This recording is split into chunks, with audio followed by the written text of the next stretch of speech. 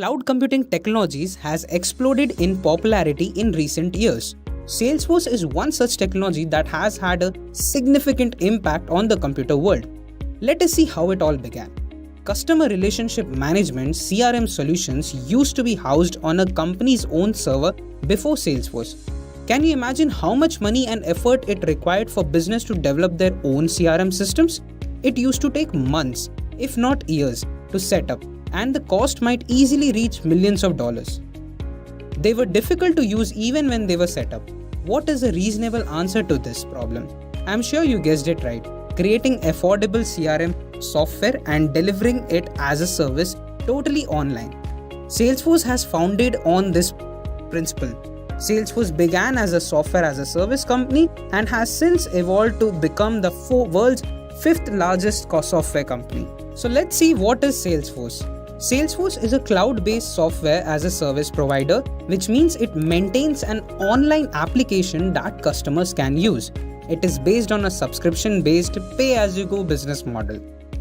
Now let's check, how does Salesforce work.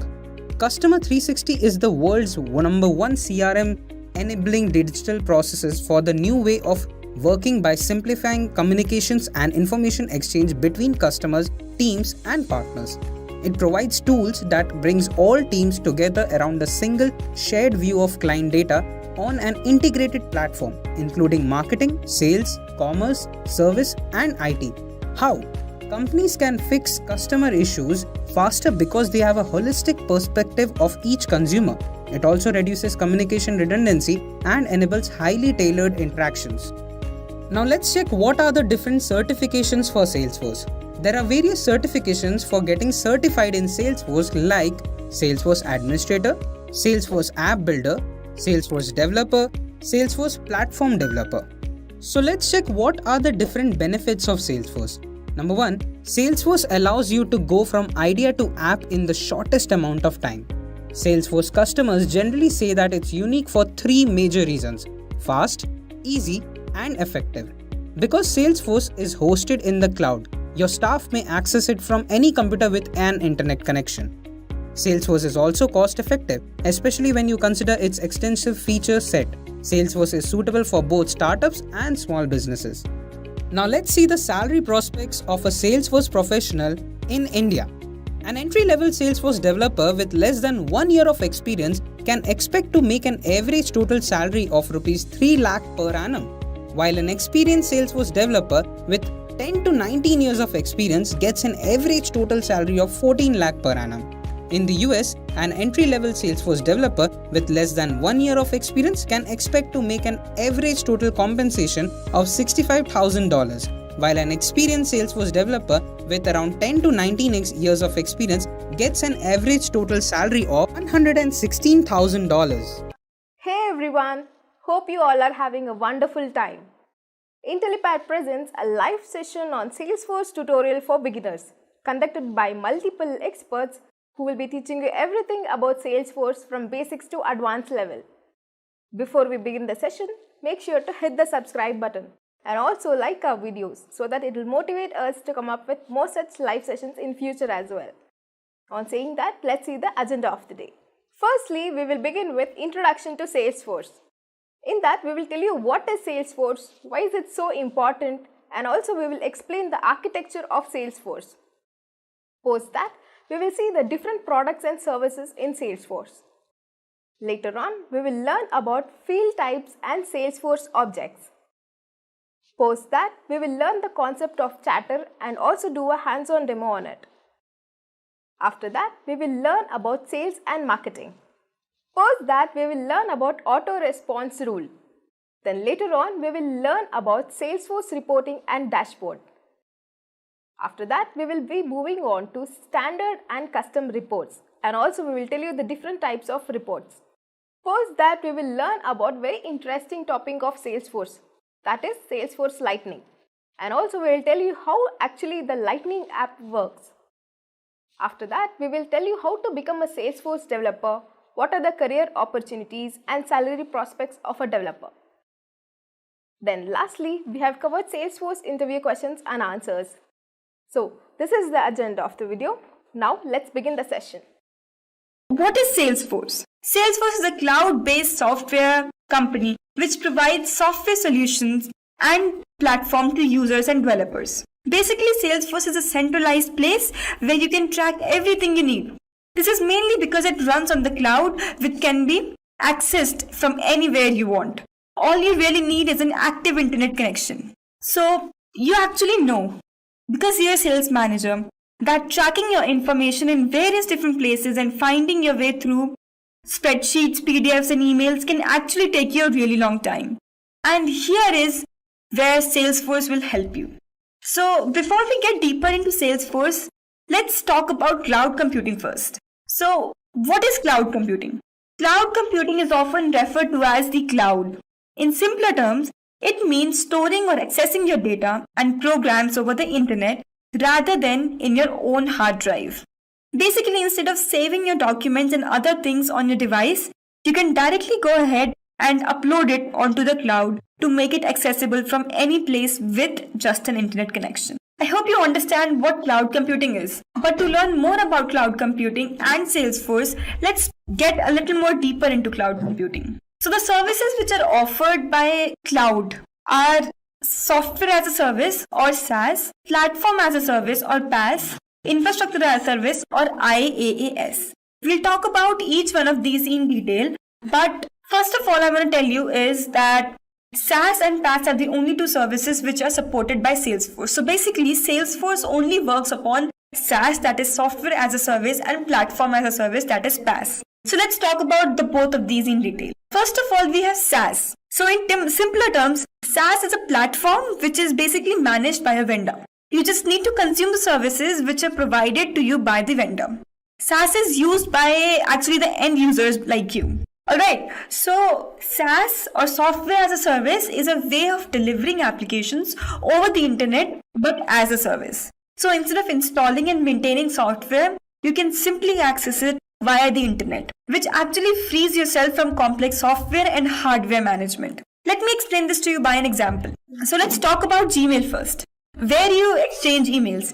Did you ever think about what is actually happening in the backend? Like, how do emails get sent or how we receive them? Well, if you have, does it matter how it works? No, right? Because everything that happens in the backend or anywhere on the website is taken care of by the Gmail developer team. You just need to write emails, send them and manage them. That's it. So basically here, your only concern is to consume the services which are provided to you by Gmail or the Gmail developer team. You don't care what happens in the backend. Since you are using the services provided by Gmail to you and you don't care about how the platform works, what is happening in the background, Gmail is actually a perfect example of software as a service. I hope SaaS, that is software as a service, is clear to you. But let's look at another example, which is Facebook.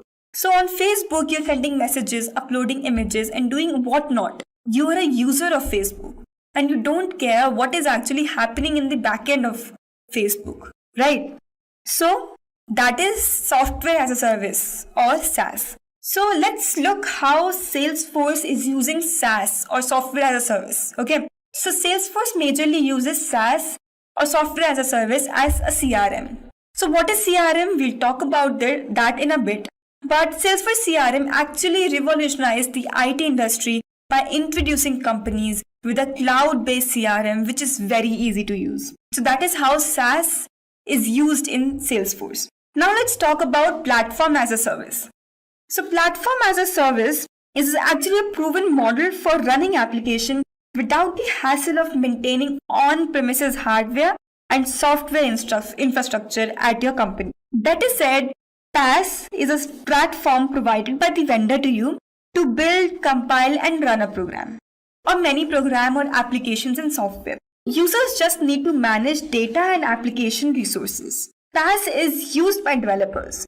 So the provider takes care of all the underlying part of the infrastructure. So the server is taken care of by the vendor and the virtual machine is also taken care of. You are given predefined tools and you can use them to build your own application. Let me explain that to you by an example. So talking about Azure, okay? Azure is used for building, testing, deploying and managing applications and services through Microsoft managed data centers. So basically, the user of Azure should look after the implementation of the developed application to decide whether to scale it up or down depending on the traffic that the application receives.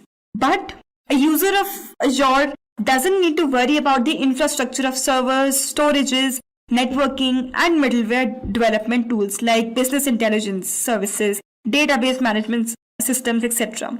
So a complete platform is provided in PaaS in which the client can host their own applications without the need to worry about the maintenance of the servers and its operating system. The same is with GitHub. You upload your own applications on GitHub, right? So with that, let's talk about how Salesforce uses PaaS. So Salesforce uses PaaS as Salesforce platform. With this amazing tool of Salesforce, you can actually develop apps in just a few clicks. So Salesforce is actually providing you a platform to build application, right? And you can digitalize any business process and then integrate and connect it to anything.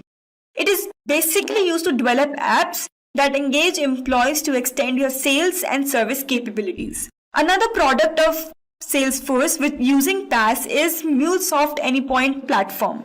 MuleSoft Anypoint Platform is used to move a lot faster on the e-commerce storefront, and it focuses your attention on building a great customer experience. Again, you can design, implement, integrate, and deploy APIs very quickly and efficiently. Okay, with that done, let's see the differences that there are in PaaS and SaaS. Okay, so let's talk about what a server looks like when you are hosting it yourself. So first of all, their applications, data, runtime, middleware, operating system, visualization, servers, storage, and networking. All of these need to be managed by you. And if there's any update, you have to manually update it. For any maintenance, you have to do it yourself. But talking about PaaS, in PaaS, which is an app-based service, only applications and data are managed by you.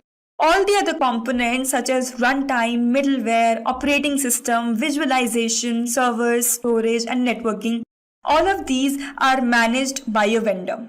So you don't need to worry about the maintenance, update, infrastructure, or anything. Only the applications and the data part is something that you need to work on. Next, we'll talk about SaaS, in which all the components are managed by your cloud service provider, like Gmail. So you just need to use the services which are provided to you by that particular cloud provider. I hope the difference between PaaS and SaaS is clear to you. Well, don't you think it's too much cloud computing? Let's now shift back to Salesforce. So why Salesforce is the question. Why do you think Salesforce is important? So let's see how. So let's talk about the traditional system for building an app. Okay. So if an idea came into some developer's account, that idea to get implemented needs to take the following steps. You need to buy and set up the hardware. Then you need to install a particular software. You also need to define user access. Then analytics need to be set up. Then if you want your app to be secure, security needed to be done. Then you need to make your app mobile and social. Only then your app would be built. But after that also you need to deploy your app. So this whole process of building an app or an application used to take around an year or less than an year. But that is a huge process, very long process. How Salesforce shortened it is in this way. If an idea came up in a developer's mind, they can directly head over to Salesforce and they can build an app, because Salesforce is a full package of all the infrastructural parts. You just need to go there and build the app with a few clicks, drag and drop options. Also there are Apex class options. You do that. After that, your app would be deployed on Salesforce. It's that simple. And this particular process would take you less than 2 or 3 months. It is that simple, or even a few weeks. And if the application is small, it could be made in a few days as well. So this is why Salesforce is very good as a PaaS company. So you're actually making your own application on the platform given to you by Salesforce, right? Now let's talk about why else do we need Salesforce. So I told you it's very quick, right? So the traditional CRM software used to take a very long time to deploy. But you saw how Salesforce application could be built in just a jiffy. We'll be building an application in Salesforce towards the end of this video. You'll see how quickly we can build an application. Also, it is very easy to make. So Salesforce actually wins in the easy to use category. You can spend more time putting it to use and less time figuring it out. Also, it is very effective because it is very easy to use and it can be customized to meet business needs. Customers find Salesforce very effective, right? So let's talk about the Salesforce architecture. Like, if so much happens in Salesforce, then we need to learn how that happens in the backend, right? We should at least know what is happening in the backend. How is the Salesforce architecture so robust? So for that, let's talk about Salesforce architecture. So this core architecture of Salesforce has three components towards it. The first one is the multi-tenant architecture. Second one is the metadata architecture. And thirdly, APIs. We'll talk about each one of these. Let's talk about multi-tenant architecture. So from the image, you can see that a particular application of software is divided amongst three clients. So what that actually does is it cuts down the developer's time and it is very economical for the clients as well. So basically, if you're a developer, you are creating an application or a software for several clients at a time. You're uploading it onto the Salesforce platform and then you're distributing it to several clients at a single point of time, right? So all the data is stored in a single database, right? It is very easy for you to access it. It is again very economical because you're creating it only once and you're segregating it or you're distributing it among many clients at once. So it's very economical for your clients. Also, a single instance of a software server is distributed with multiple tenants, right? Also, a provider can update a single application and the changes will be made in other applications as well. So the maintenance is very easy and it can be updated very quickly as well, right? Because Salesforce has a multi-tenant architecture, it follows multi-tenancy. Many people choose Salesforce only for this reason. Next, we have metadata. In metadata, Salesforce allows this concept of metadata architecture. Basically means data above data. And since all the data is stored in a common database, metadata points to one particular client's database. So what does that mean? So first of all, developers need to concentrate only on building an application. Also, the functionalities of an application are defined as metadata in a database. And this actually increases the productivity of the developer. Okay, so let's consider three clients that are A, B, and C, which are sharing a single database. So each client has an access to their own metadata from the shared data. So each client will have a separate metadata. This will ensure that you don't get into metadata from the shared data or someone else's data. This also will increase the security of the shared database. Developers just need to create the application and deliver the application to the respective client metadata. So basically, the issue of data security and data integrity gets sorted with this particular architecture. Since all the data is stored on different levels, that is data above data. So this is metadata architecture.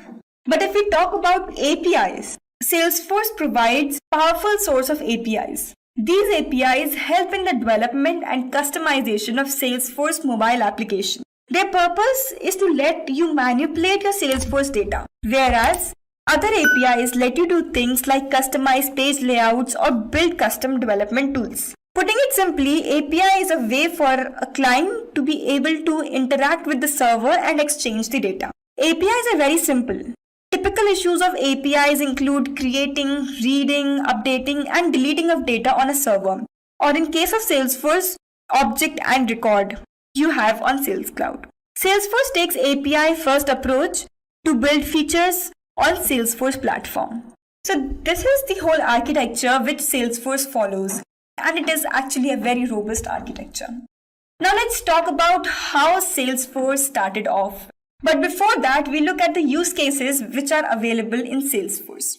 So as a community forum, for interactions among employees, partners, and customers.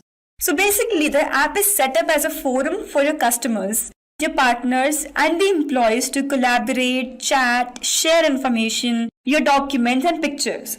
It actually helps foster greater engagement with your company and its brand message across the various communication channels that are available to your employees, partners, and customers.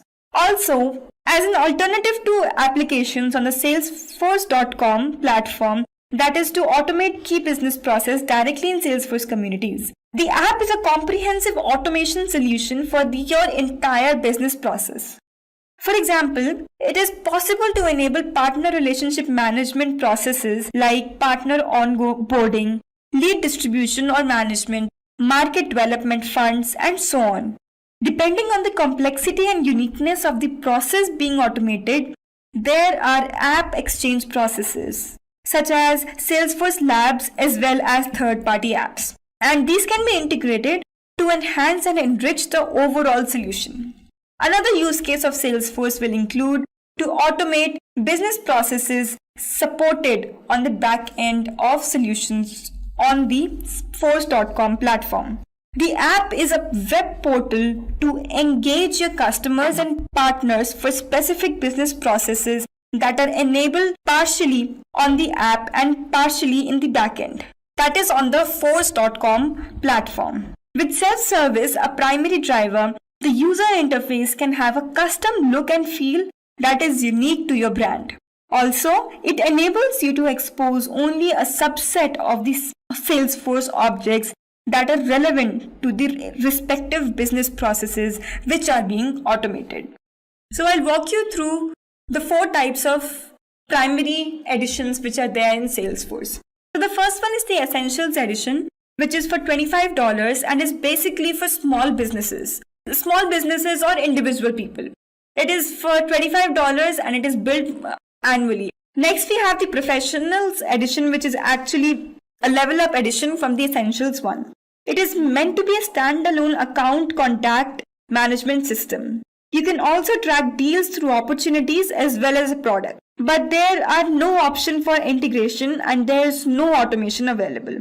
Of course, the benefit is that it is $75 per month. Next is the Enterprise edition, which is by far the most popular edition of Salesforce. It also allows workflow rules to be sent out and it provides automated notifications as well. It basically has nicely automated tools. The security is also robust in this particular edition. You can actually build out application on your own and most customers end up moving for this edition. This edition is deeply customizable sales CRM for businesses and it is for $150 per month. Going a little higher, it is Unlimited edition. It offers higher limits, that is multiple sandboxes, additional data storage, but not many Salesforce customers end up buying this edition. So as an administrator, you'll have full copy of sandbox in this particular edition. You'll also have all the particular sandboxes that you want in your edition. You can make more customization, more tabs, additional data storage as well. Let's now talk about the products and services which are available in Salesforce. The Market Cloud, the Collaboration Cloud, Analytics Cloud, and the Commerce Cloud. We'll talk about each one of these in the following slides. So first of all, we have the Sales Cloud. Sales Cloud is the most popular and the most trusted cloud service which is literally offered by Salesforce. It is very useful for companies which require a lot of follow-ups with respect to leads and customers. It makes the work of a sales representative very easy as Sales Cloud gives him a very consolidated view of all the customers. All the data can be stored in a single window with all the required details. With just a single click, the details of a customer can be viewed, edited, or deleted. Sales Cloud is basically focused on enhancing the effectiveness of the sales team of an organization and hence increase the amount of sales. Next, we'll be talking about the Service Cloud. So this cloud is used by the customer support team. It helps a company service its customer better in a more optimized way. You can also use Service Cloud to track the performance of your service agents. It is more focused in providing support and help to the customers. Next, we're going to talk about the Commerce Cloud. The Commerce Cloud basically connects the customers or the shoppers with the right product at the right time. It is used for connecting merchandisers with the right information and to track your leads. Next, we'll be talking about the Marketing Cloud. The Marketing Cloud again can be used to perform digital marketing activities. All the marketing people out there, you can use this cloud to achieve any automated marketing strategy, such as sending an email or targeting customers, etc.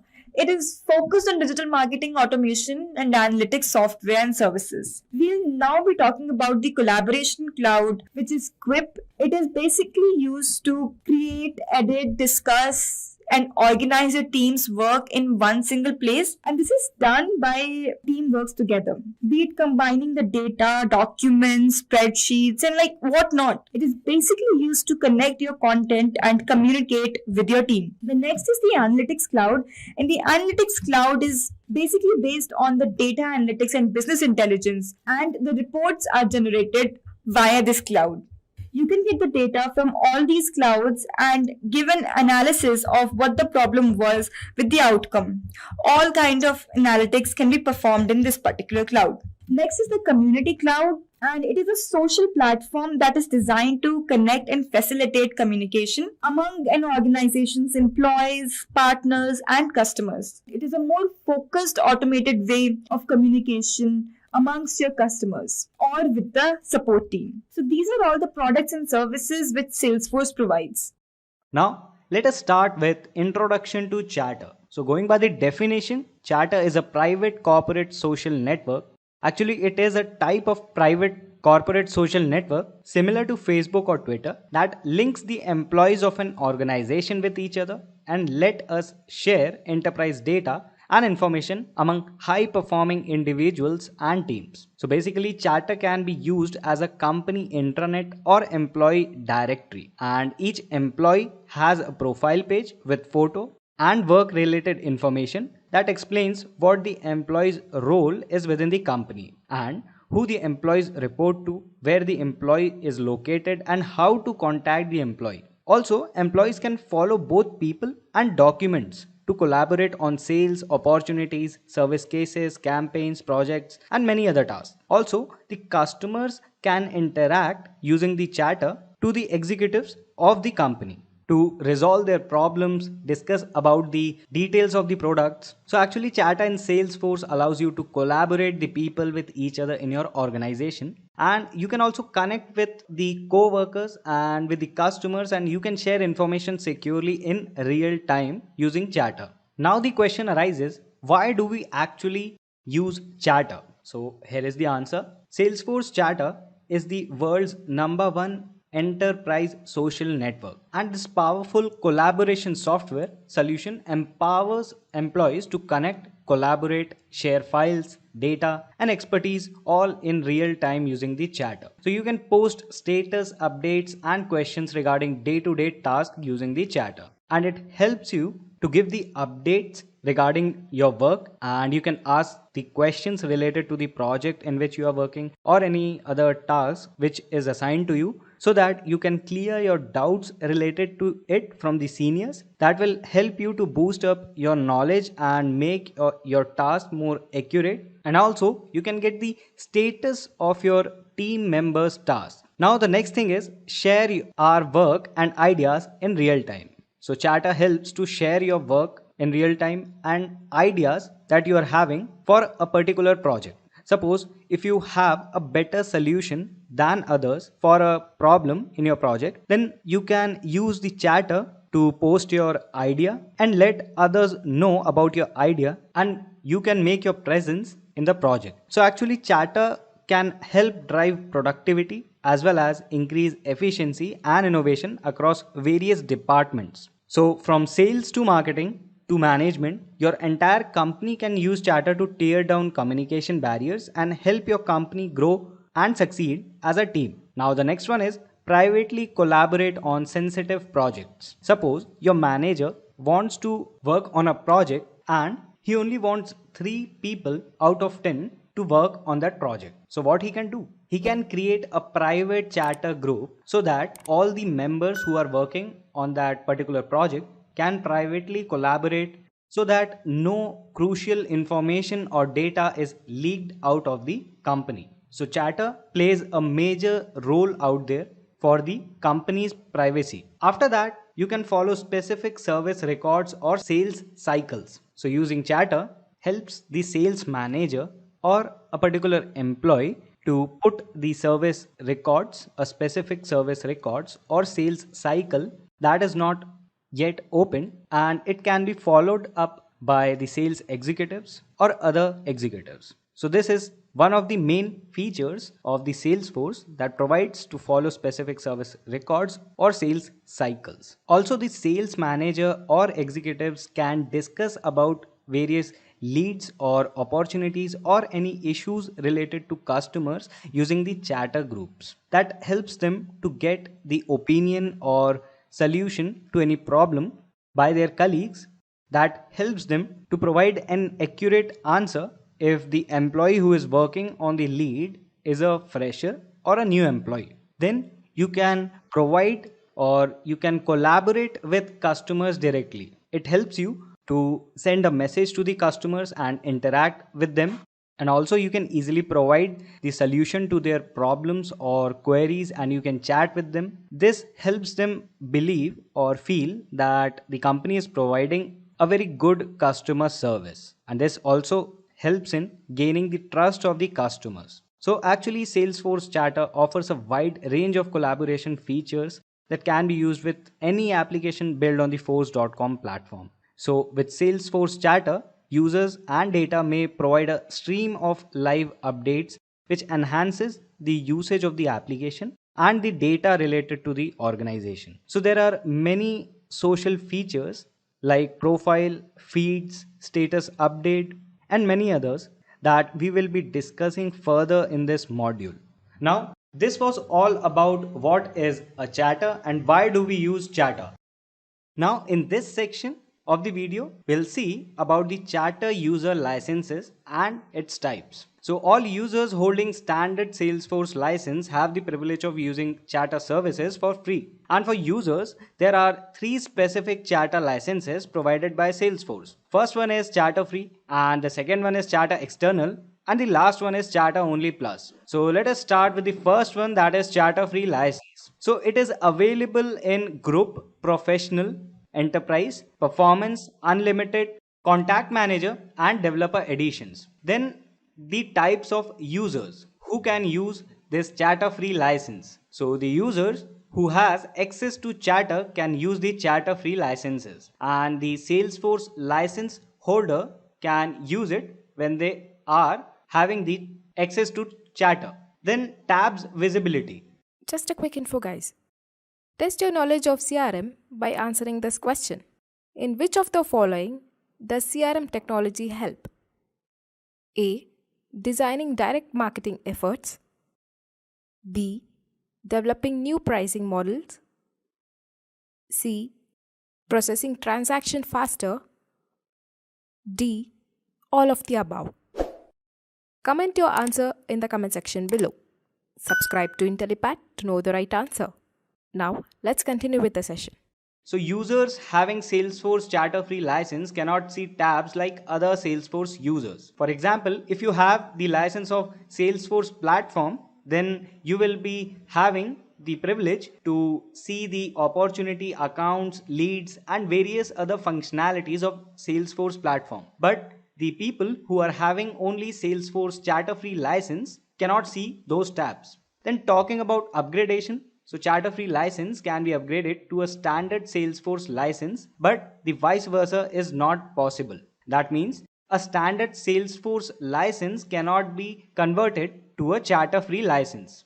Now talking about the accessibility, so the chatter free license provide the accessibility to feeds, people, files, groups and profiles. Now I'll go to the next one, that is chatter external license. So it is available in group, professional enterprise, performance, unlimited, contact manager and developer editions. And the types of users who can use the chatter external license are the users outside the company's email domain. So the people who are not the member of company's email domain are the chatter external users. Now tabs visibility. So chatter external users do not have access to Salesforce objects and data as they are out of the domain of the company and they cannot see the tabs in Salesforce. So accessibility is limited access and can view user profiles but cannot edit them. Suppose if you have a customer who wants to ask the query and resolve his doubts. So you will give that customer the license of Chatter External. So that is why we use Chatter External license. Now the final one is Chatter Only Plus. So it is available in Professional, Enterprise, Unlimited and Performance editions. And the types of users are the users not having a Salesforce license and the users who need access to Salesforce objects. After that, talking about the accessibility of the people who are holding Chatter Only Plus license, so they can access the standard Chatter people, they can access the profiles, they can access the groups, file pages. Also, Chatter only users can see Salesforce accounts and contacts. They can access dashboards and reports created by any employee or executive or the manager or maybe the CEO of the company. So they can see all the dashboard and the reports, the analytics of the data that your organization has created. Then they can add data to groups and modify custom objects. And after that, they can apply workflows and track activities also. So basically the Chatter only license is that is also known as Chatter Plus license. It is available only to existing Chatter Plus customers, and the Chatter Plus license is for the users who don't have Salesforce license but must have access to Chatter and maybe some of the additional Salesforce objects. So Chatter Plus users can be Chatter moderators and have access to standard Chatter people and various other objects. So if you are an existing Chatter Plus customer, you can buy more Chatter Plus licenses or you can upgrade to Lightning Platform Starter also. So by default, the tabs for the standard Salesforce objects are hidden from the Chatter Plus users, and to expose these tabs, you can do it if you want to make them available to Chatter Plus users. So talking in a summarized way, licenses basically provides you the access to the features of the application. So talking about Chatter, that is the feature or that is the application of Salesforce.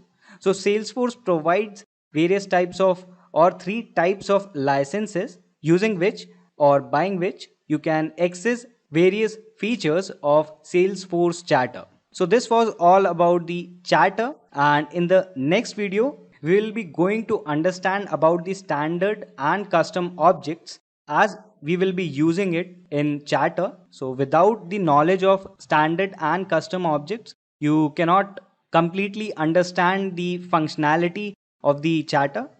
In this video, we'll see how to create a Chatter group and its related features using the Salesforce platform. Now, let's go to our Salesforce developer account. Now, this is the Salesforce platform, and for going to my developer account, I'll click on my developer account and I'll click on my ID, and here is the Salesforce platform, and we have to create a Chatter group. For that, let us go to the app launcher first. I'll click on the app launcher. I'll click on view all so that I can view all the objects and all the features that are available. So here is service, marketing, community, Salesforce, Chatter. So let me open this in a new tab and I'll go to the Salesforce Chatter tab and let me click on Chatter. So here are the activities of the group. So as you are new to Salesforce Chatter, let me create a new group. So I'll click on this down key of the group object and I'll click on new group. Now I'll give the name as technical group. Then description, I'll leave it as empty. Then owner will be this. Now access type, I'll set it as public. And then I'll click on allow customers so that customers can easily join the group as I have set the access type to public. Now I'll click on save and next. So I got the error, allow customers, public groups can't have customers. So I'll uncheck this. So you can see the error that public groups can't have customers. Now let me set it to private. Now I'll allow customers and then I'll click on save and next. Now it is successfully running and our group will be created. Now there is an option to upload an image, so I'll leave it as it is. I'll click on next. Now here I can add the members for my technical group. So let me add few of the members.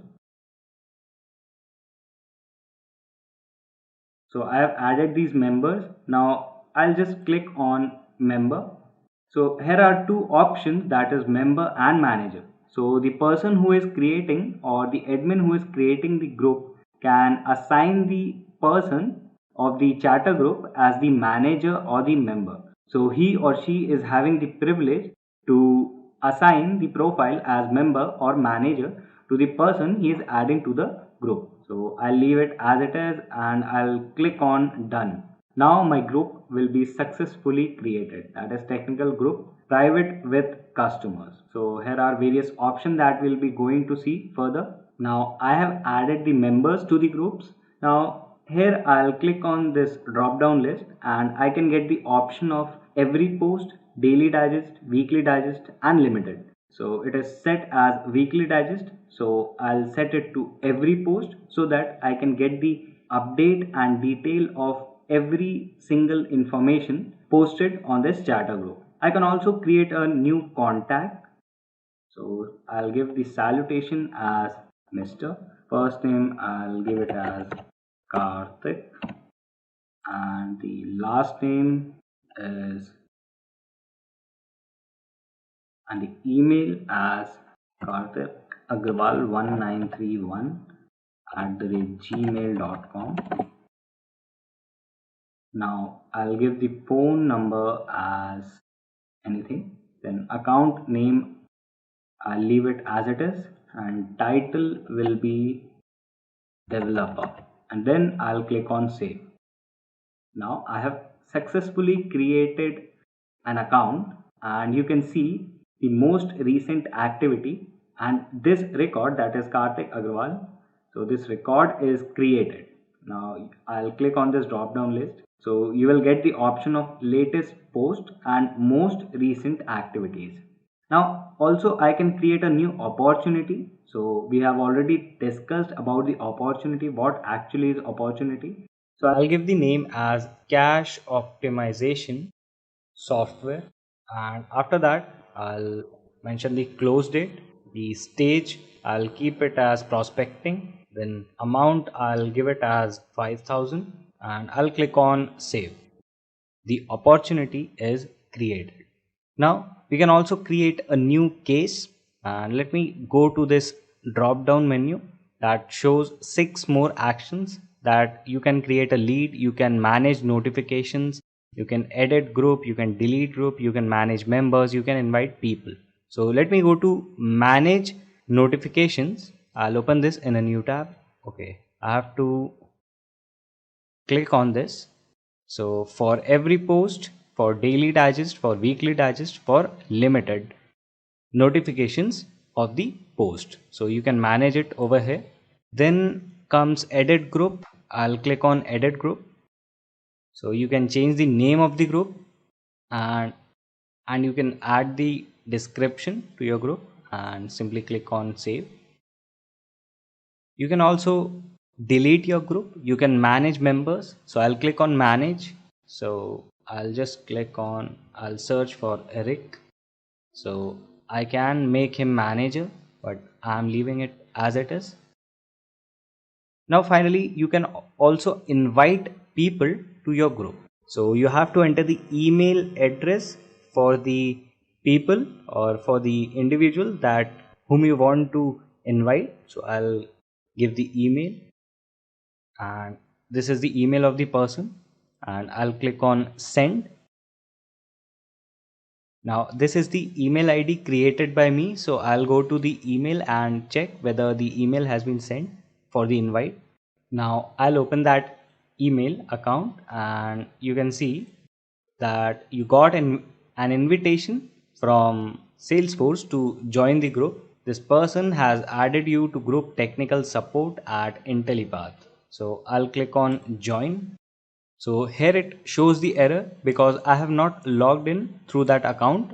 So currently I am using my Salesforce account, but to join the group I have to log in from the account for which the invitation has been sent. So I'll leave it for now. So you got the process that how you can invite the people. Now further, when I'll scroll down, now you can find the option of files, and you can click on upload files, and you can select one of the file, and you can click on open, and your file will be uploaded. Click on done, and you can see the file over here. Also in this record section, so it is showing the no actions available as no records are added, and these are the members. So you can click on view all, and all these members are visible. Now here are the options. So I'll go to engagement. So this shows how much you are engaged in this group and all the activities. So this graph shows the activity, and then I'll go to poll. So here you can post the question, you can post the choices, you can add new choices, and then you can ask the question to your team members. After that, you can add a question, you can add the details, and then you can ask the question to your colleagues or your manager if you are having any doubt related to your product. Also, a customer can add or ask the question. So let me post one question. So how does the cache optimization software works? So I have spelled it wrong. Now you can give the detail of your question, and I'll click on ask. So here comes the question in the chatter group, that is how does the cache optimization software works. You can also create a poll. So I'll put the question as how many people are eligible for promotion.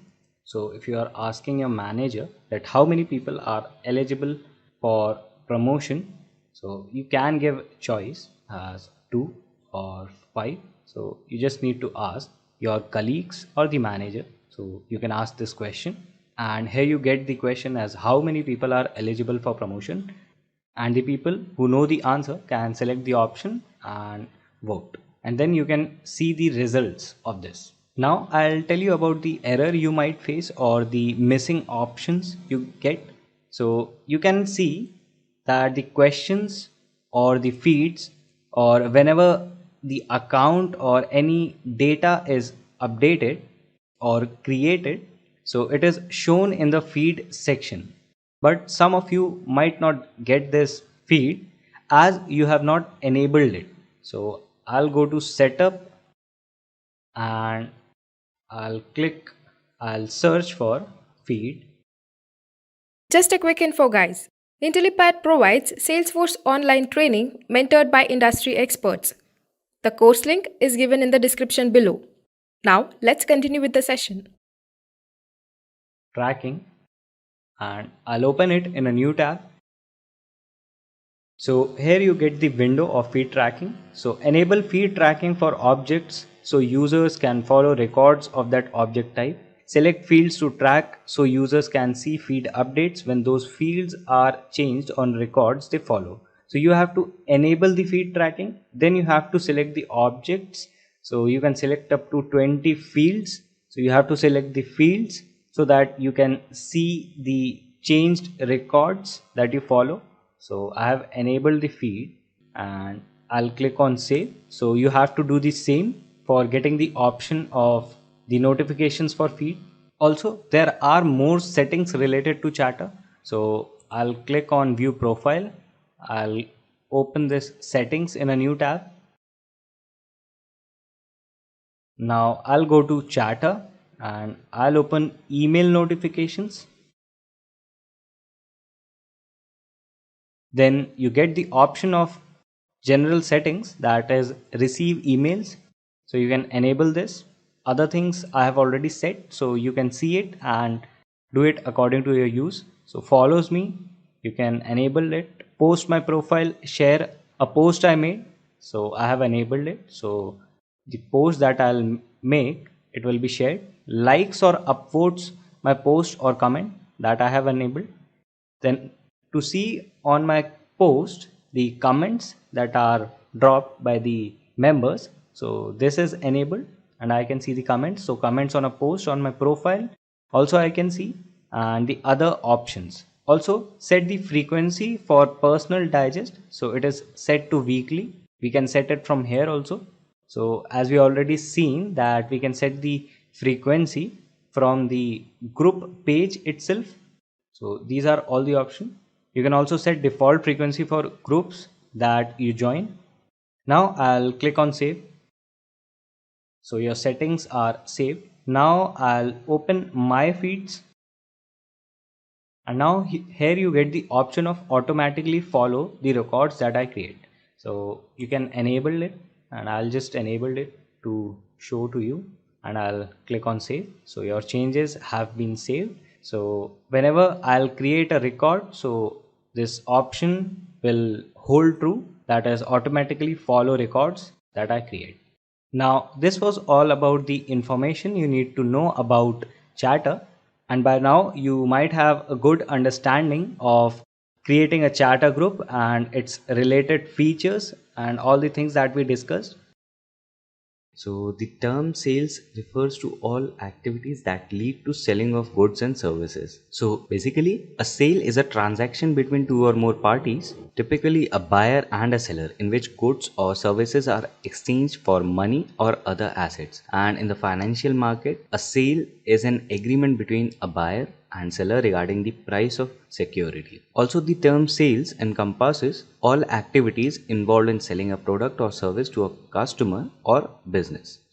But sales means so much for a business, because without sales a business cannot run. And sales are the pillars of any business, because it is the revenue generation thing for a business. So companies have entire sales organizations comprised of employees that are dedicated to selling their product and services. And the sales team has salesperson, where the primary responsibility of a salesperson is to increase sales. For order getters, this will involve identification of customers, presentation, demonstration of the product, then handling objections and closing the sale. So in order to generate sales, they are assigned with the data and then they follow them up.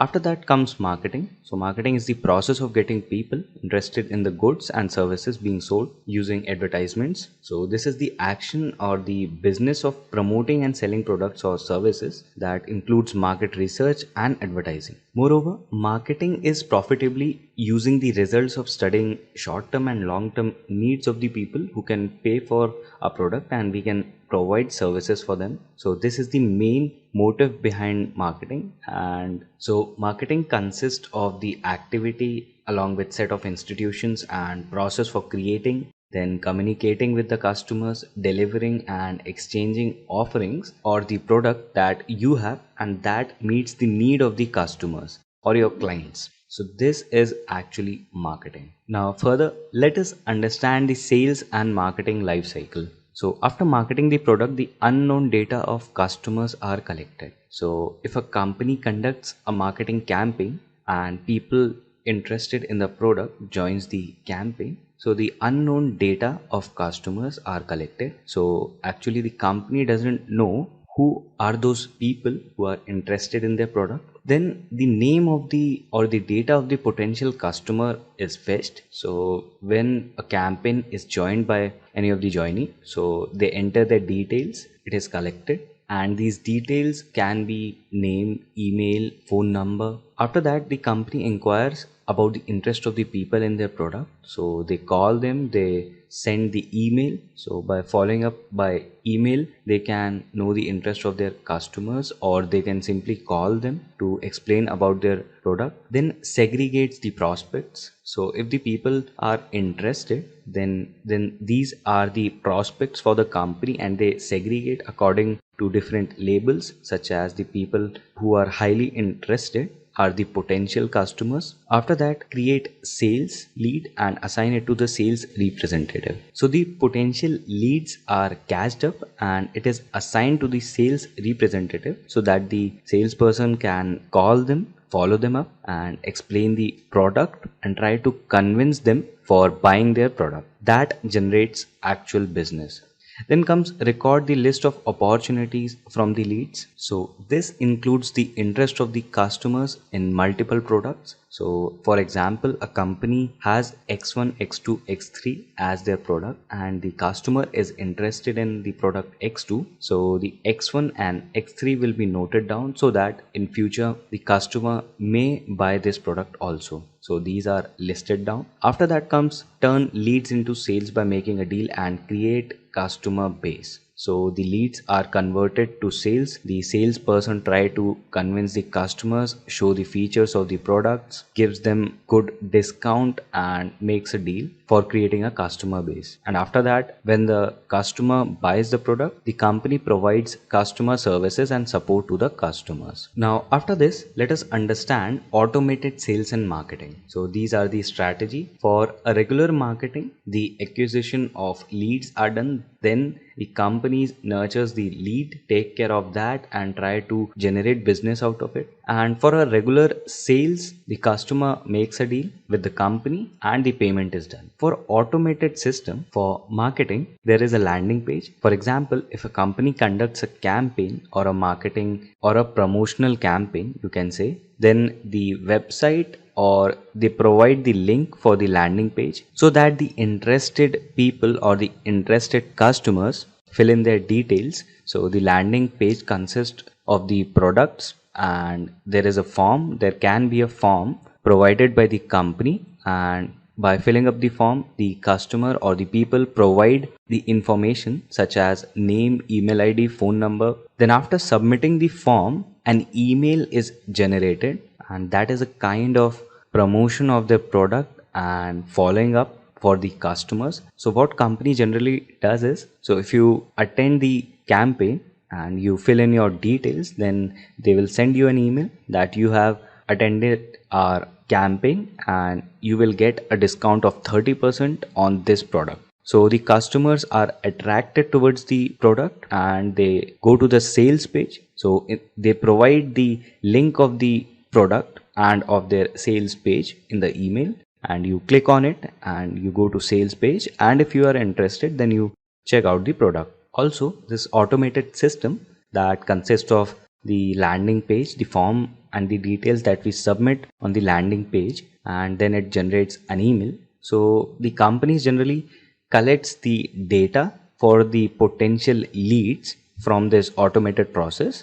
So it involves no follow-up by sales representative or marketing representative. So it is a system generated email follow-up. Also the companies generally have the processes for storing and collecting the data of the leads by this process, and then they assign those leads to the sales representative to follow them up. So there are various strategies that can be followed up by various companies. So this was about the automated marketing and sales system, the basic strategies the companies generally use. Now comes the difference between the sales and marketing. So sales generally centers around the present and marketing centers around the future. So for sales, you get the leads and you follow them up now and then try to convert them into sales for generating the revenue. And for marketing, the companies create campaigns for marketing their product so that in future they may get leads. After that, sales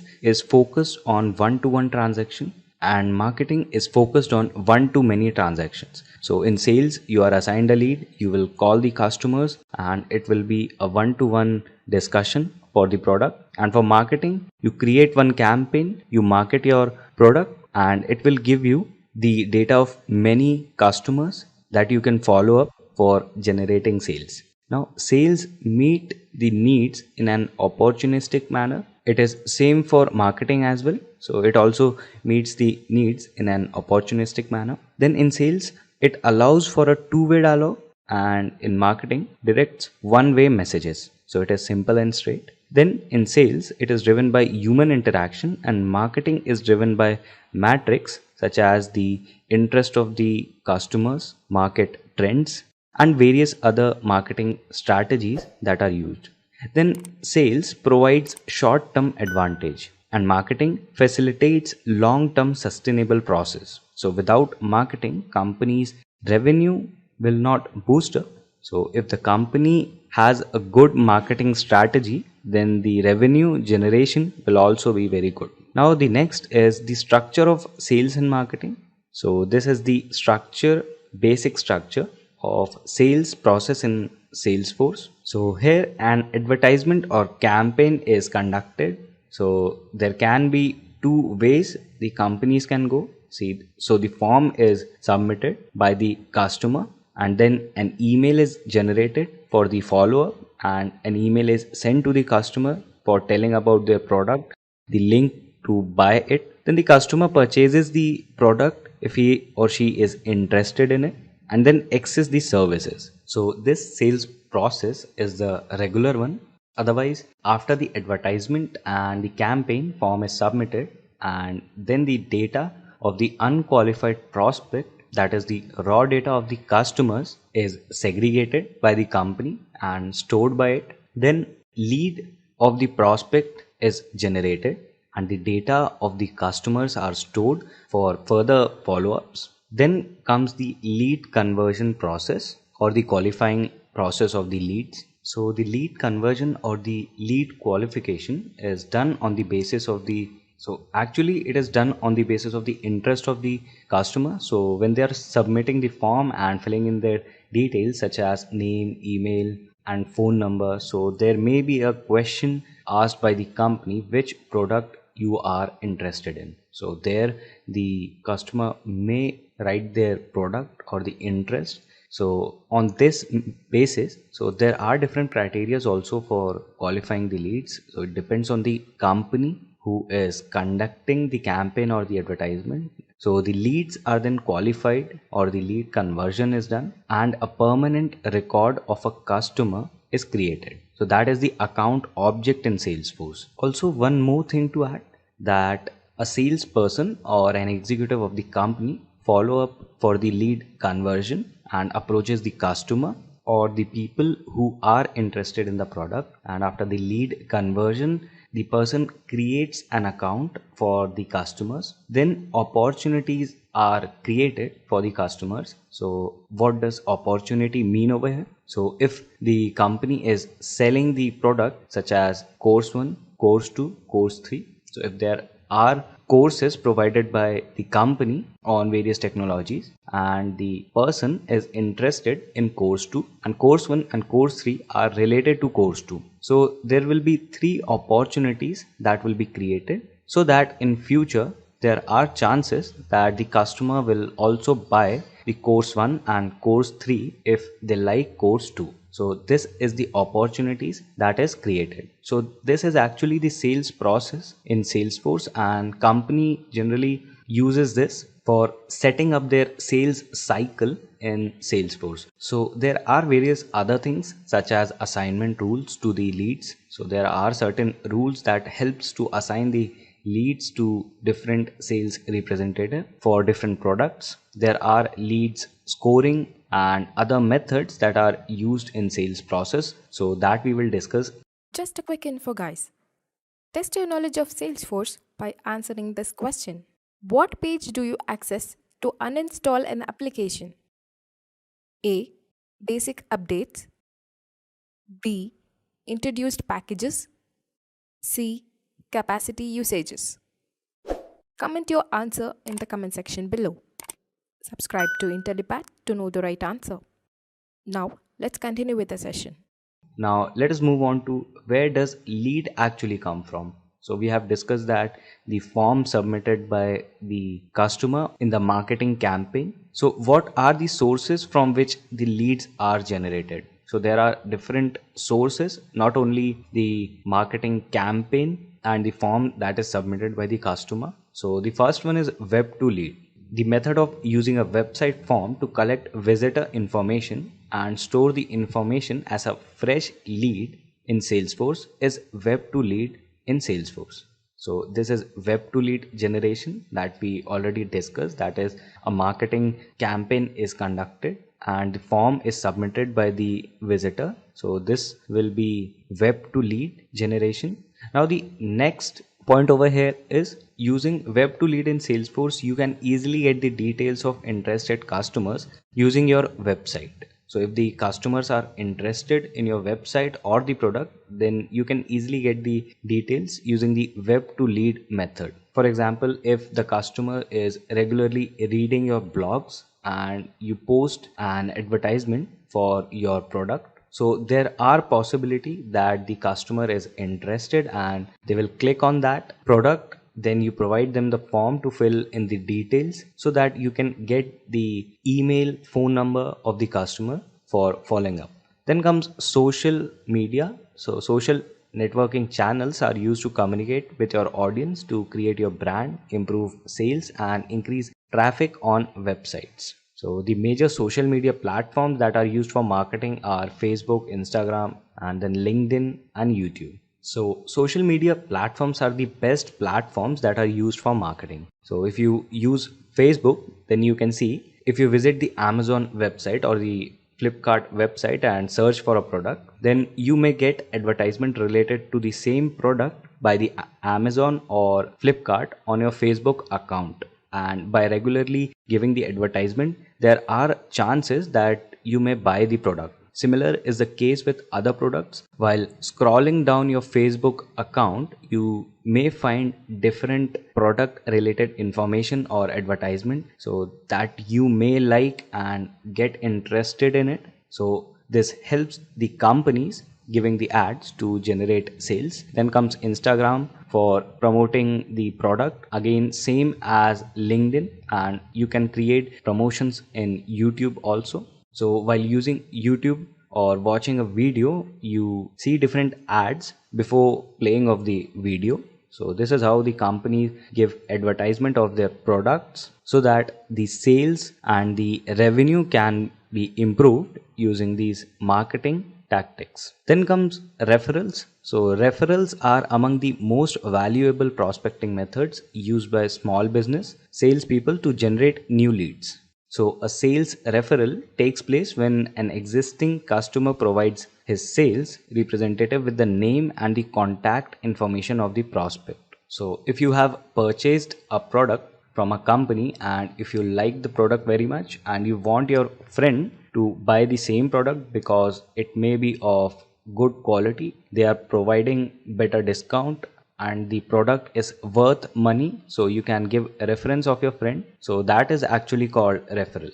So this is actually one of the automatic lead generation process, and this is due to the quality of the product that you provide and the discount or the price for which you provide the product that attracts the customer and force them to give referrals. After that comes word of mouth.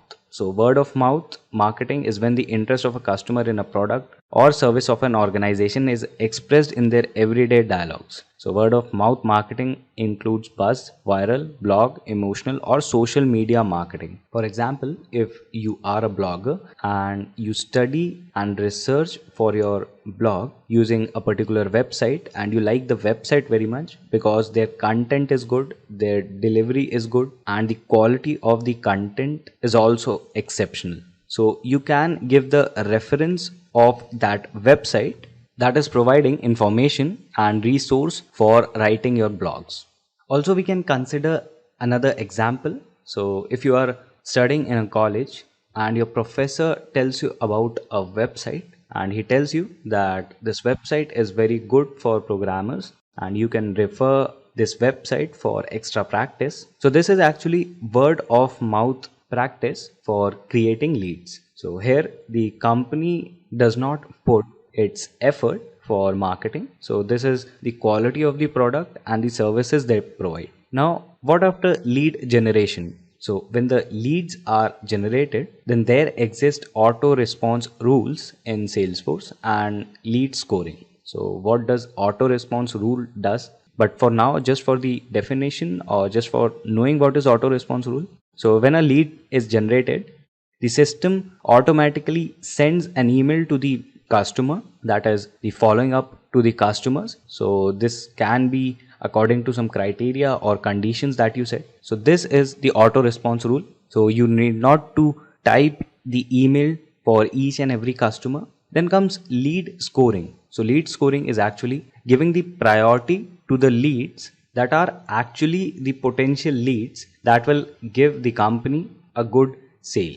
So lead scoring prioritize the leads using a particular score, giving a particular score to the leads. Then after lead scoring and after the prioritizing the leads, there are assignment rules. So assigning the leads to different team using the assignment rule. It basically helps giving the leads for following up to different teams and members for different products. Suppose, for example, if a company is selling product 1, product 2, product 3, and there are different leads for product 1, product 2, and product 3. So what assignment rule does over here is it assigns the product to different teams that handles the different products, such as team 1 handles the product 1 and its related sales, and team 2 handles the product 2, team 3 handles the product 3, and so on. So this is the role of the assignment rule in Salesforce.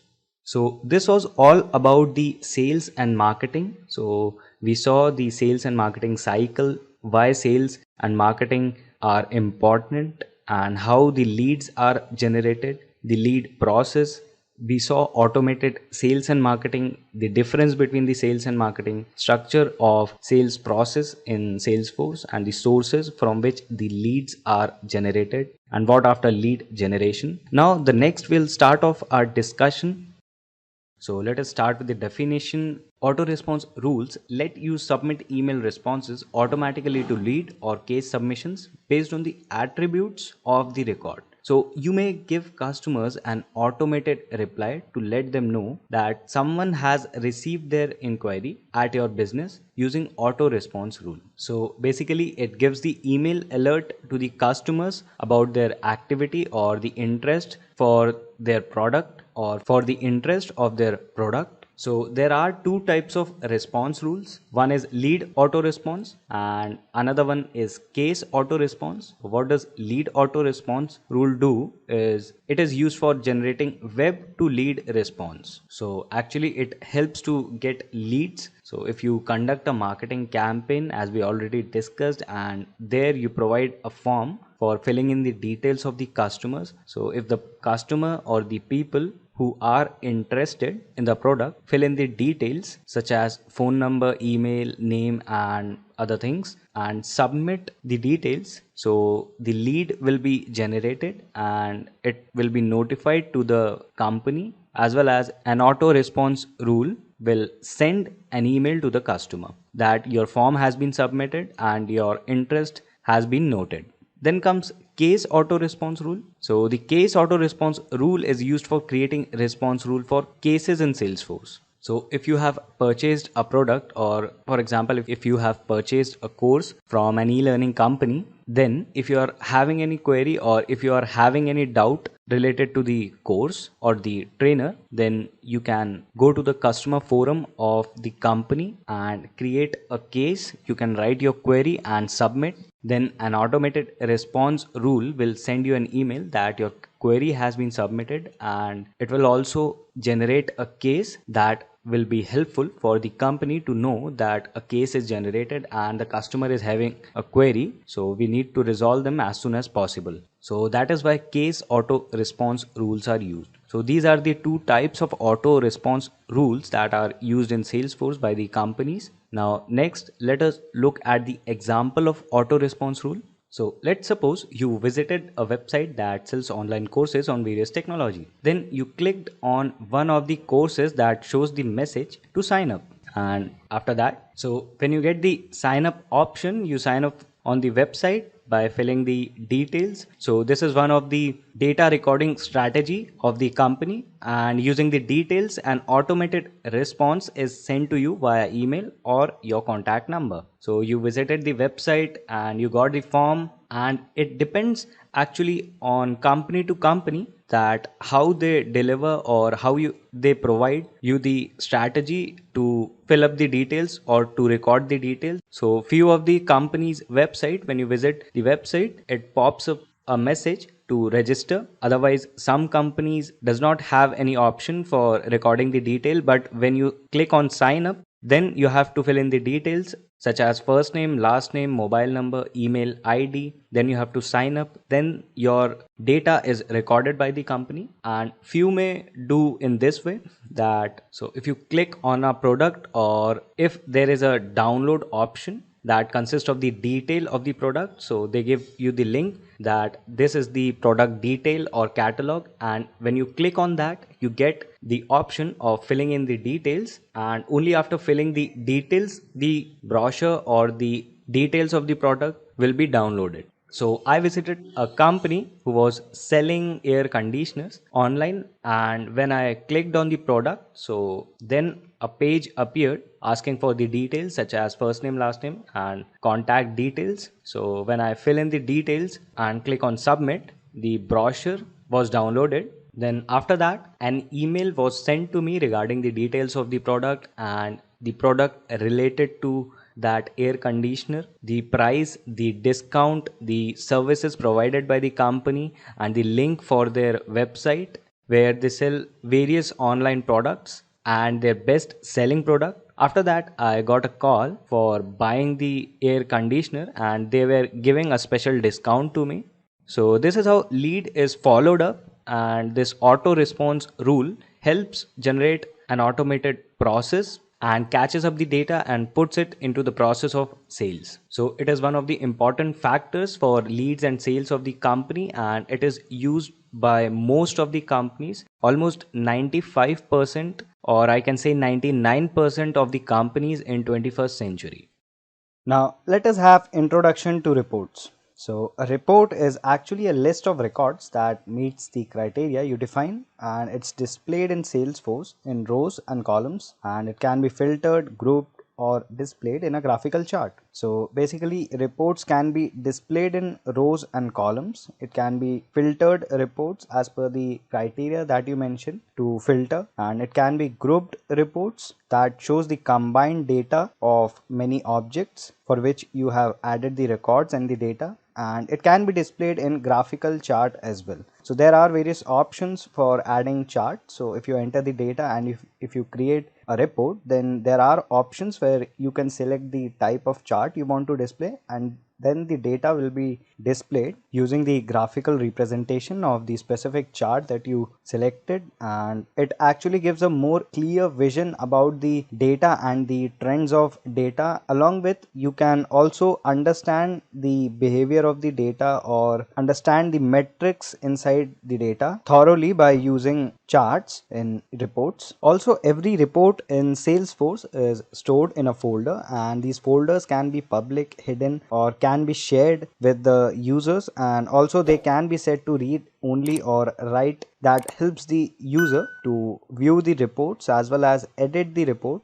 So in Salesforce, reports is a wonderful feature, and it is provided by Salesforce to help us view the data or the records. We can filter it, we can apply any condition, we can use rows and columns for looking into the data. Also, we can simultaneously see the graphs or the graphical representation using various types of charts for reports, and that helps us visualize the data in a better way in comparison to the data or the records that we see using the objects. So instead of looking into individual objects, we can understand and visualize the data using reports. Now next are the characteristics of reports. So Salesforce provides a powerful reporting and generation tools on the data stored in the objects. Also in reports, data displayed is as per running user security access. After that, reports can also be run on both standard as well as custom objects, and they are stored in folders that we already discussed, and then users with access to these folders can run the reports. So the users who are having the access to the folder in which the reports are stored can run the reports, and can work on them, then reports data is always generated in real time. And when a report is saved, reports configuration parameters are stored, but the generated data is not stored. So this is one of the important points you need to remember. Also, apart from the charts or the graphical representation feature of reports, there are different types of reports that we use in Salesforce that help us to understand data in a better way. So these types of report we'll discuss further in this module. So these reports are tabular reports, joined reports, summary reports, matrix reports. So these are the types of reports, and moreover the report builder preview shows a maximum of 20 rows for summary and matrix reports and 50 rows for tabular reports. So there are certain restrictions for creating reports or looking into reports also, so that will look into the types of reports that we will see in the further videos. Now in this video we will discuss about the types of reports. So generally there are two types of reports in Salesforce, so custom reports and then standard reports. Along with, as we have already discussed, that there are certain types of reports that are tabular reports, joined, summary and matrix reports, but these types of reports comes alongside with these general type of reports, that is standard and custom. So let us discuss about the details of both of them. So starting with custom report types give you access to custom objects in Salesforce or custom views of standard objects like opportunities, which your administrator configures, and after that created by admin or users with manager custom report types. So these are created by admin, and the custom reports are created in order to meet the specific requirement of the organization. So the standard report actually provides the general structure for the reports, but the custom reports are created as per the specific requirement of the organization. So if the requirements are different for different organizations, so the custom reports will also be different. Also, it is used to streamline the reporting processes. So this was about the custom report types in Salesforce. Now let us look at the standard reports. So the standard reports gives you access to most Salesforce data, and the standard report types in Salesforce provides large number of predefined standard report types. So it has a predefined structure. So we have already seen the standard objects and then standard fields that are provided by Salesforce, which are useful for any organization. So same is the case with the standard reports. So talking about the details, so the standard reports are created when an object is created. Then it is created when relationships between objects are created. After that, they always consist of inner joins, that is, they are connected. That means the records and the objects have a relationship between them, so they always consist of inner joins. And then standard reports cannot be modified, so they are provided by Salesforce, so they cannot be modified. And the custom reports that we create can be modified because we are creating it as per our requirement of the company. So if there are any changes that we want, so we can edit it, and also we can delete it as well, but the standard reports cannot be modified or deleted. Now apart from this, let us look at report generation. So the generation of reports requires following steps. So first you have to select the object for which you are creating the report. So it can be opportunity, lead, account and many other that is provided by Salesforce or created by you. That is, it can be standard object, it can be custom objects. Then you have to select the type of report that you want to create, and after that you have to select the type of information to be displayed, such as account, average. So after selecting the data to be displayed, you can select the type of information and the operation that you want in your data. So if you want to calculate the average, if you want to count anything, or you can summarize the data by selecting the operation of summary. Also for summary and matrix reports, you can specify how fields should be grouped. So there are options and the condition that you can impose on the reports for showing the reports. Now you have to select the columns on the reports also. and you can see the data as per the columns. Then you have to select the column order on the report as well, and you have to specify filtering criteria which should be used to select records. So these are all the steps that you should follow, and these are the points that you should remember, and also the actions that you can perform. You can specify the condition, you can select the information to be displayed, you can select the operation, that is you can count the average by grouping up the rows or columns that you want. So this was all about the standard and custom reports and about the report generation. There are certain types of reports apart from the basic types of reports, that is standard and custom. So there are 4 more types of reports. So these are tabular reports represented by rows and columns. There are summary reports for which we apply certain condition or specific condition that gives out the summary for the report. And then matrix reports that is represented as a 2-dimensional data. And finally the joined reports. So these joined reports comprises of the objects of different types. So it can be 2 different objects or 3 different objects. So we can add different objects and then we can create a joined report that helps us analyze data for multiple objects. So let's move on to our Salesforce account. Now this is my Salesforce developer account, and now here I'll go to reports.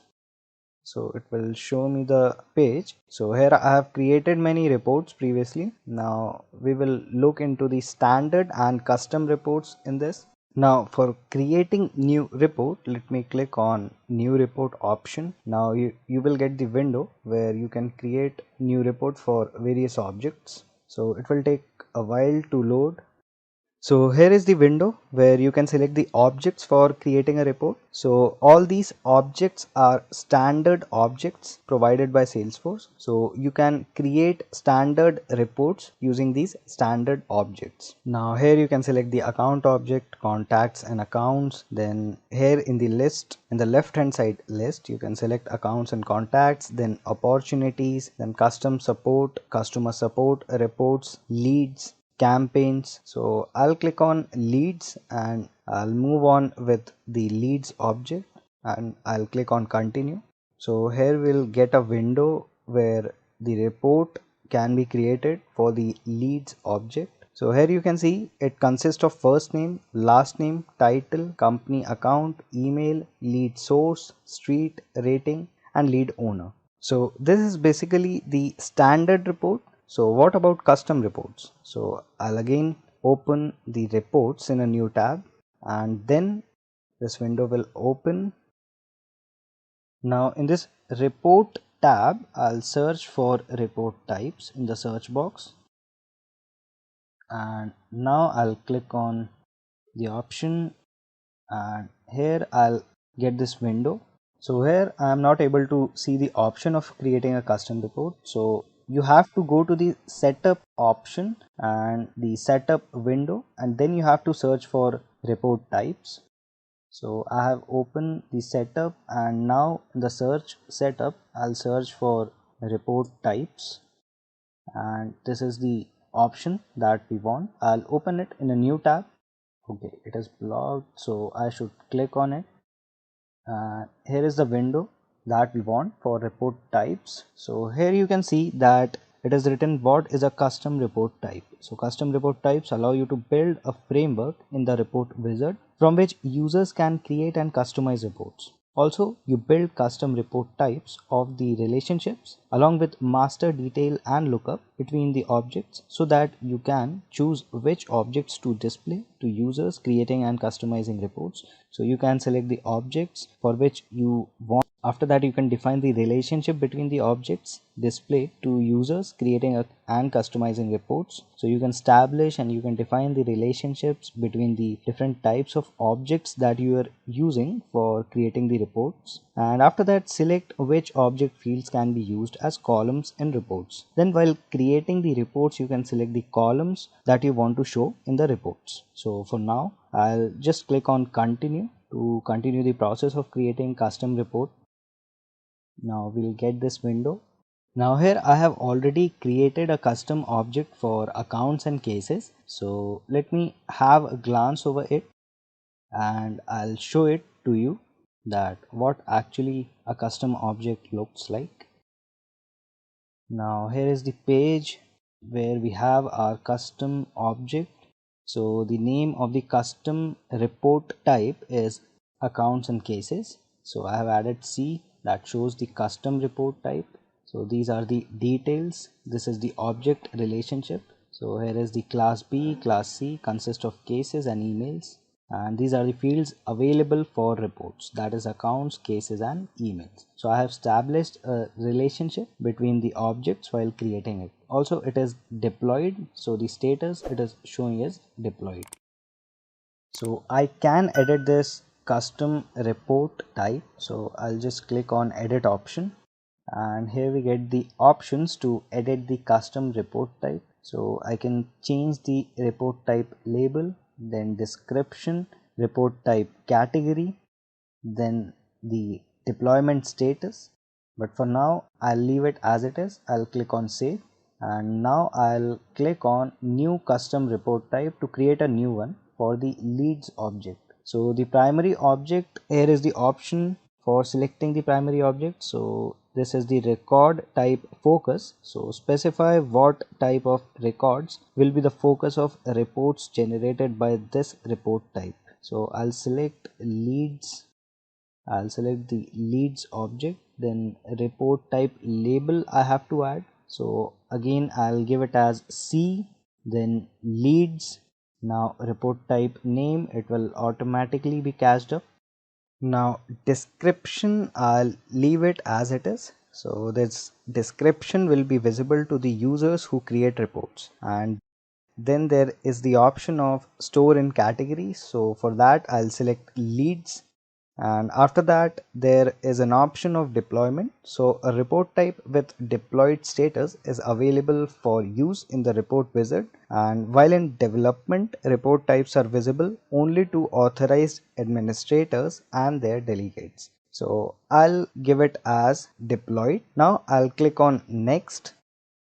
So here we get the error that is invalid data. So you have to add the description. So let me add the description as this is the custom report type for leads object. So you have to add the description. So I have written over here, this is the custom report type for the leads object. And other than this we have no error. And now we'll click on next.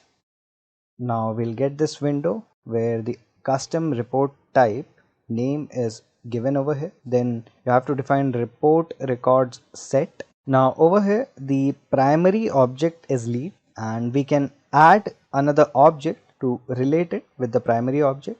So I'll just click on this option and we can select the object over here. So I'll check what all objects are available for linking it with the leads object. So lead feed and lead clean info. I'll click on lead feed.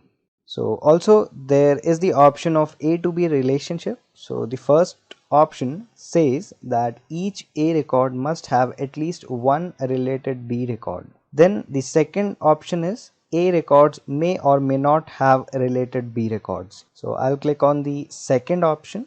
Now further, let me click on save, and we have successfully created our custom report type named C leads, and over here it is given the lead A. So it is the object A, and with or without related records from lead feed, that is the B type. So here is the relationship, or you can say object relationship is given over here. Fields available for reports are leads, lead feed, and then you can also edit this custom report type, and the deployment status is deployed. That means we can see it while creating the new reports. So apart from this, you can edit the layout, you can preview the layout. So let me click on preview layout. So this is how the column selection layout page preview looks like. So leads, it consists of these fields and along with the lead field. So these are all the fields of the lead feed and the leads, and you can edit the page layout. So let me create a new custom report. Not custom report types, we'll create new custom report. So I'll close this and then I'll go to reports over here. Just a quick info, guys. Test your knowledge of CRM by answering this question. In which of the following does CRM technology help? A. Designing direct marketing efforts. B. Developing new pricing models. C. Processing transaction faster. D. All of the above. Comment your answer in the comment section below. Subscribe to Intellipaat to know the right answer. Now, let's continue with the session. And now I'll click on new report. And now you will get the window over here where you can select the report type. So as we have created the custom report type of leads, that is for leads object. So I'll click on leads and here you can see that see leads that we have created is showing over here. So I'll click on see leads and now I'll click on continue to create the report type for the lead object. Just a quick info, guys. Intellipaat provides Salesforce online training mentored by industry experts. The course link is given in the description below. Now, let's continue with the session. Now here I'll click on show all leads and after that I'll click on all time. So now you can see that the full name is provided but other details are not in this report. Now for adding more columns and you can search for columns over here. So I'll click on annual review, annual revenue, and the annual revenue will be added for the leads which are having annual revenue filled up. Now after that I can click on address, then the address is provided and then I'll search for the company and now I'll search for some another field. So I'll search for the country and then I'll search for lead currency. So this is how we create custom reports and you have seen that we have added columns in our report. So here we have successfully created our custom report and in this hands-on we have seen how we can create standard reports. So it is very simple to create a standard report, but for the custom report we have to create custom report type first, then we have to create a report and then we'll add the object for which we are creating the reports. Over there we have to mention the report type that we have to create. So then we can select the custom report type that we have created and create the report. So that was all about the implementation of standard and custom reports. So when we talk about object, let us come to the definition of object from Salesforce terminology. So here, whatever you are getting, like say opportunity, lead, task, files, account, contact, they all are objects. Since Salesforce is developed using Java, which is object-oriented programming language. So here, they all are objects. Now in this, if I go to say an account, let me go to account. What I'm getting here, the fields, this is, if I go to say declaration here, let me go to say details. Under this, I'm getting here the fields. This is for declaration PLC. If similarly, I created one more record for Microsoft. So typically, my structure here is something like this. Let me show you an example of it. So here I'll be having say the account name, then here's a phone, then here's a employees, industry, like these kind of details are available, and then here Microsoft, here's a Intel, all the details are mentioned here. Employees, industry, something like that. And this, what is this known? This we are calling as a record. Okay.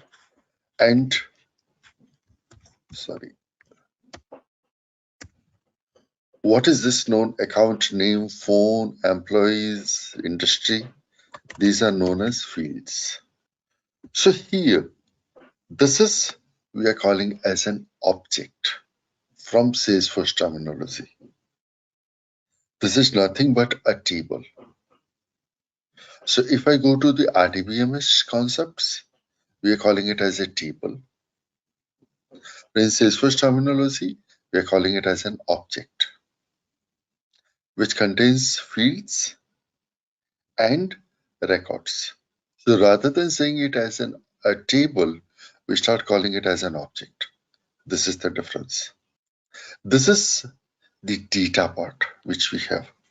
So for understanding purpose, you can take it in this way that objects are looking like a table. This is for understanding purpose. Because object do not contain, if you go with the class concepts, what is object? Let me show you the definition of it. So you write down here, say class, account, somewhere this has been written. And in that, you must have mentioned the account name, then the phone, then employees, then here industry, something like that you write. And then after that, you'll be writing down some methods, functionalities that you write. This is a class. Class is data and functionality.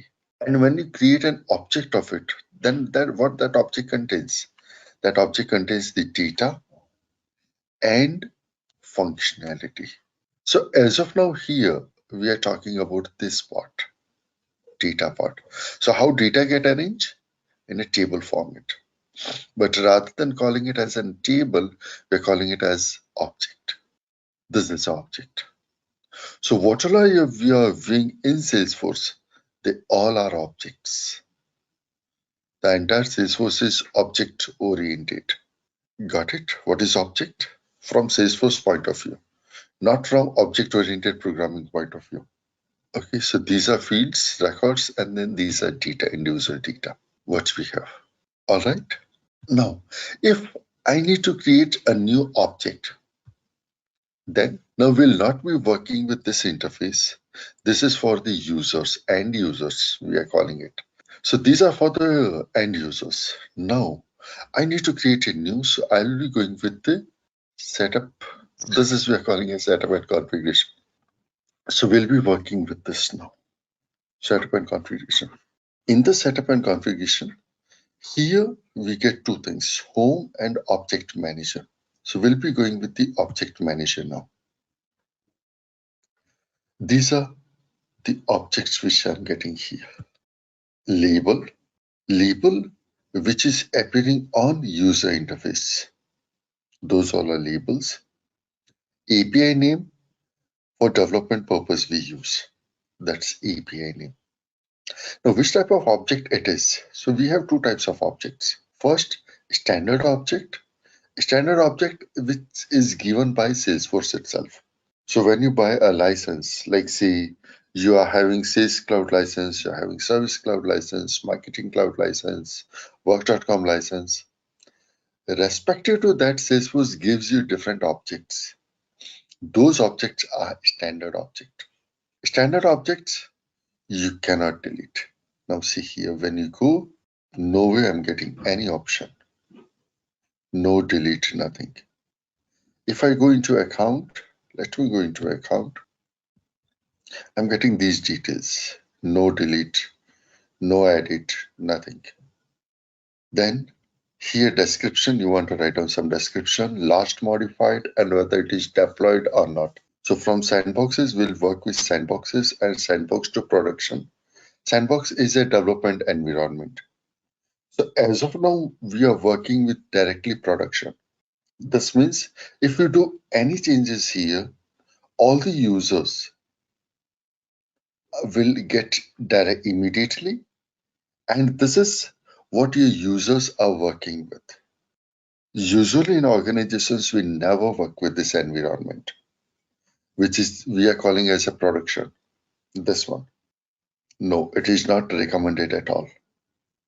But as of now, we do not have the sandboxes, so we are working here.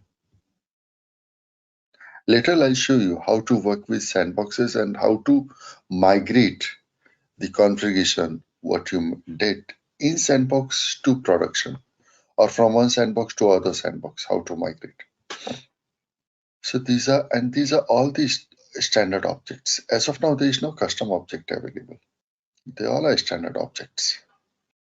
Now to view the different objects here, you can go with top right corner schema manager, schema builder, through which you can do. So via schema builder, it gives us all the objects in graphical user interface. If you go here, GUI, these are the objects, and see here bottom right corner. These are all the objects. Which all objects are visible? Left hand side, have a look. These are tick mark. So this we'll discuss later. What is schema builder? When we create our own objects, that time we'll do that.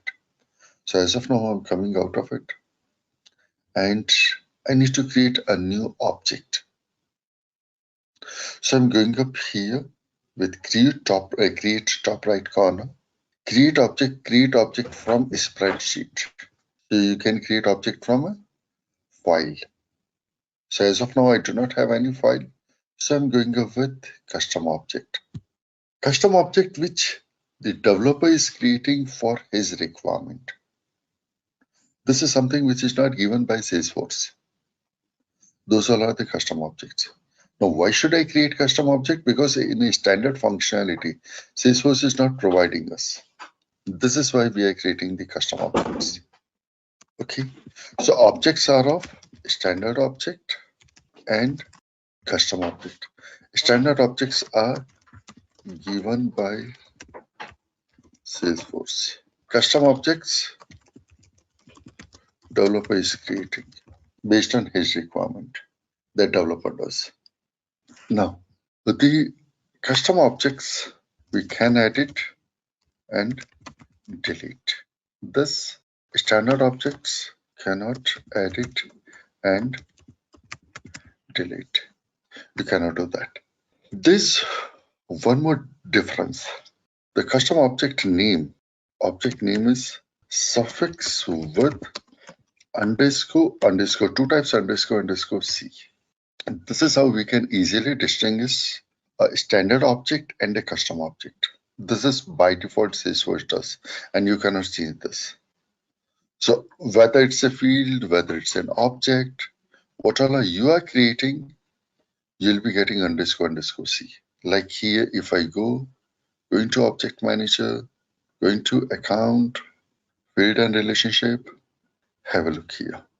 Are you getting here the field name, account number, owner ID, site, and then here I'm getting active underscore C.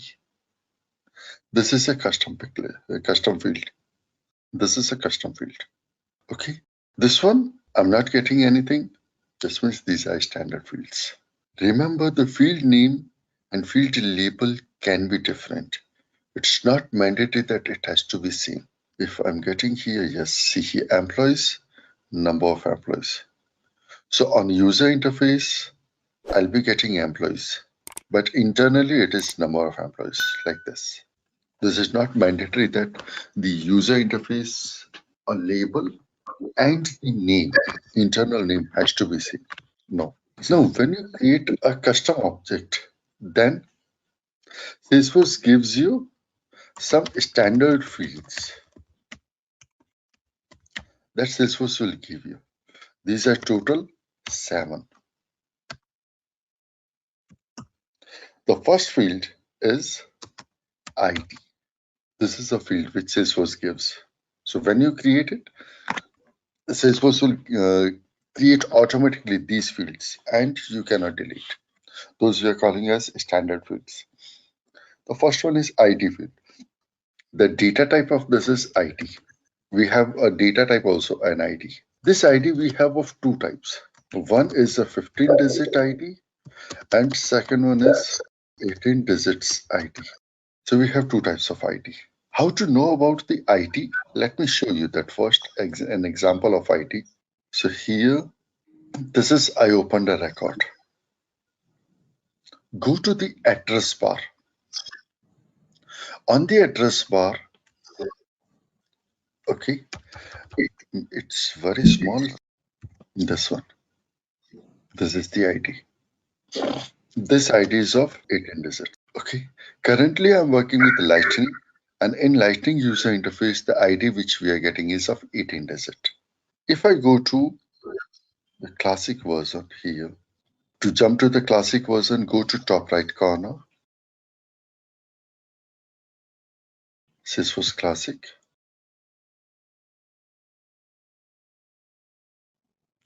Here I'm changing the app, going to account. On left hand side I'm getting indication. I'm opening the same record. Here I'm getting the ID. I'm copying this and pasting here. This is 15 digits ID. So in Classic, when you work with, you are working with the 15 digit ID. In Lightning, in user interface, it's working with 18 digit ID. For developers, we are working with the 18 digit ID in the development. For reports, we are working with 18 digit ID. Now, how to convert from 18 digit to 15 digit and 15 digit to 18 digit? Not our problem. This Salesforce will do automatically. How? Let me show you. I'm copying this. Here I'm going to any other record. I'm going to say Maxwell. On address bar, I'm removing this and I'm pasting an ID and enter. This is 18 digit ID which I'm entering. Enter. Say to open the detention record. But the Classic is working with 15 digit ID. And I give 18 digit ID. Not a problem. The Salesforce will convert the 18 digit to 15 digit. That it will do. If the same things I'll be doing in the Lightning, Salesforce will convert from 15 digit to 18 digit. It is his burden. Let me do so. So here I'm going and copying this. I'm going with any record here, say NG Young, which is a contact. Now, if you want to go to a particular record, remove all the sub URLs, leave the main URL and paste the ID and enter. The URL gets changed. Now it is 18 digit and then here I'm working with detention. So the 15 digit to 18 digit ID conversion worked by Salesforce. If you really want to know that how the algorithm is and then how it is converting, go to Google, search for it, go to Salesforce site, you will be getting. So these are the IDs, IT field. This is our first field. Then second field we have. So when we go with the IDs, okay, let me first, because we started our discussion with auto number. So name is the next standard field.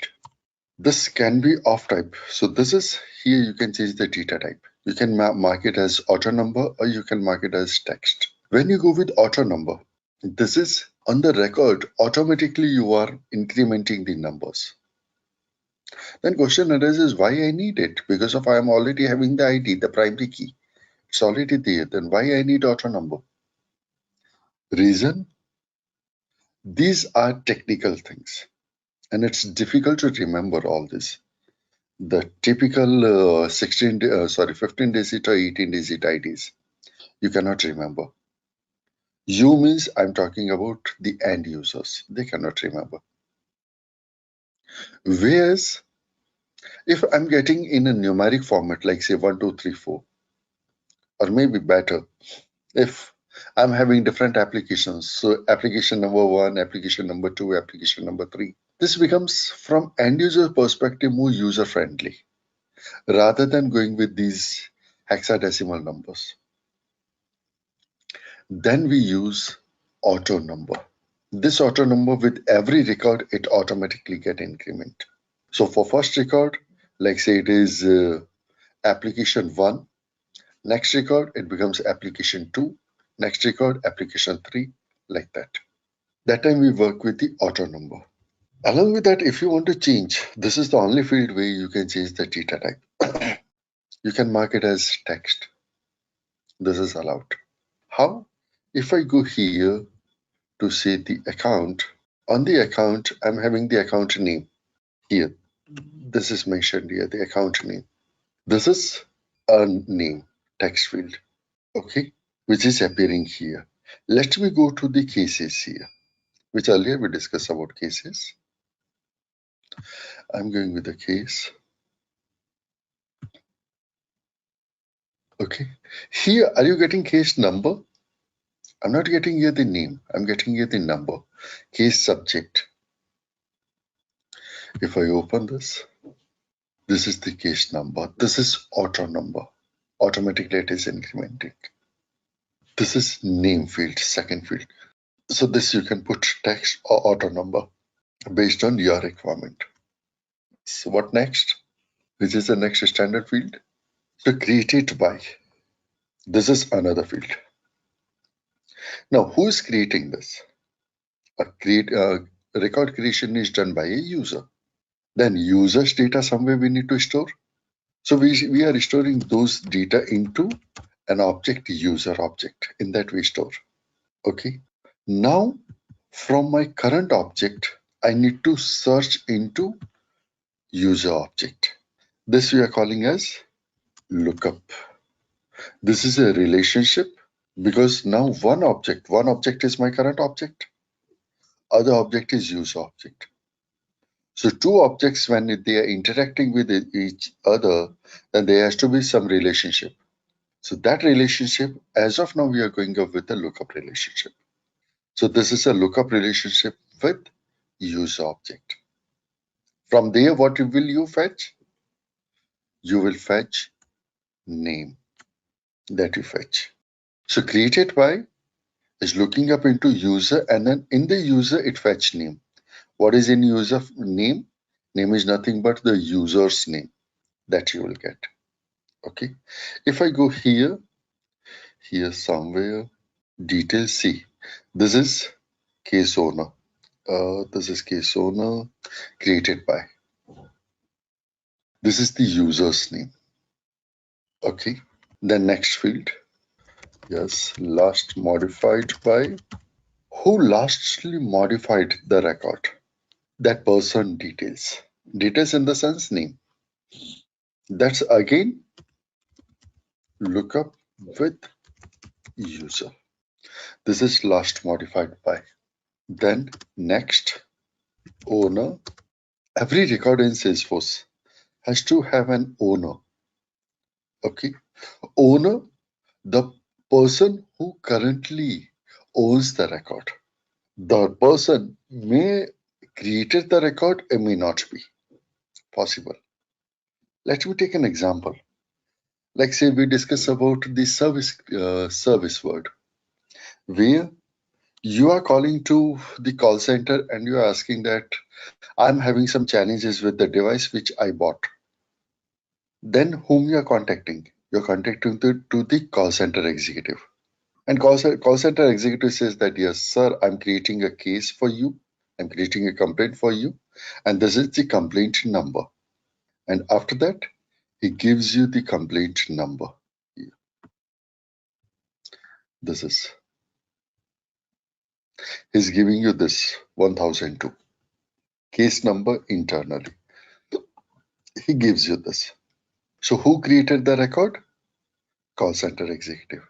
Now after that, will the call center executive is going to work on this case?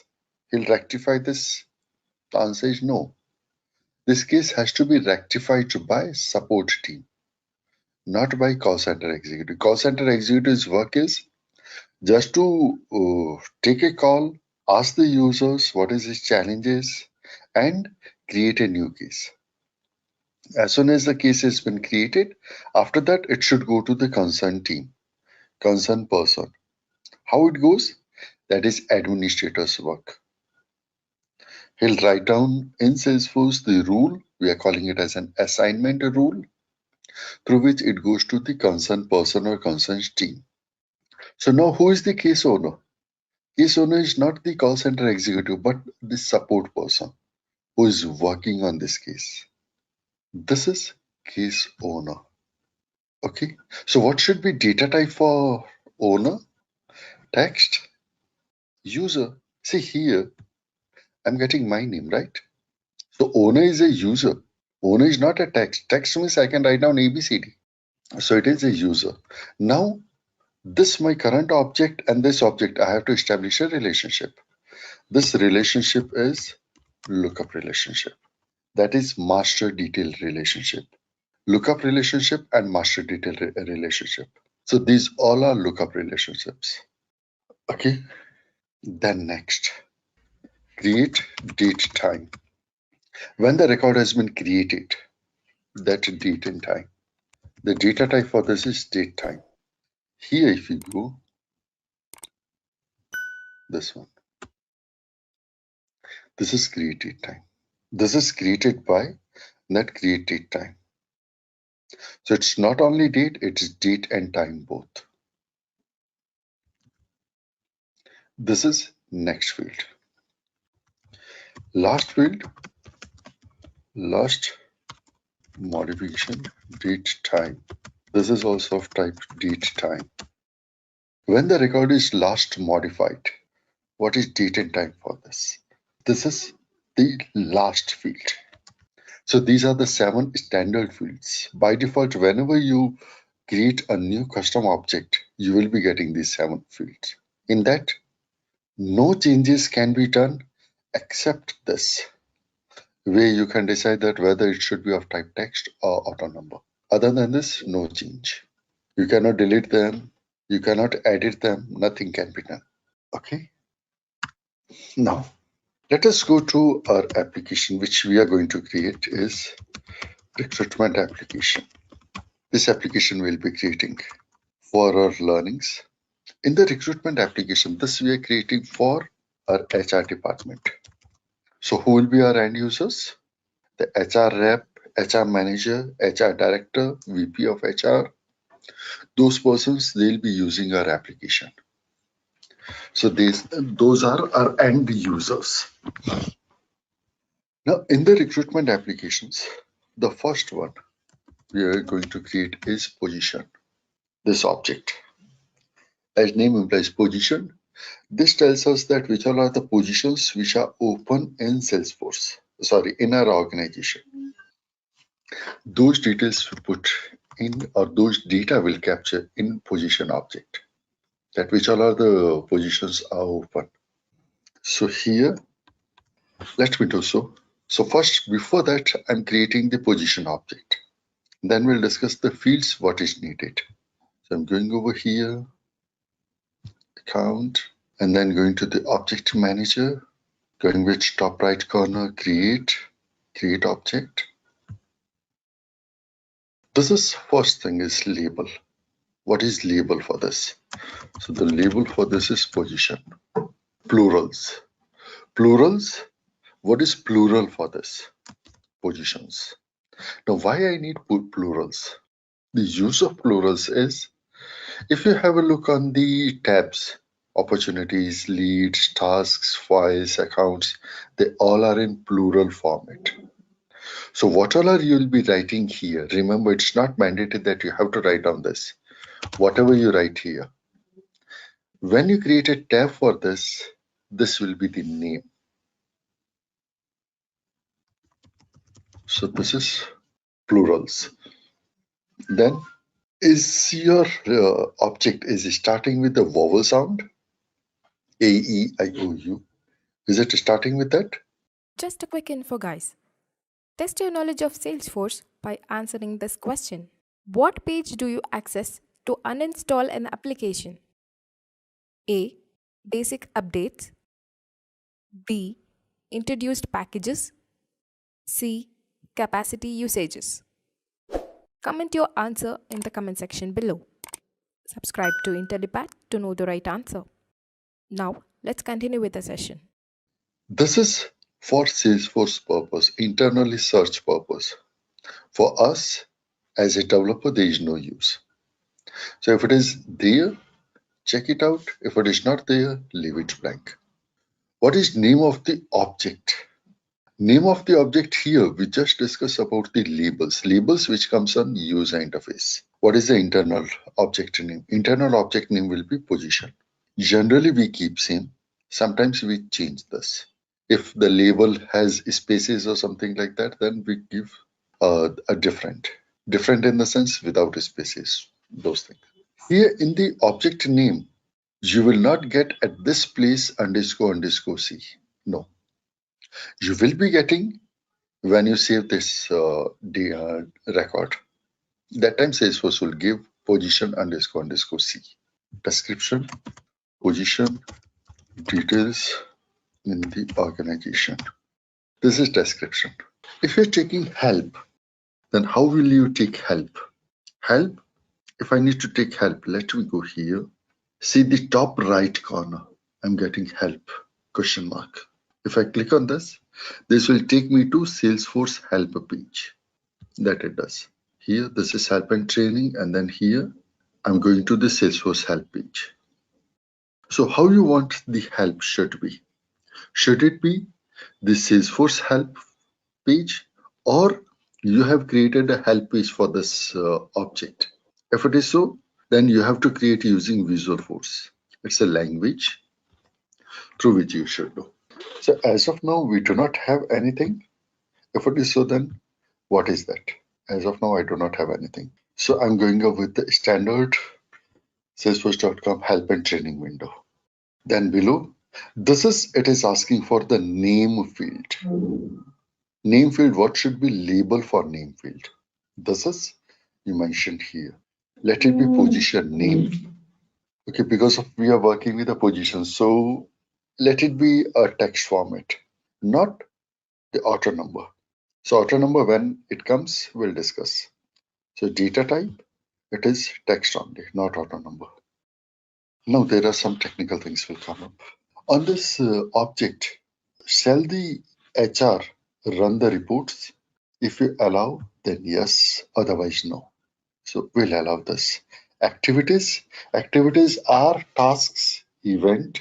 So can the HR, on basis of this, he can formulate a meeting invite he's sending to different HRs, different persons. Can he give a work to someone? Work is task to someone. If it is so, these are known as activities. Yes. Field history. If you do any changes in the data, like at present here, I mentioned, say the contact name is Stella.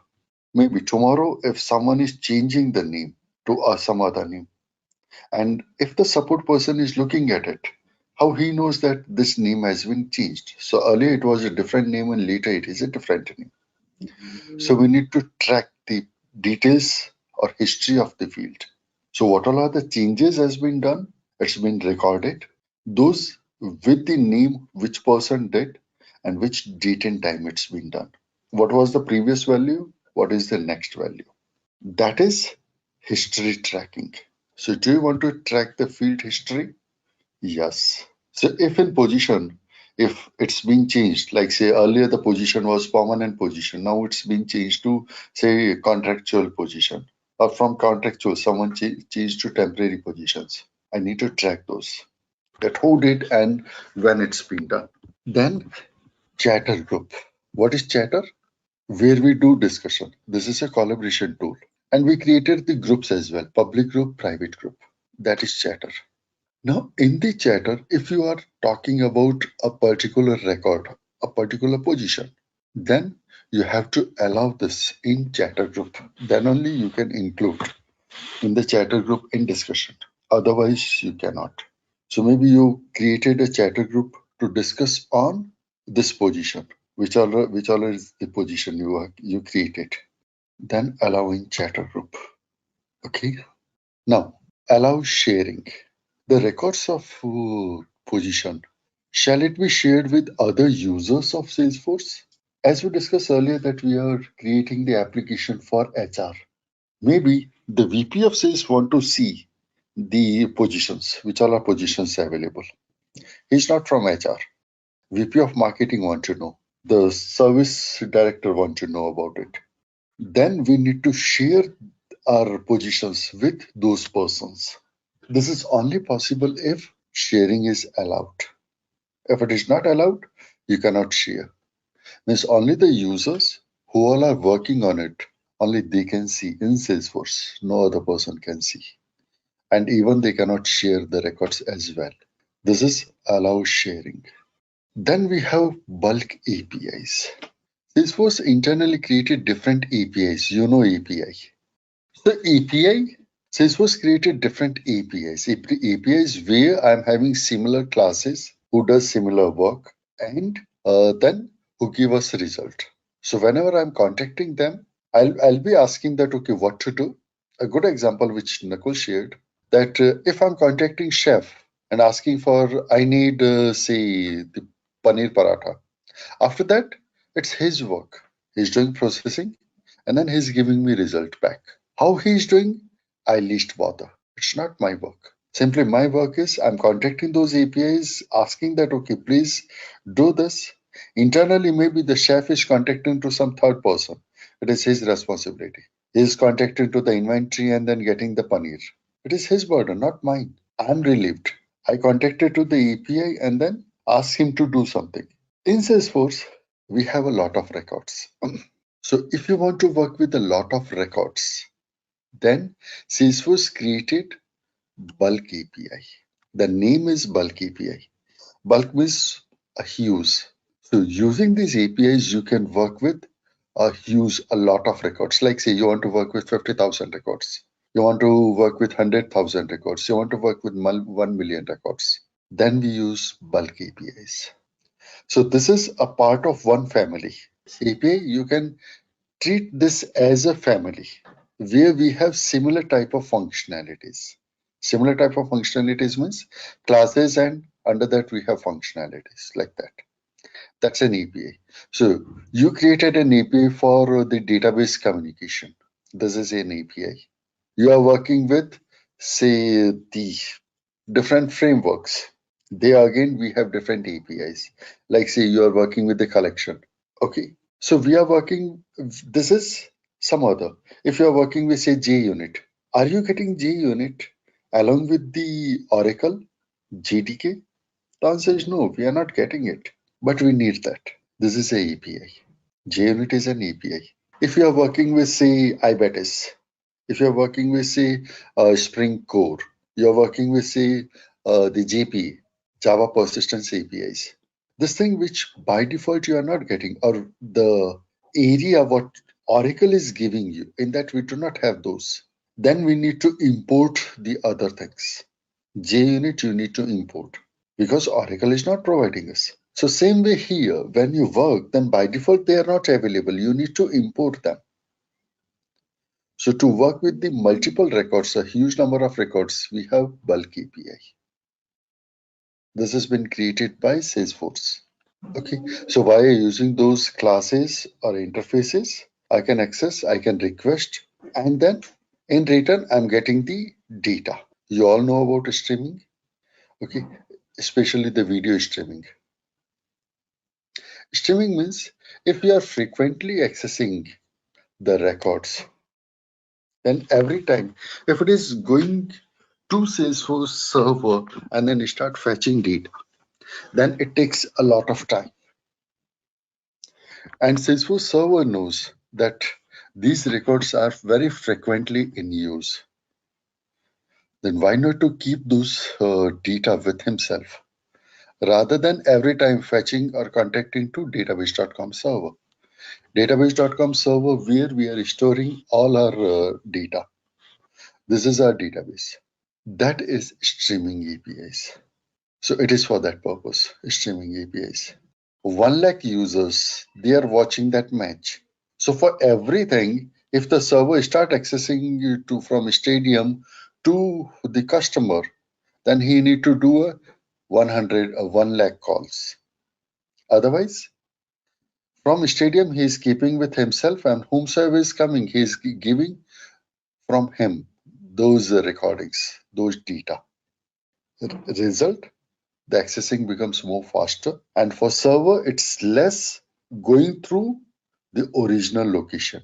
Original location in live match, the stadium from where it is recording. In our case, it is database. So it need not to contact the recording 1 lakh time because of there are 1 lakh users. This is advantage of streaming. Okay. So do you want to allow the streaming for positions? No, I do not think that position there are multiple users will be accessing and very frequently. Let me remove this. There is no need of it. Streaming API access. Bulk APIs, I'm choosing, may not be, then you can remove it. This is our decision that whether the multiple records are being accessed or not via bulk API. So let it be me going with this bulk APIs. Then what is deployment status? As we discussed earlier that we are working with these sandboxes. Sandboxes is the development environment where we create the object, fields, everything, all the development activity we do there. Then we test over there. Once everything finalized, confirm, tested, then we move into production environment. So here, this is the meaning of this. So is it in development or it is deployed?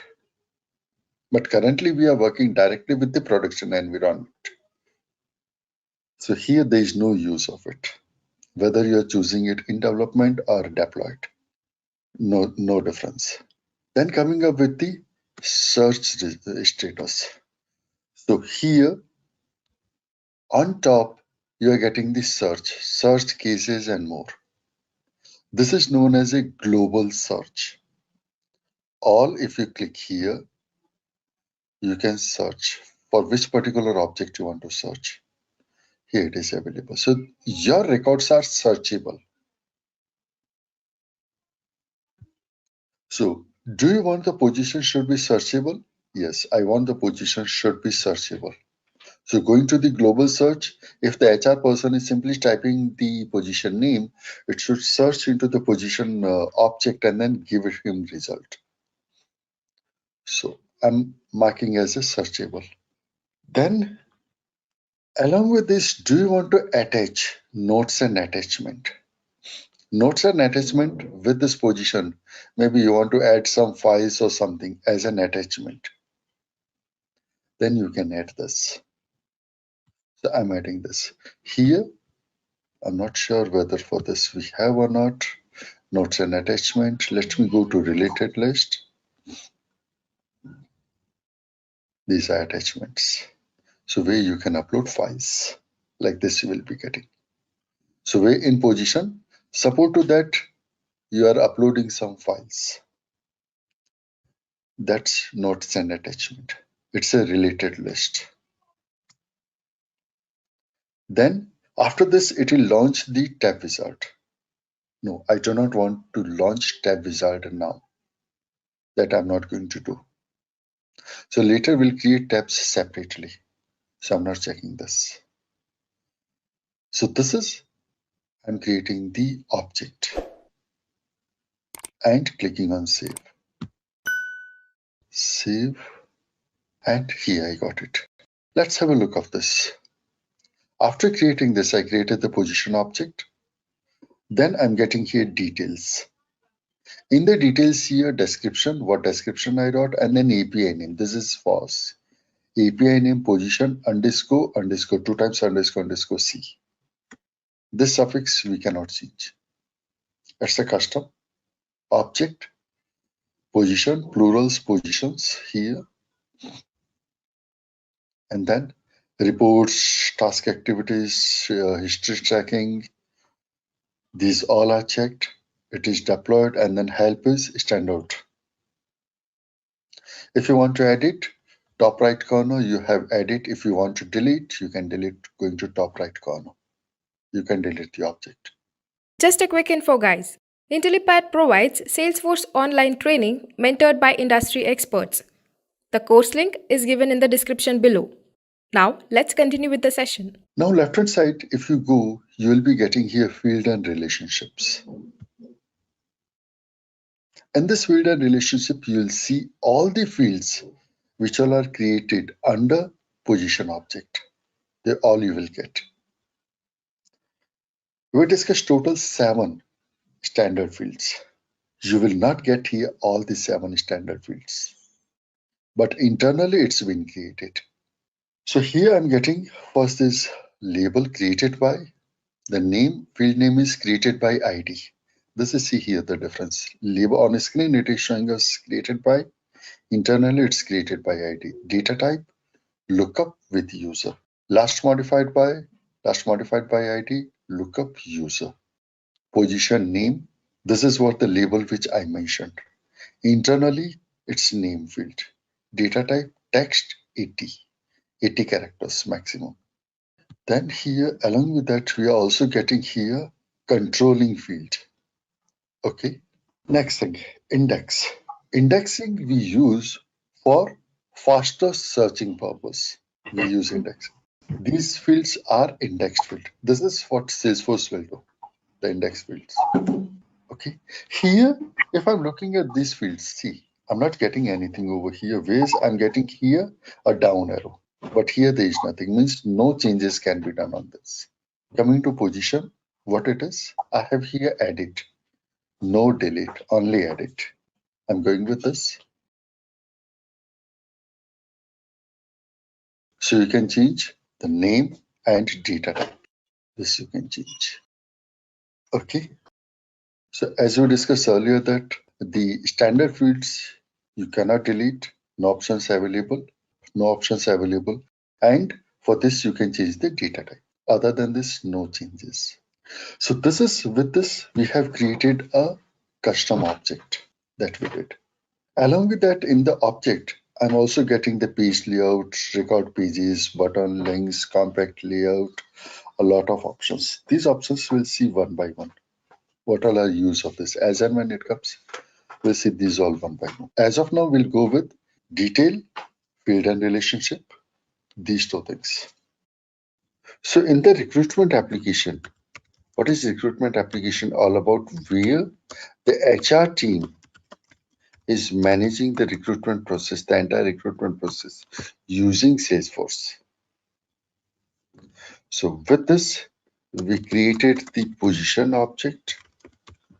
So in the position object, all the requirement, all the vacancies, their information are getting stored in the position. Now, which person is applying for it? So I need to capture the candidate details as well.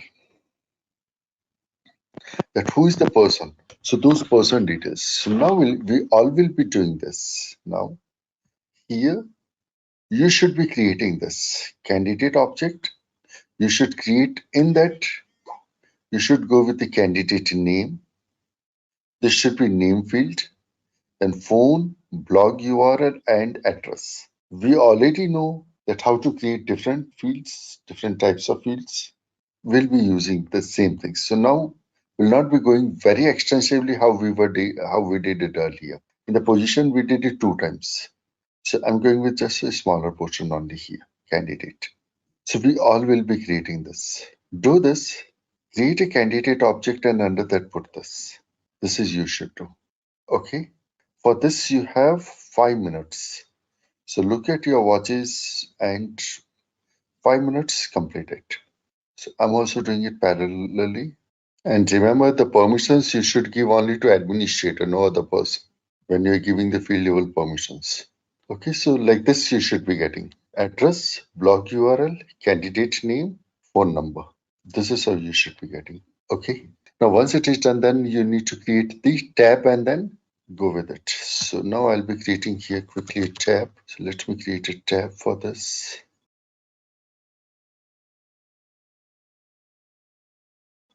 New.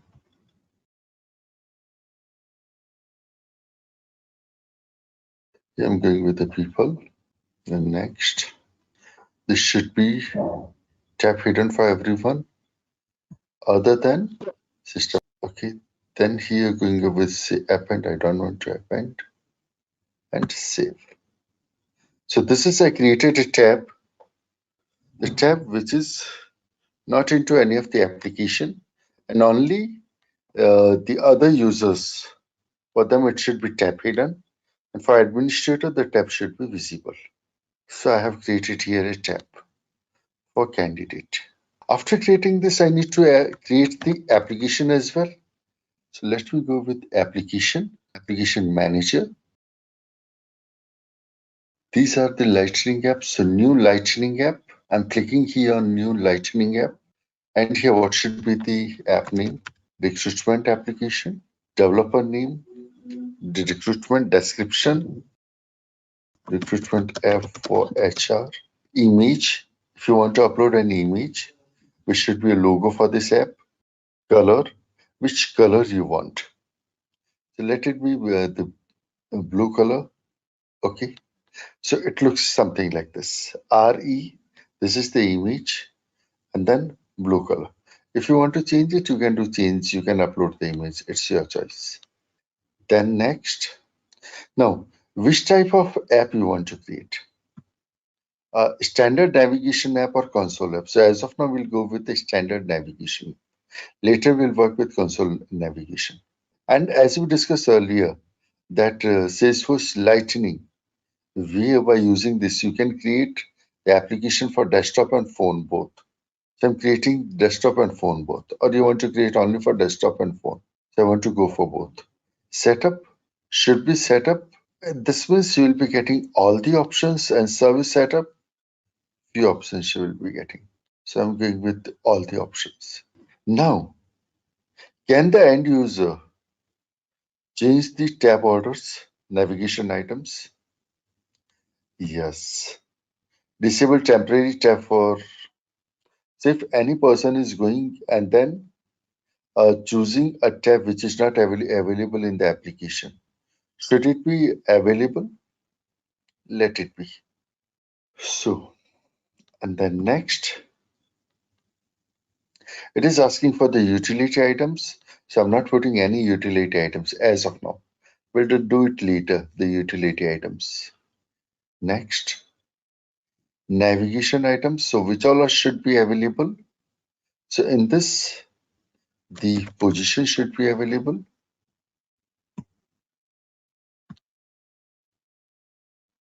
So first position should come, then here candidate should come. So these two tabs should come now, position and candidates. Okay, done till here. No, Then sir. next, okay, then give permission to system administrator. Do this. So with this, we are creating a new application, Lightning application. The next utility items, then here next, navigation, select the position and candidates. Next, profile, system administrator. Don't miss this, otherwise you will not get. Profile, system administrator, and save and finish.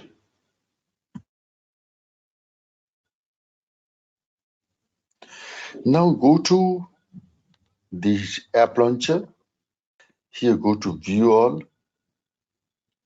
In the end, you will be getting recruitment. This is the recruitment application. This is how we create application in Salesforce. The application created. Click on this.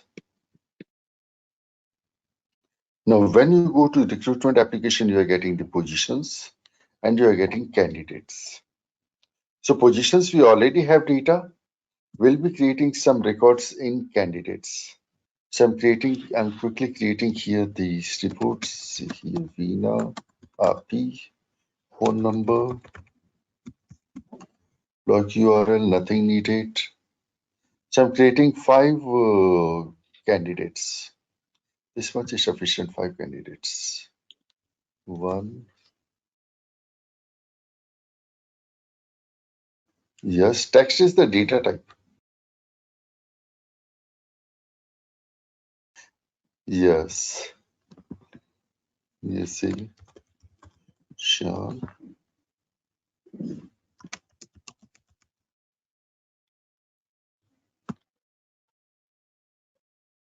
Okay, so I created here 4 records: John, Mike, Rajesh Kumar, and Vinarbi.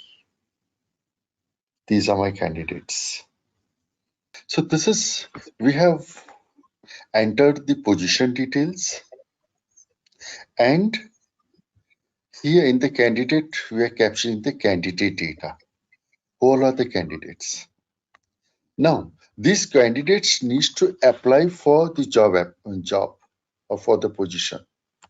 So what is this? Now candidate apply for position. This we are calling as a job application.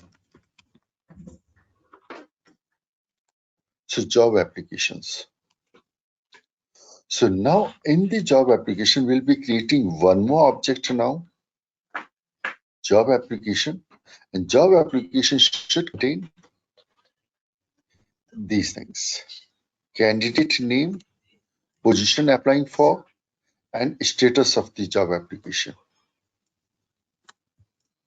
So this we will do later.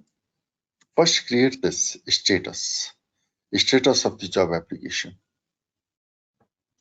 So job application contains which candidate applied for which position, and then its application related details.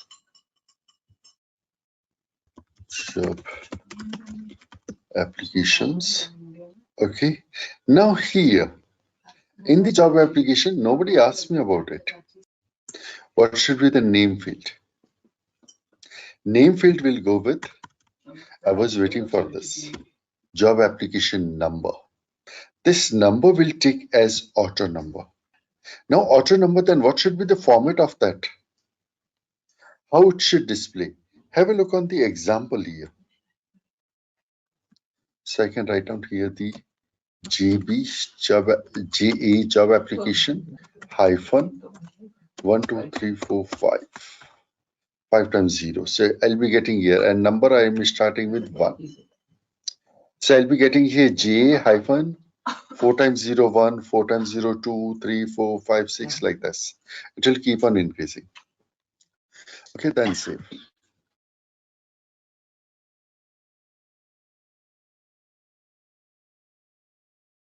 Okay. Now let me quickly create this here status. Status of the job applications with field and relationship. This is status field. Next. This should be accessible only by administrator, not by everyone. Next. This should be part of job application layout. Page layout should be there. Save. So we have created this. Okay. Now let us come to this first portion here. Candidate name. So on the job application, there should be a candidate name. It should come. Okay. Now we have here a candidate object. So candidate names are already available in the candidate object.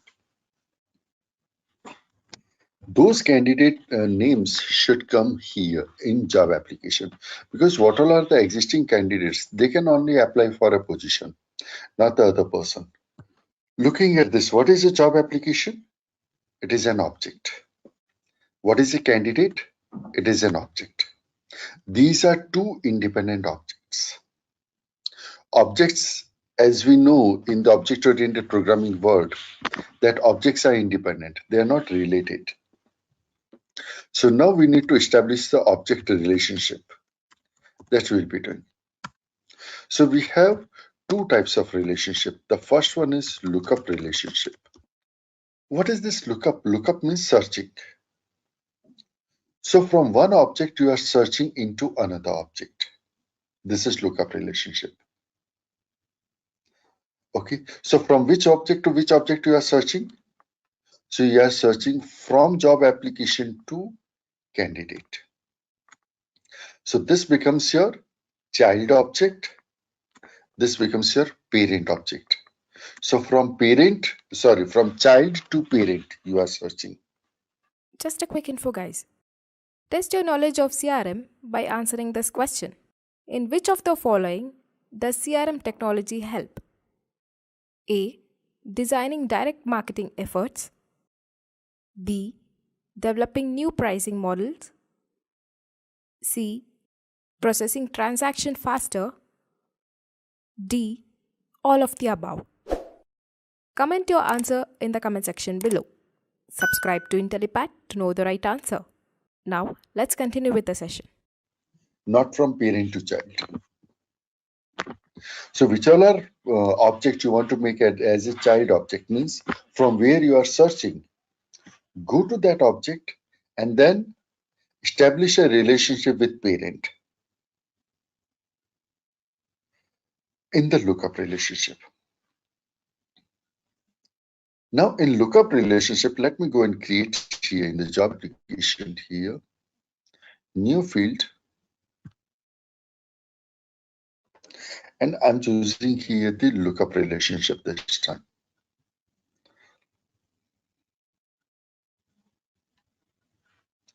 This is data type, lookup relationship.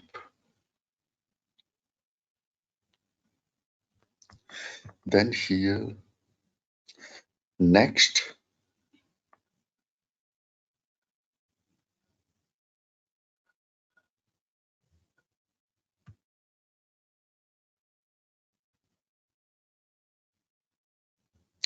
Which object it should be related to? These are all the object names available over here. So which object it should be related to? Candidate. So I'm going with candidate. Then next. Now it is asking for the field label. It's automatically giving me candidate. But in our case, what should be the field name? Field name is candidate name, not candidate. So here I'm putting down say name.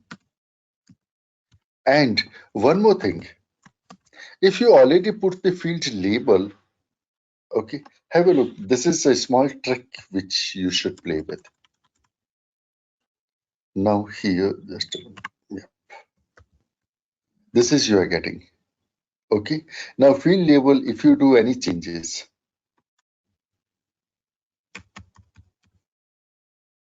now field name will not get automatically changed. See, nothing is happening. If you want, the field name should come automatically. Remove the field name. Then go to field label. You should click on this. Then click anywhere or go into field name, description, help text, anywhere, it does not matter. You will get the field name automatically based on the field label. So here now see, I am removing it. So these are small tricks. Name and got it. Now, this is important portion here. The relationship name is job applications. Is it a required field on job application? Yes, this is a required field. Okay. Now, you mentioned here the required field, the candidate. But what will happen if you delete the candidate field? So candidate is a different record and job application is a different record. So here,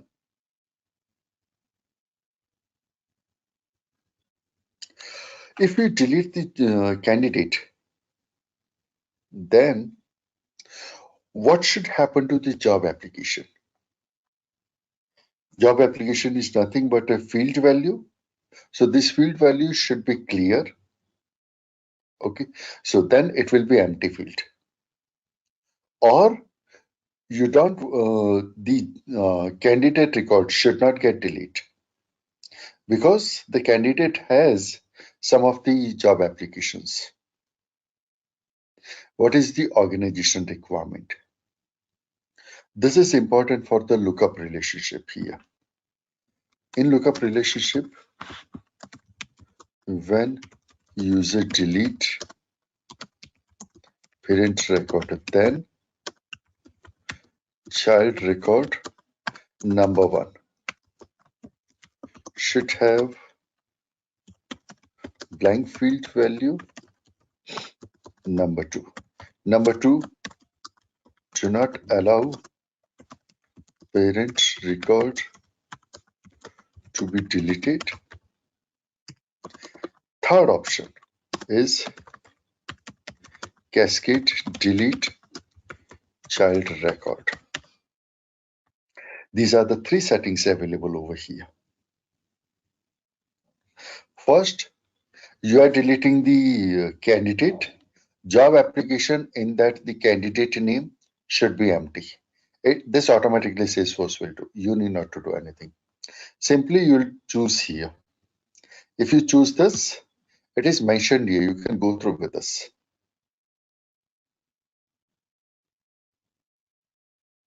Second, do not allow deletion. So if now the user has to remove the candidate, then first he has to come and delete all the job applications of that candidate, then only he can delete the candidate. Otherwise, he cannot.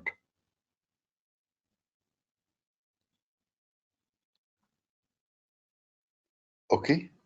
Then where is the third option? Third option is if you are deleting the candidate, then automatically it should delete all the job applications. This is cascade delete. So deleting one record, all the related record also getting deleted. That's cascade delete. This cascade delete for lookup relationship by default, it is not available. So you have to ask Salesforce to enable it for your organization. Okay, then only the Salesforce will enable it and you will get here that option. So since we cannot ask as of now with Salesforce, so we will not be getting. But make a note that yes, these are options available at Salesforce site. So not everything is available here in CRM. Some things as a partner to Salesforce, we need to tell Salesforce to enable few things for us. Then only Salesforce will do it, otherwise not. If we go here, don't allow deletion. So I'm going with, and I'm making it required. If I'm making it required field, means it is a mandatory field.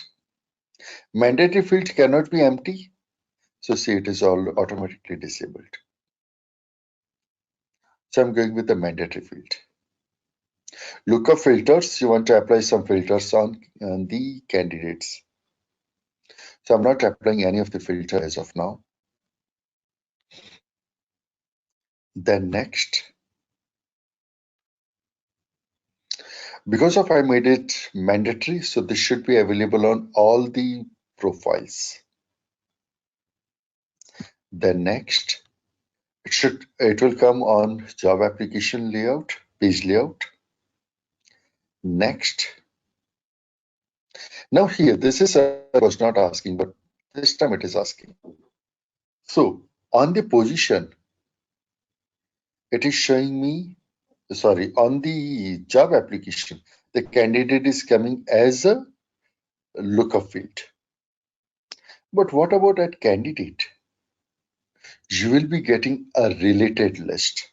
I'll show you what is a related list. This is candidate layout. So if you go to candidate, then you can see all the job application which all are he applied for. All at one place he will get. Yes, I want that. So I'm checking this and then save. So here I have created the candidate name. Now I shall go to tab because of as of now, the tab is not created for job application. Let me do so. So I'm going to home, tab,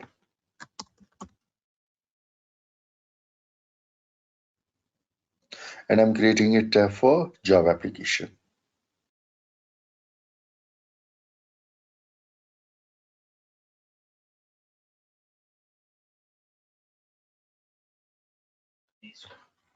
Here, Java applications, tab style, Java application I'm taking as a paper, Java style.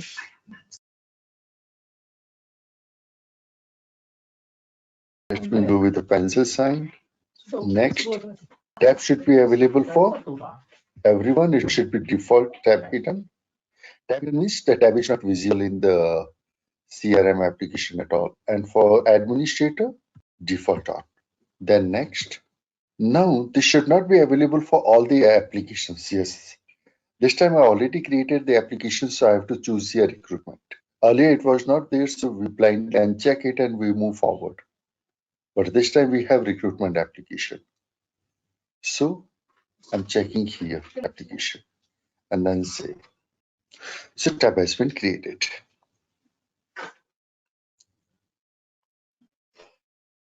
So create the tab for job applications as well. And tabs, as we know that tabs are always come in plurals. So here see the names of tabs. They are always plurals. Then second type of relationship we have is master detail relationship. Okay.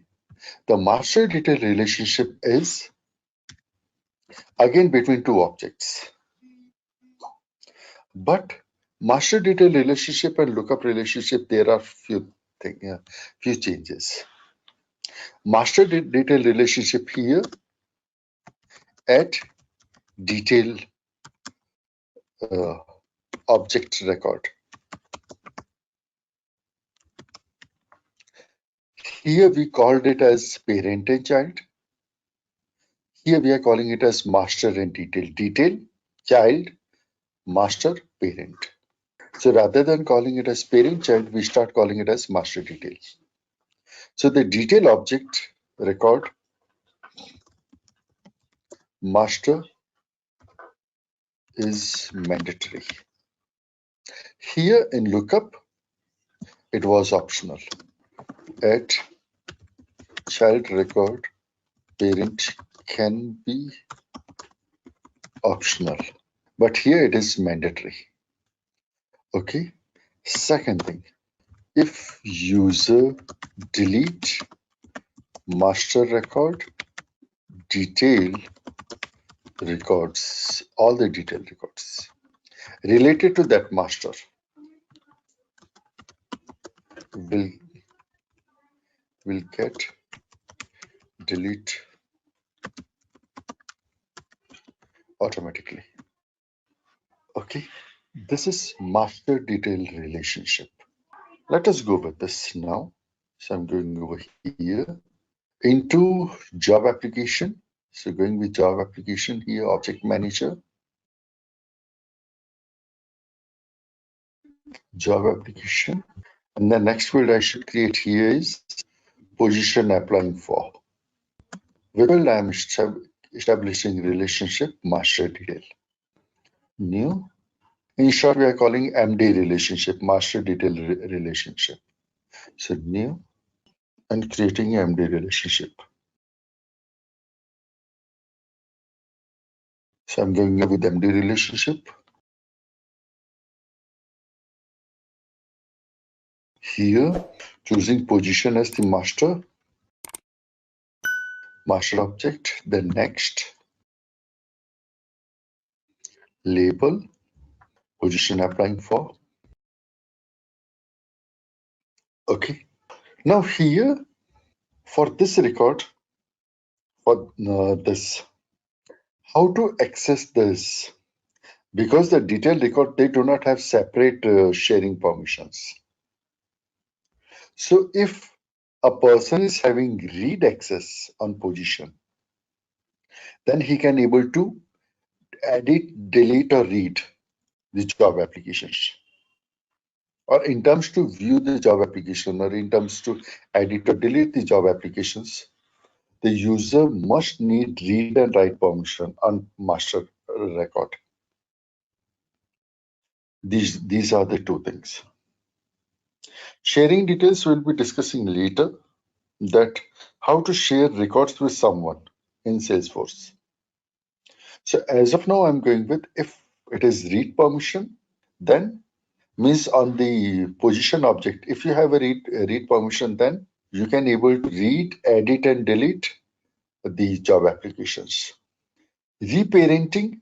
Reparenting means if you are changing the parent. Parent is master record. So once it has been created, after that, shall it allow to change the parent? No, we don't want to. We are not going to allow it to change the parent.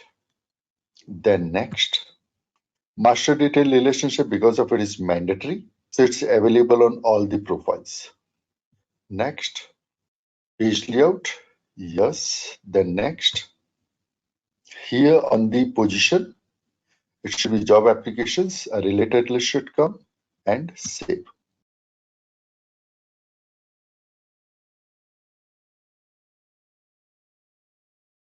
Okay. So this is done. Done. Okay. Yes. Now let's look from the application side. So this is the application, position, candidate, we already did. Now we are coming to job application. Have a look, don't do anything at your place. So these are the job applications, new job application.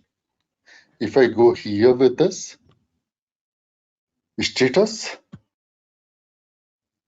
I'm going with say as of now it is not interviewed because of the person is just applying. Who is the candidate? Candidate is say John. Which position is applying for? These are all the positions he applied for. Salesforce administrator. Save and new. Sorry. It says JA 4 times 01. The job application has been created. The numbering start from 0. Now I'm going with the status. Not interviewed. Candidate. Mike. Applied for. Here says Salesforce developer. Save and new. This is JA 4 times 02. Automatically it is changing. Then I'm going over here again, not interviewed. Later we'll change to interviewed, offered, rejected, but as of now, because of we are creating the job applications, so this should be not interviewed. Candidate name, John. John also applied for Salesforce developer and save. Now here, this is, now look at this. The job application number automatically increment 1, 2, 3, 4 I'm getting. Here, this is I'm getting this John Salesforce developer. If you're going over the Salesforce developer, just hover over on it. It automatically shows you Salesforce developer. Going on to John. The records you can see here. If you click on this, I'm clicking on John, it will open the record. This is the John record. Now here, detail along with that, you'll also be getting the related. Go to related.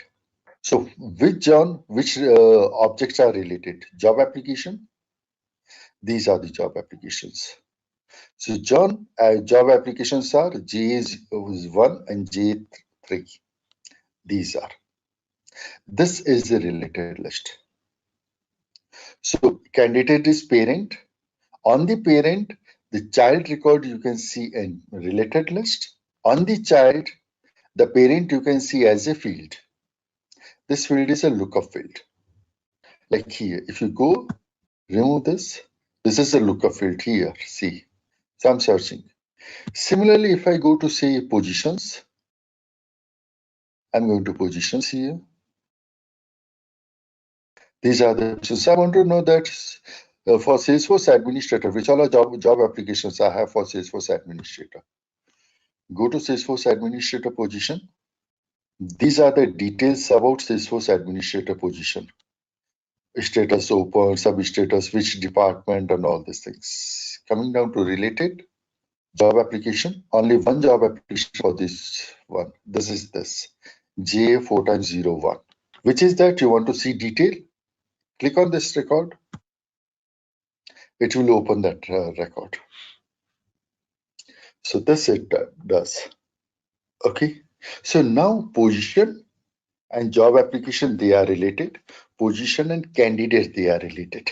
Remember, on the position, I cannot see information about candidate. On candidate, I cannot see information about position because of they are not related. They are objects. Objects are independent from each other. So no relationship between position and candidates. But candidate and job application, position and job application, they are related. Okay. So job application is child to candidates. When it's child to candidate, then here on the job application, you are getting it as a lookup field. Job application and position. This is detail object. Detail object again, it's a lookup relationship. Sorry, lookup field you will get here. Now, apart from this, here, lookup relationship maximum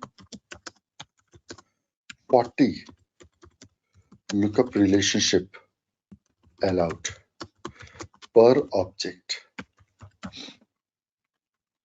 Whereas when it comes to the master detail or MD relationship, maximum 2 MD relationship allowed, not more than 2. Okay. Now, any questions still here? You need to do work. You need to create these objects. Interviewer object. Let me explain what interviewer does. The job of interviewer is to interview for a position for a job application. So interviewer object should have name, auto number, interviewer name. This should be lookup into user object. User is already a standard object in that. Then you should create again review object. So our interviewer is interviewing a job application. So there should be a relationship between review and interviewer and job review and job application. What type of relationship? You need to think and put here. I'm not going to share this. And then you should create technical skills, language proficiency, and experience. These fields. These we will do later. Interview comments as well. Interview comment. These are the formula fields. We will discuss later formula fields. Okay. You should do this. Once you complete it, you should register few interviewers. Okay. And via interviewers, you should review the job applications. So with this, from data side, your application should have all the data. Like how I did here. Now I have positions, some 4-5 positions I have, 4-5 candidates I have. I'm creating here some say 10, 15, 20 job applications. Then there will be 1 or 2 interviewer. Interviewer will interview different job applications and then review their job application. And then they are giving marks. This marks out of 5, as of now, you cannot give. This means the interviewer can give even 10 marks. So we are not setting here the validation. When you are creating the records, you are putting less than 5, 0 to 5 anything. Otherwise, your data will be inappropriate. Okay. In the object, whenever we go, we have our own requirement because Salesforce, in a standard way, Salesforce is giving us some standard fields. Those standard fields are the 7 fields which Salesforce is giving us. But our requirement for our business things are different. So we created the custom fields and we start introducing those fields into the object. Now, when we are creating the custom fields, then where they should appear, this is not in our hands as of now. So it's whenever we are going for it, like see here, this is I'm creating, say, and if the position, all the positions, This is my position object. Now here, this is how the Salesforce is giving me the placement, the field. But no, I want this as per my requirement, not what Salesforce is giving us. This is now the user interface. User interface is nothing but the page layout. So this page layout we need to customize based on our business requirement.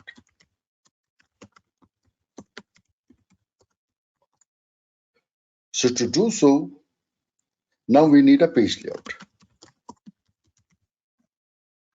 This page layout, whenever you create a custom object, by default Salesforce automatically create a page layout for you. And we can make use of that page layout. So if I'm going here into the position object, on the position object, here you'll be getting below to field and relationship page layouts. This is the page layout which currently we are getting. As of now, because of Salesforce gives only one page layout, so I'm getting here one page layout. But yes, we do have options to create more number of page layouts by going to new. With this we can create. But as of now, I'm going and customizing the existing page layout because of we don't have any separate requirement to create multiple page layouts. So I'm going with the existing page layout and I'm clicking on it, the position layout. When I go to the page layout, the position page layout, I'm getting here, this is what the screen. And there's a screen here on top left corner. You'll be getting the fields. And then here right hand side, all the fields you'll get here. The fields which are available on that object, they are shown here. Now if I scroll down, it is showing us here position samples, highlight panel, quick actions, Salesforce mobile and lightning experience actions, position details. And then below to that, here, this is the page layout, which currently we are viewing. Information, header visible on edit only. And then these are the fields. If I'm looking at these fields are appearing here, total 2 columns. So the field is coming on first column, first thing. Second thing, in this first column, the field always append here. So this is the default positioning of Salesforce when you create a new field, where it should come. So it will come on the first section, first column, bottom. This is the default placement. And this we cannot change. Now, if you need to change the field placement, maybe say here, now relevant details, I want to put at single place. So on top here, we have sections. When I go over there, sections, my mouse is in 4-headed arrow. Drag this and drop it downward. I'm getting here a green color line. This is the place where it get dropped. Just a quick info, guys. Intellipaat provides Salesforce online training mentored by industry experts. The course link is given in the description below. Now, let's continue with the session. Here, this is I'm going with say position details. Which place you want to see the this section? Detail page and edit page. Detail page, where it show all the page details, relevant fields, everything you'll be getting here on the detail page. Edit page, when you edit the record, then the page layout which you are getting, that is edit page. Just a quick info, guys. Test your knowledge of Salesforce by answering this question. What page do you access to uninstall an application? A. Basic updates. B. Introduced packages. C. Capacity usages. Comment your answer in the comment section below. Subscribe to Intellipaat to know the right answer. Now, let's continue with the session. So here, this is the detail page. If I edit here, going to the C edit, this is edit page layout. This page layout can be different from that. Means few section headers are there, not that we can do changes. This is allowed. So here I'm going up with, I want this should be available on both detail page and edit page. Now what should be the page layout? Shall it be one column or two columns?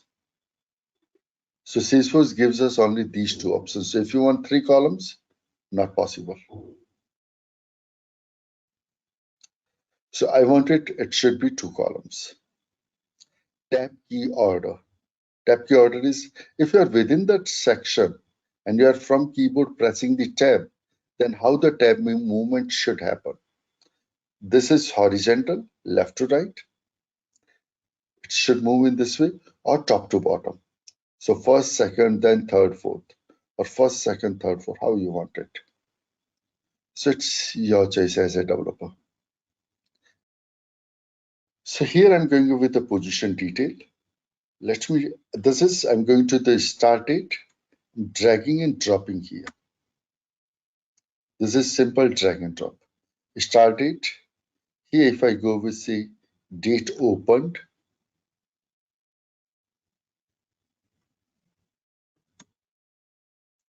then here date closed, I'm dragging and dropping downward. Start date should come towards right side, dragging and dropping here.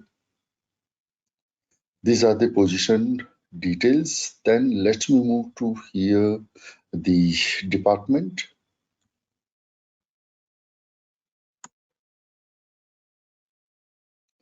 And towards right side, bottom to this, I want the pay grade. Pay grade. Then after this here, I'm getting here position, status, location. I'm putting here downward, right side, duration. Let me move it downward here. What is duration of this? Status.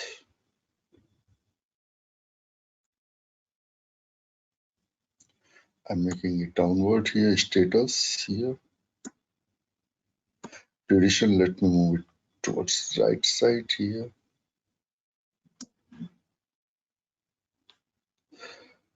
Okay, and then here, which type of, I'm moving it here. So this is, I changed the field placement. Now, after changing the field placement, if you want, you can add one more section and then you can put the details. It's your choice. Once it is done, after that, let us go back and discuss what I can do at the field level. So if I go to field level, like say this is a field. If I do not want this field should appear here, or I do not want the field to come on the page layout at all, then you can go to right side, there is a hyphen sign.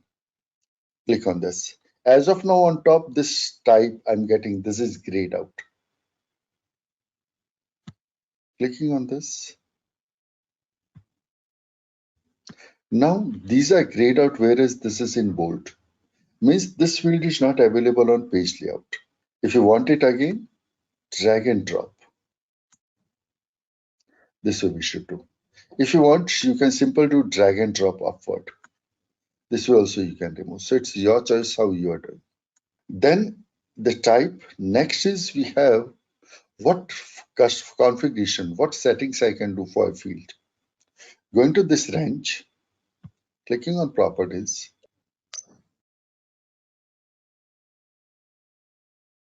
So here we have type read only. So maybe this field you want to make it as a read only. Okay, required, you want to make this field as required. Okay, but this required is only for the users who are viewing this page layout. Only for those users. This is important. When you go with the required, here choosing. This is required to only the persons who are viewing the page layout. This means the other persons, if they are viewing a different page layout, for them the field may not be required. But for you, it is required because of you are viewing that page layout. So that way, the required was universal required, universal mandatory field. This means the field has to have at all places. You cannot ignore it. But when you make a field required at page layout level, then this is required only for page layout. Page layout is user interface. So required only for the page layout. So the persons who are viewing this page layout, only for them it's required. So currently, we gave permissions to this page layout only for the system administrator. So if tomorrow I'm creating one more profile and I'm giving them a permission, may not be if there is a different page layout they are getting, and on that page layout the field is optional. For them it is optional. So okay, this is the required field. So I made type as required field. This required you can make of all types of fields, whether it's number, pick list, or any type of, does not matter. Then if I'm coming down here, say information, this is header visible on edit only. Let us see what configuration we can do at section level. Go to right side, range. This is section name, detail and edit page. So this should come on detail page as well. And okay. Now it will come on detail page as well. Now, if I want that to key, here there should be one column. Let me introduce a one column section here. I'm dragging and dropping here.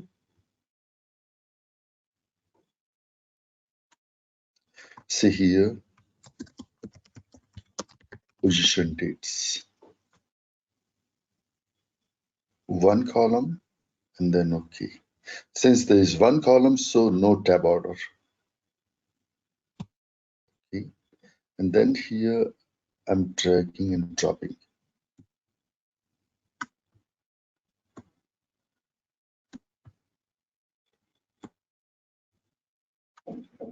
Yes. So this is how it looks like. Information, two columns, position, single column, position detail, two columns. This is how you'll be getting. If you want, you can move it and you can do the changes. It's your design. Like say duration, you are keeping it here. Department and pay grade. Let's say this one, let me keep here. Status moving down right side, sub status moving right side. Department pay grade, status and sub status. This is my page layout is ready. Now here, if you see, I made this field type as required. I'm getting here the red color star. This is significance of it's a required field. Here I'm getting the blue circle. These are universal required. Universal required means at object level, these fields are mandatory. So job description, I make it mandatory at object level. So that's why I'm getting here this. And the universal required field has to be on all the page layouts. You cannot remove it. So here, see, there is no hyphen sign.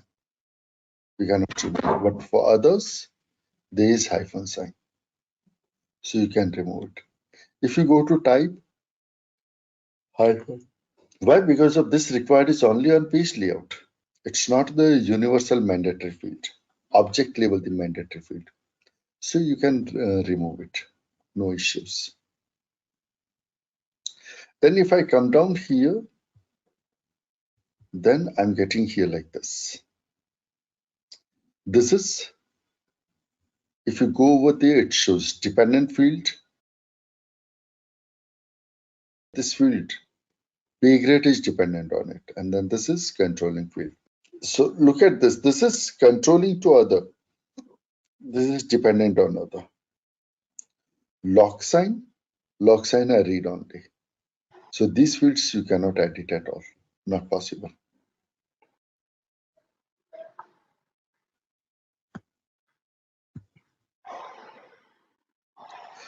Okay,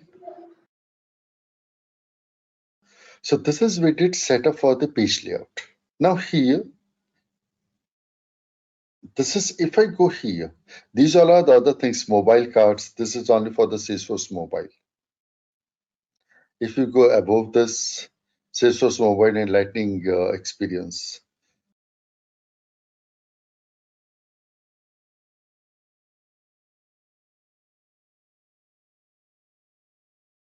job application. So the job application related list, this is related list of job application.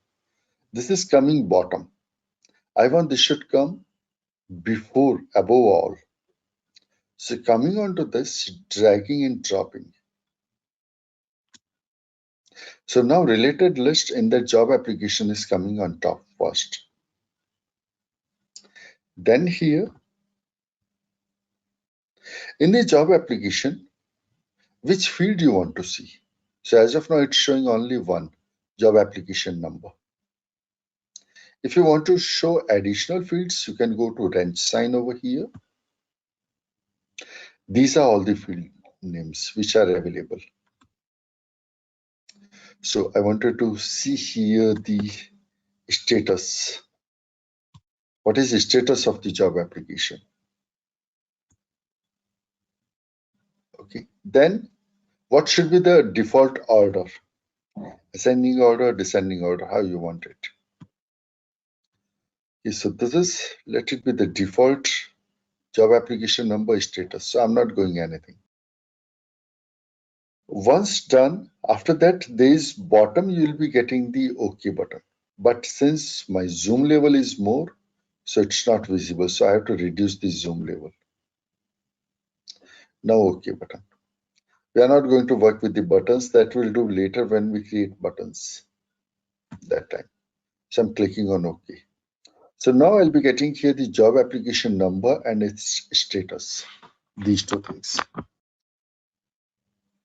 I'm saving over here. Say save.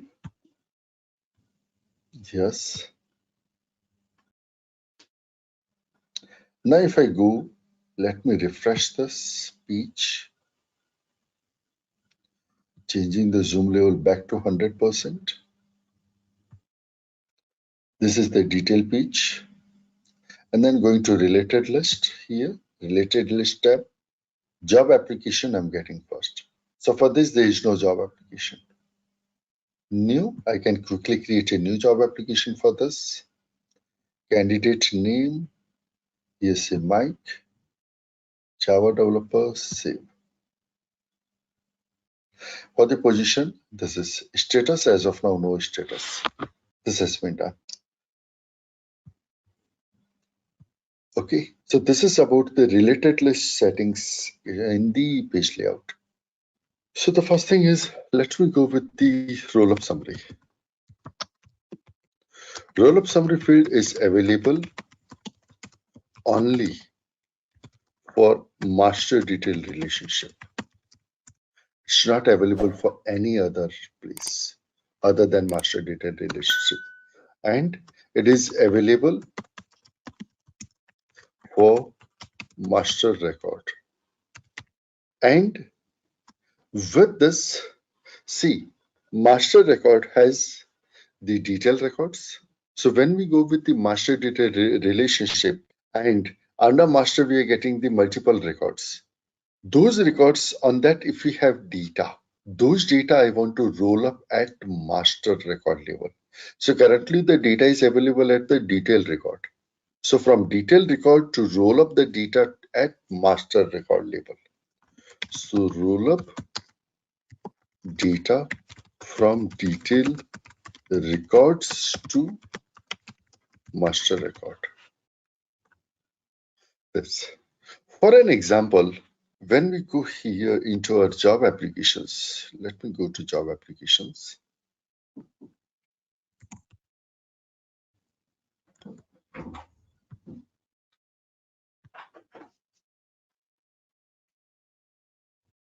So I have job applications.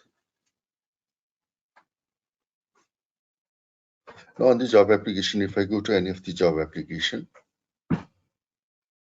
we have here related reviews. So what is the relationship between a job application and a review?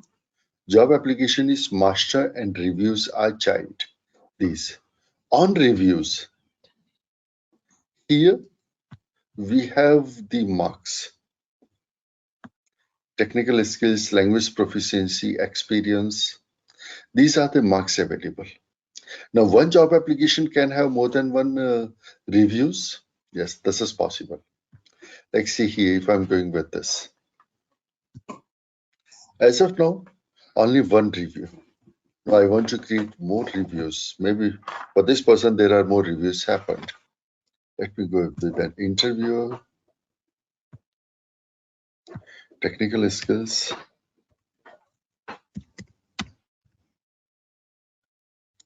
This is reviews. Okay.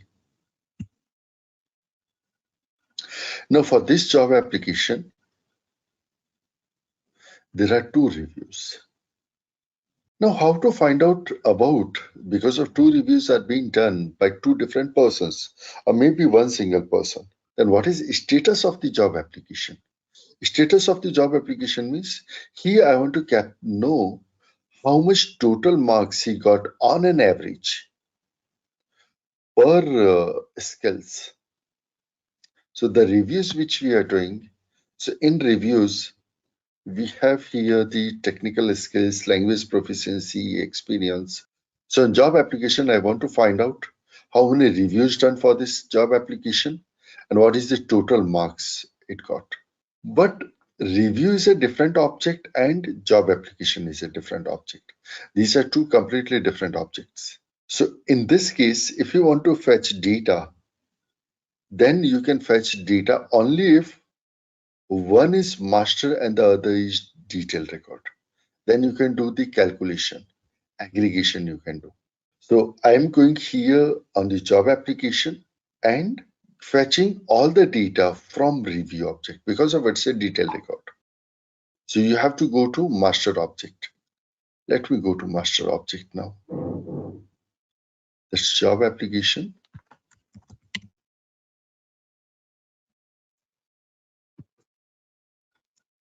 And I'm creating a field, new field I'm creating with roll-up summary.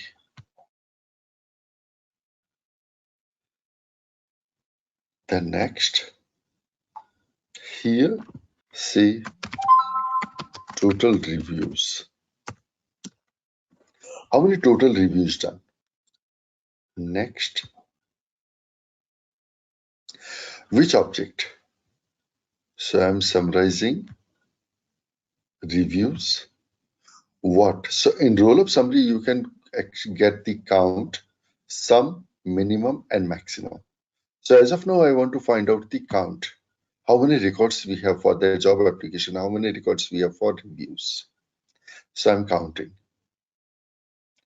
Shall you include all the records or you want to filter basis on some criteria?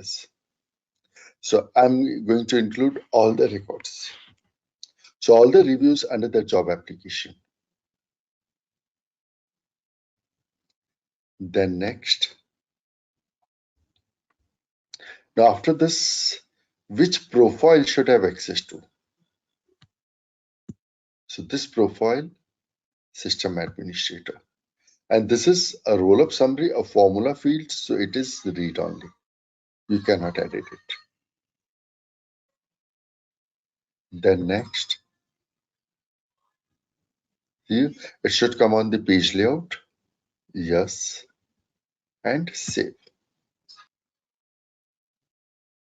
Now if I go here to the job application, here I need to refresh it.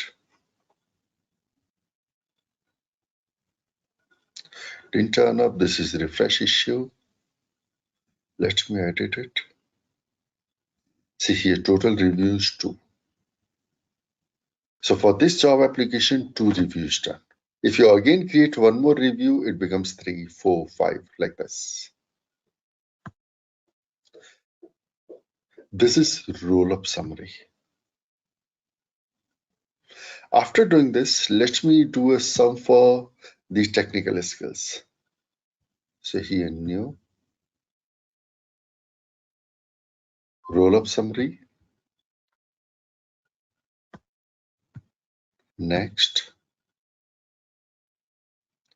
here,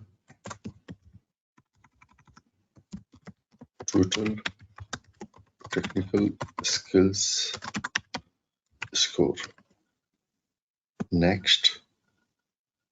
Now here, reviews, sum, which field? Here, technical skills. We'll take all the records. Next. Okay. This is how we'll go for the roll-up summary.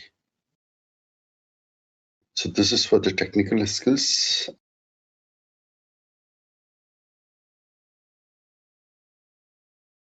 Then this should be available only to system administrator. Next.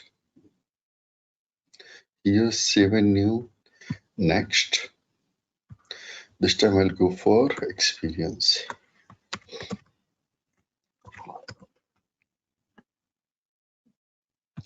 Next.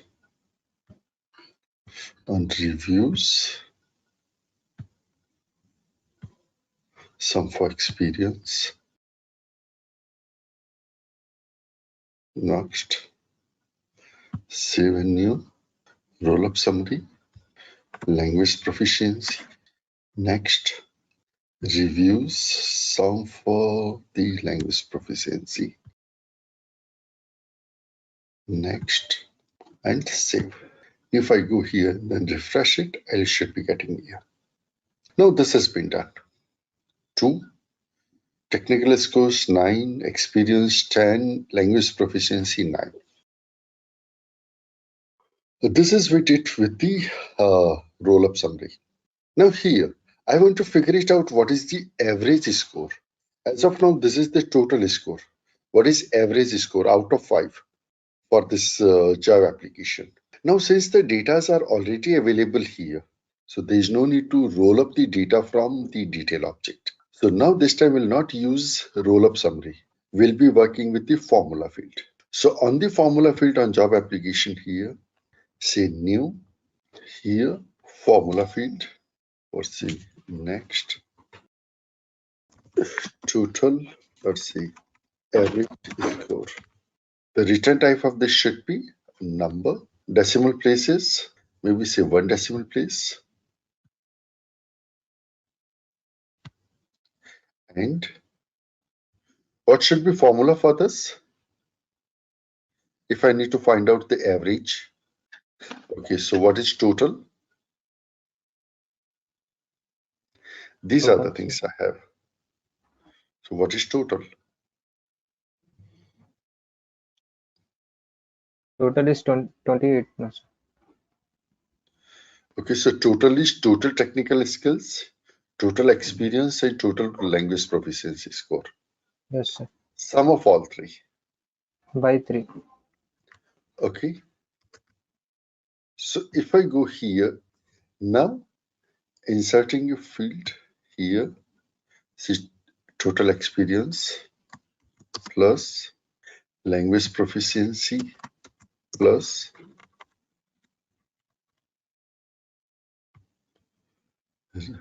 the technical scores. Now these all things. This should be divided by 3. So I'm putting here a parenthesis. Divide by 3. Will this divide by 3 gives me the average score? So divide by number of reviews. Yes. So here, perfect. So this should be total reviews. Will it give me the average? Yes, will it give me average? The answer is no. It's giving me the average of this all. Average? Yeah, again, I have to divide further by 5 because of each marks we are getting out of 5. Okay, so overall average is divide by further 5. So divide by 5. So what it is, this is 9 plus 10 plus 9. This becomes 28. 28 divided by 2. It is 14. But the 14 is the average for this. Okay, and we are working out of 5. So what is out of 5? Out of 5, it is 14 should again divide by 5. Then whatever is the score you are getting, that becomes the average score across different reviews. This is why I'm putting here the divide by 5. Check the syntax. No error, nothing. Then say next. Before this, please work with this. Create an average score field at job application with this formula. Sir, in this case, when we give 1 divided by 0 or any number divided by 0, what will be the answer, sir, in this? Yes, we'll come on to that. Okay, sir. Okay.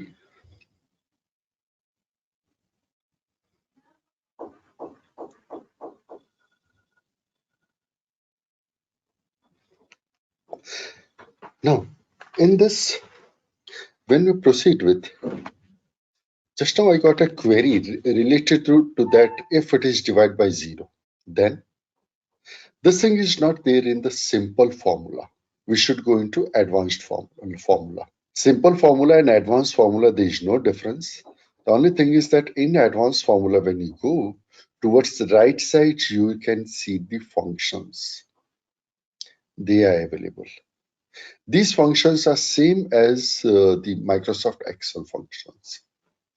Same as that. So how to know that this should be divided by 0 or not? So in this function, like say, if I go with ABS, this is for absolute. You can check it out here.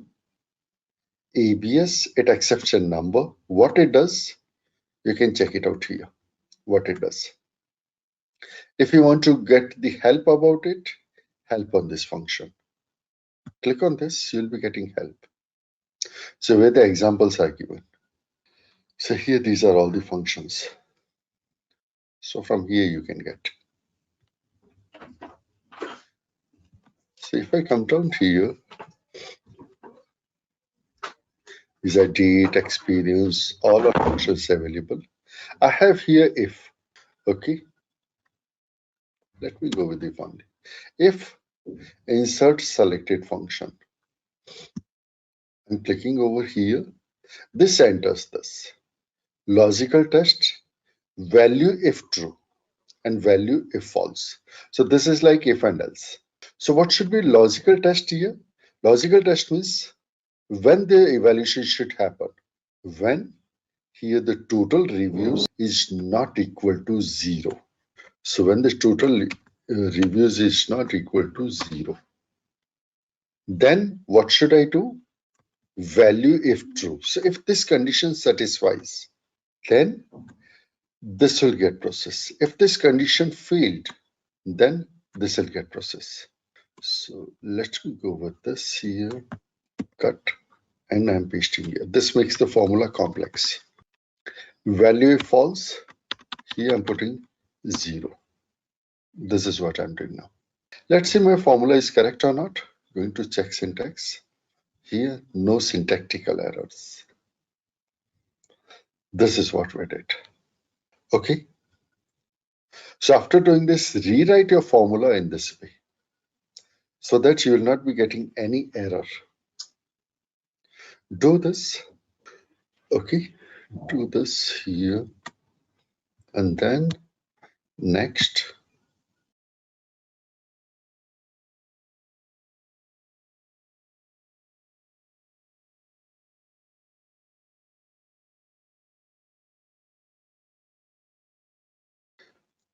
Okay. Now save. So this has been done, the average score. Now if I go here, refresh this. I'm not getting here.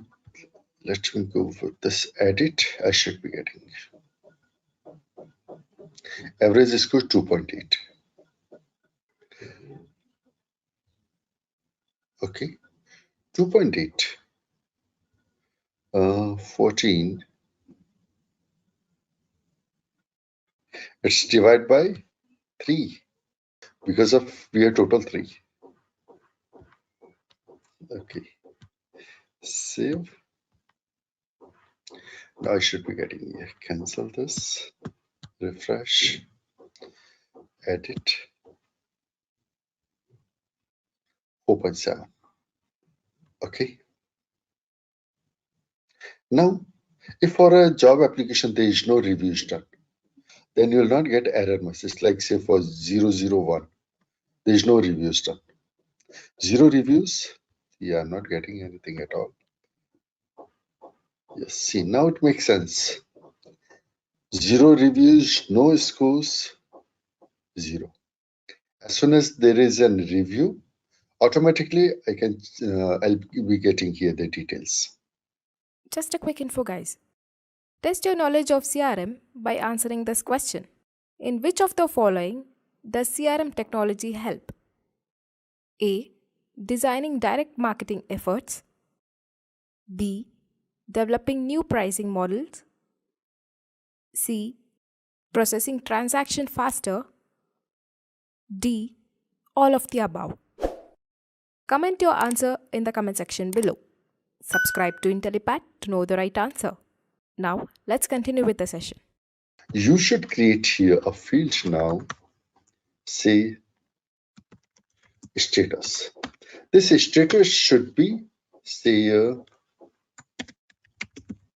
offered if average score is more than 4.9. It is on hold if average score is greater than 4.7. Rejected if average score is less than 4.7.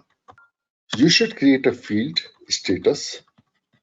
The value of status should be something like this: offered, on hold, and rejected. This should be based on the average score. Do this. You should use if. So why if only you can do. Okay, so let me show you. So creating new formula field, next. Here, application status. The return type should be text, because here we are returning this: offered, on hold, and rejected. Next.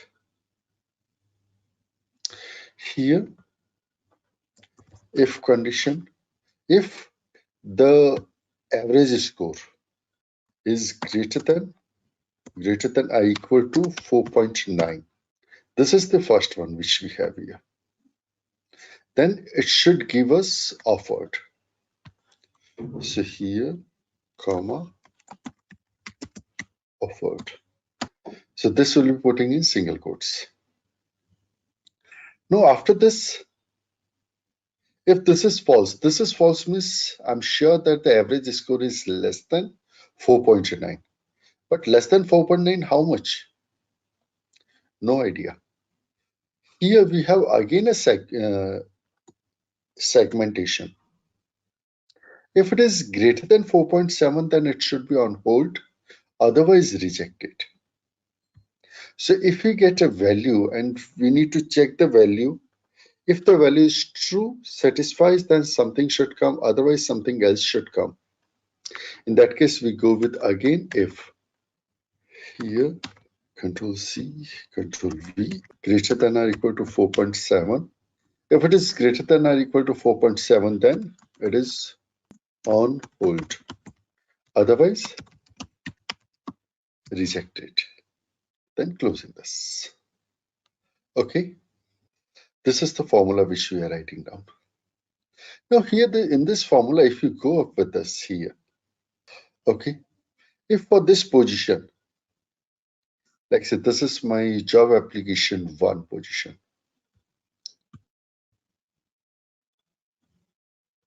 new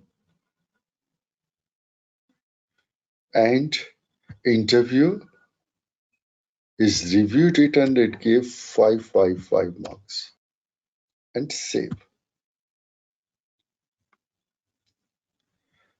Now if you come to the details, it will say here offered.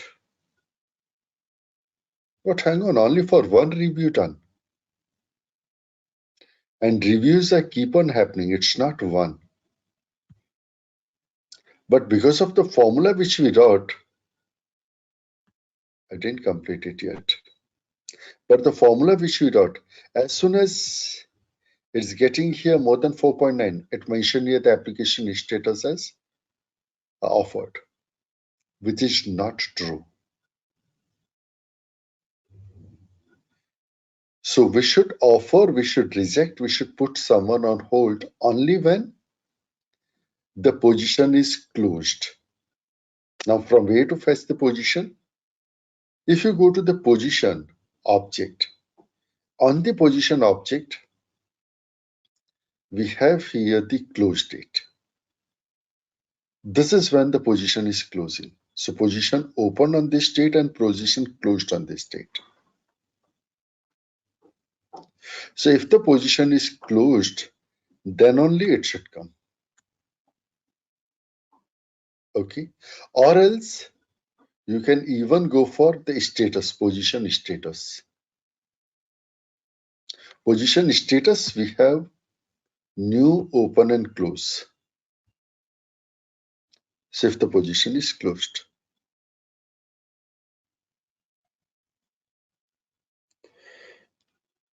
Okay. So let me go here with this date closed. This is from where I'm fetching? I'm fetching from the position object. What is position object? Position is parent to job application. So earlier we discussed fetching the data from the detail object. Now fetching the data from parent. See, at the parent object, there are multiple childs or multiple detail for master. So we use roll-up summary. But for one child, there is only one parent. So there will always be only one data. But for one parent, there can be multiple childs. So we do aggregation. This is when we use roll-up summary. So I'm going up with the insert field. I need to fetch the related positions close date. Insert field. Here, candidate name. If I come down, what is the name? Position applying for. This is position applying for. I'm getting here 2. This is the ID. This is, I'm getting here Angular bracket.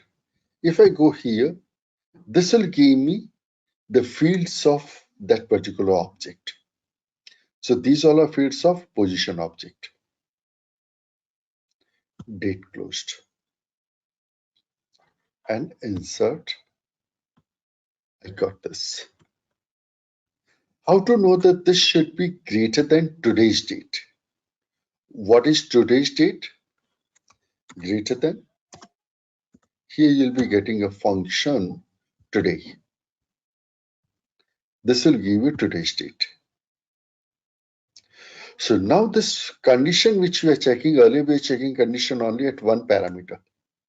Average score is greater than 4.9. Now along with that, I should also need to check if this is also true or not. So now 2 conditions I should check. 2 conditions checking means either I should use AND operator or I should use OR operator. AND or OR. These are the logical operators. You are familiar with it? AND operator, OR operator, or Yes, sir. logical operator? Yes, sir. Anybody who is not familiar with it? And where all the conditions has to satisfy, then only AND gives you true. If any of the condition or all the conditions are false, AND will give you false. Or all the conditions are false, not satisfying, then it gives you false. If any one condition or all the conditions are satisfying, you will get true. So in our case, we should go with AND because both the condition has to satisfy. Let me go here and this is AND. Logical operator 1, 2, 3 like this. Okay, so here I mentioned this. This is the condition and average is greater than or equal to 4.9, comma, position applying for underscore r dot date closed greater than today. This entire I'm cutting. This should be for if condition. Similarly, here also I need to check it out. So I'm removing this and I'll put here 4.7. So this is a complex formula now. If and average score is greater than or equal to 4.9, comma, date close is greater than today, less than today. It means that the date close is lapsed. Okay, then offered, on hold, and rejected. This one. Okay. Now here, when we go up with this, what will happen if the person's application is reviewed, but the position is still open? Then it will give rejected. But as of now, it's not rejected. It is say yet not completed. So there is no status at that point of time. But we are not checking that at all. So here now I should be rewriting this again to C, Control V. If average score is less than or equal to 4.7 and position is this, then it should be rejected. Otherwise, it should be empty. No status. Got it why I mentioned like this? So that if the date closed is still there, then it should be empty. No status. Otherwise, in earlier case, it will give you rejected, which is not correct. Because the person is interviewed by one interviewer, maybe the interviewer gave him 555 marks. But this condition is satisfying.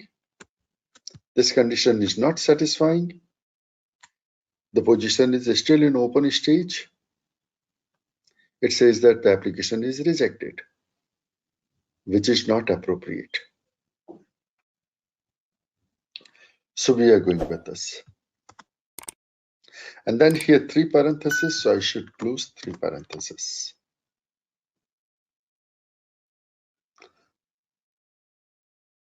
Then check the syntax. Syntactical error, expected date and time. Oh, it's expecting date and time. Date and time we have now. There is a function now.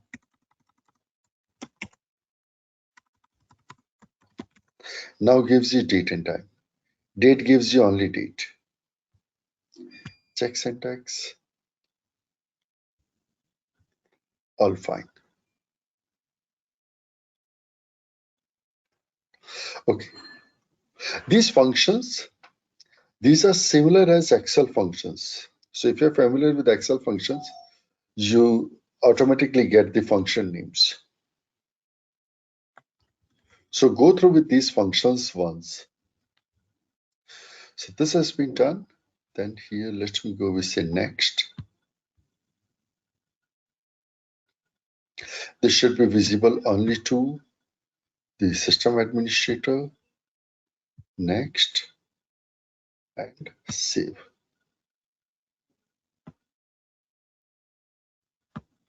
Now I'm going over here, refresh this here.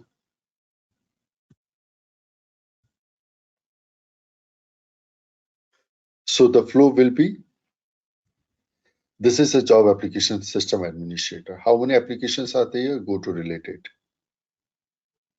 This is the job application status not interviewed. Like this.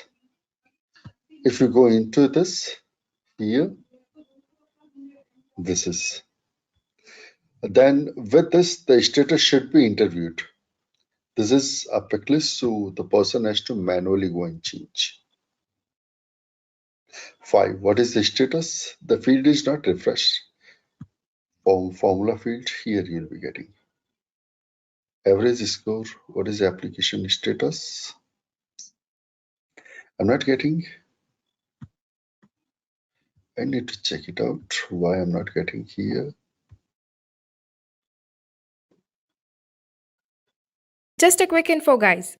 Intellipaat provides Salesforce online training mentored by industry experts. The course link is given in the description below. Now, let's continue with the session. Set field level security. System administrator has permissions.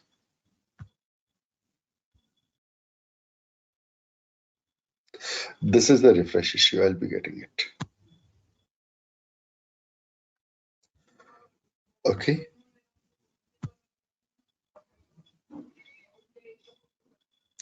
Now, after this, we have done the job application. Your work is to create page layout for job application or modify the, rather than create. Let me go with modify page layout for job application. Because we added few more fields, so now it is not appropriate for the job application. So put the section, and under the section, put the review related details for that job application. This you should do. First, understand what is Salesforce Lightning. Let me give you an explanation. Salesforce Lightning is an ecosystem of ready-made apps and components which enterprises can use to build next-generation user interfaces and apps.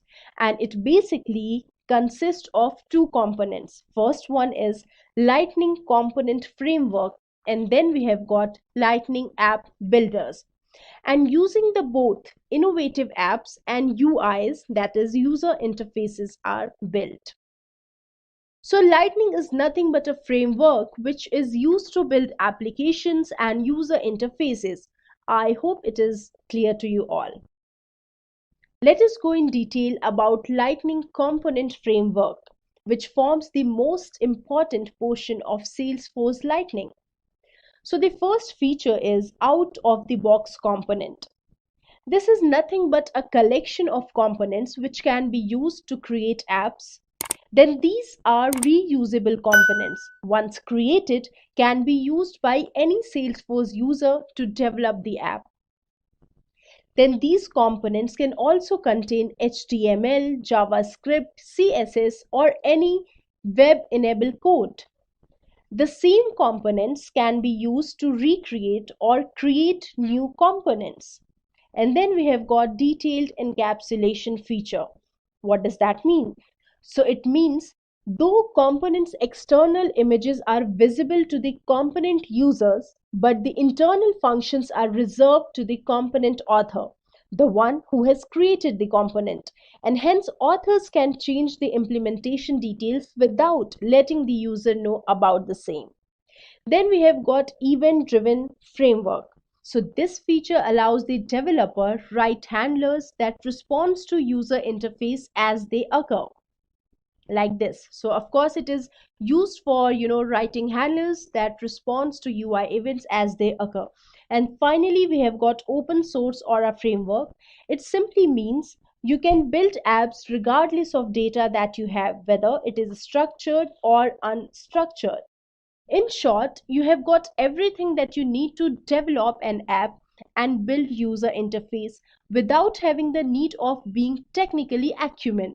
And after knowing the amazing features, let us talk about Lightning Framework usage. By now, you all must have got the idea what Lightning Platform basically does, but let me elaborate it a little more for you guys. So, it is used for building personalized apps. Using Lightning App Exchange, your developer can build the app the way they want it. That is to say, they can customize it. There is no standard way to be followed. You mold it the way you want it. These apps are reusable, of course. The developer can reuse it and access it even from mobile. That's why we call it use anytime and anywhere.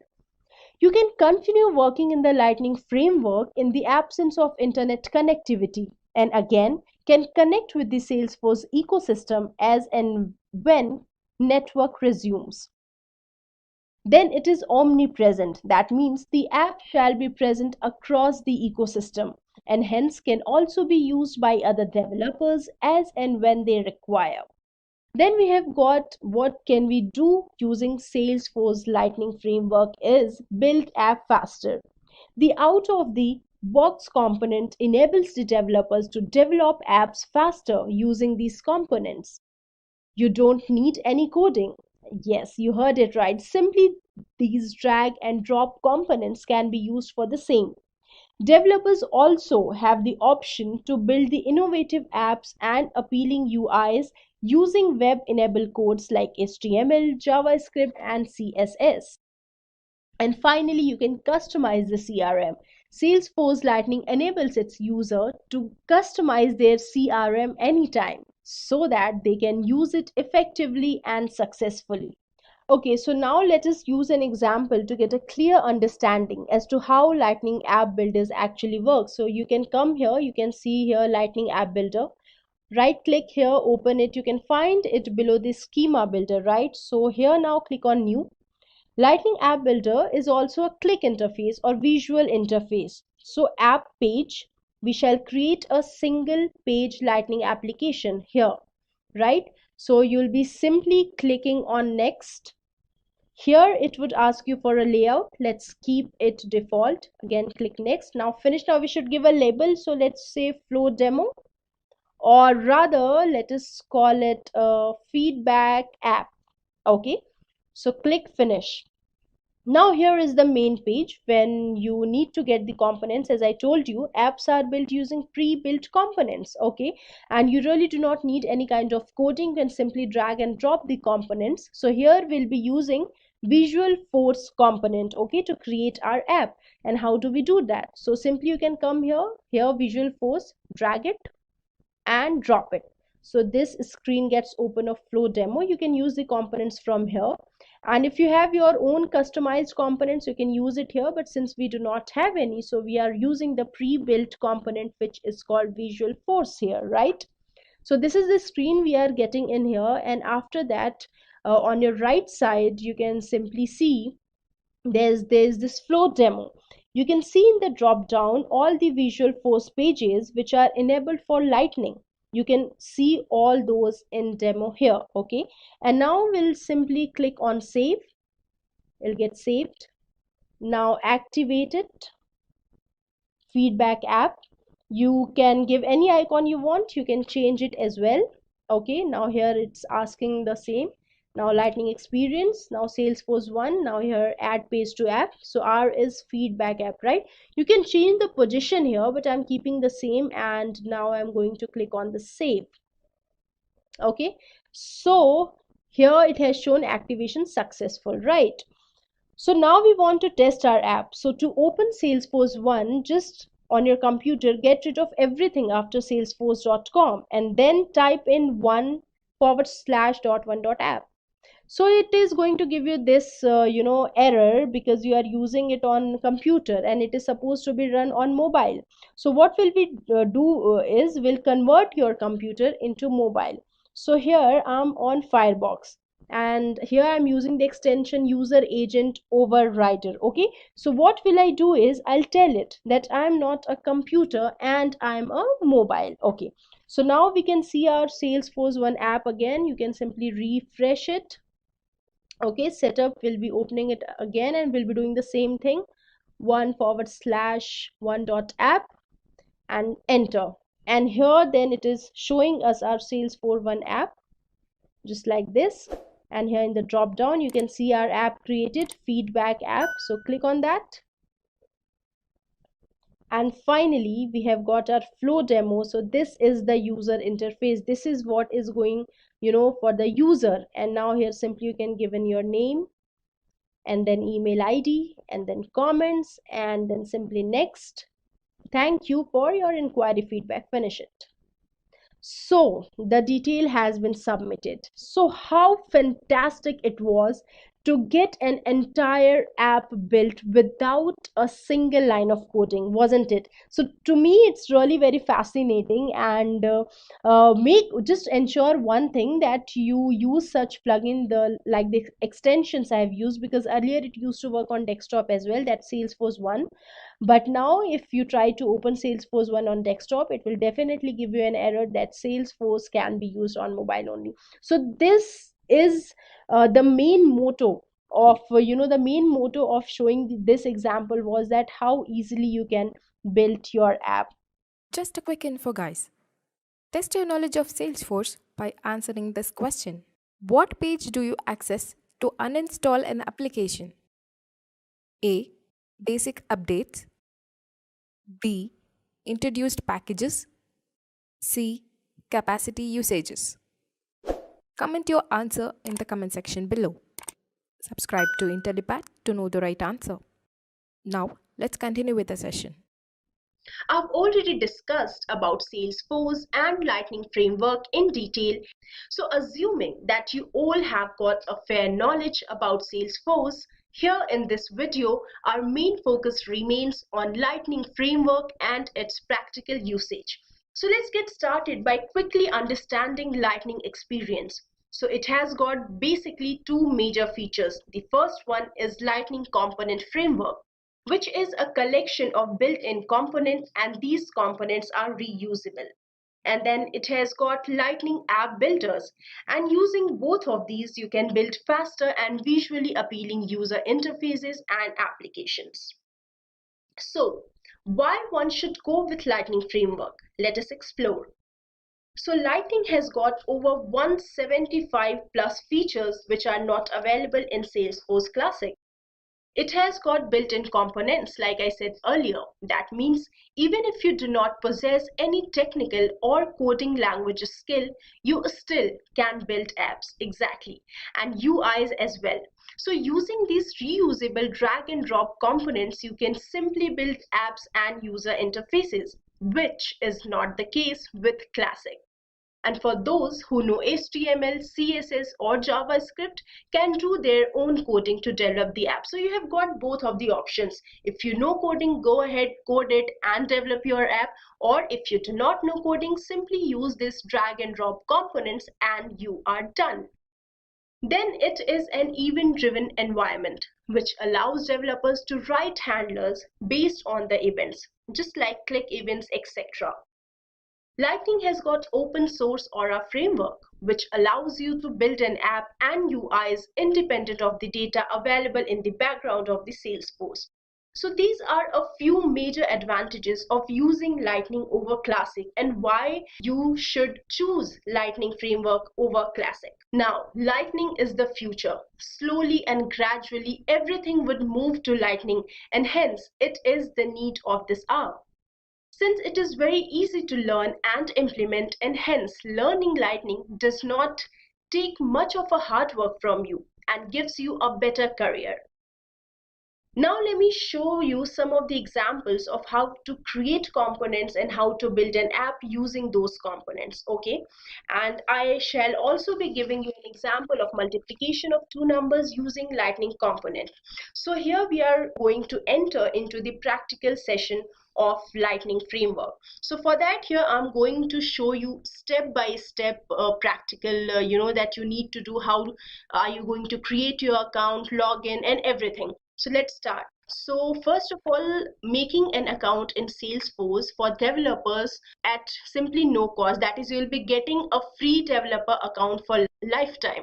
And for that, you need to go to developers.salesforce.com. Here, developer.salesforce.com. So we'll go here.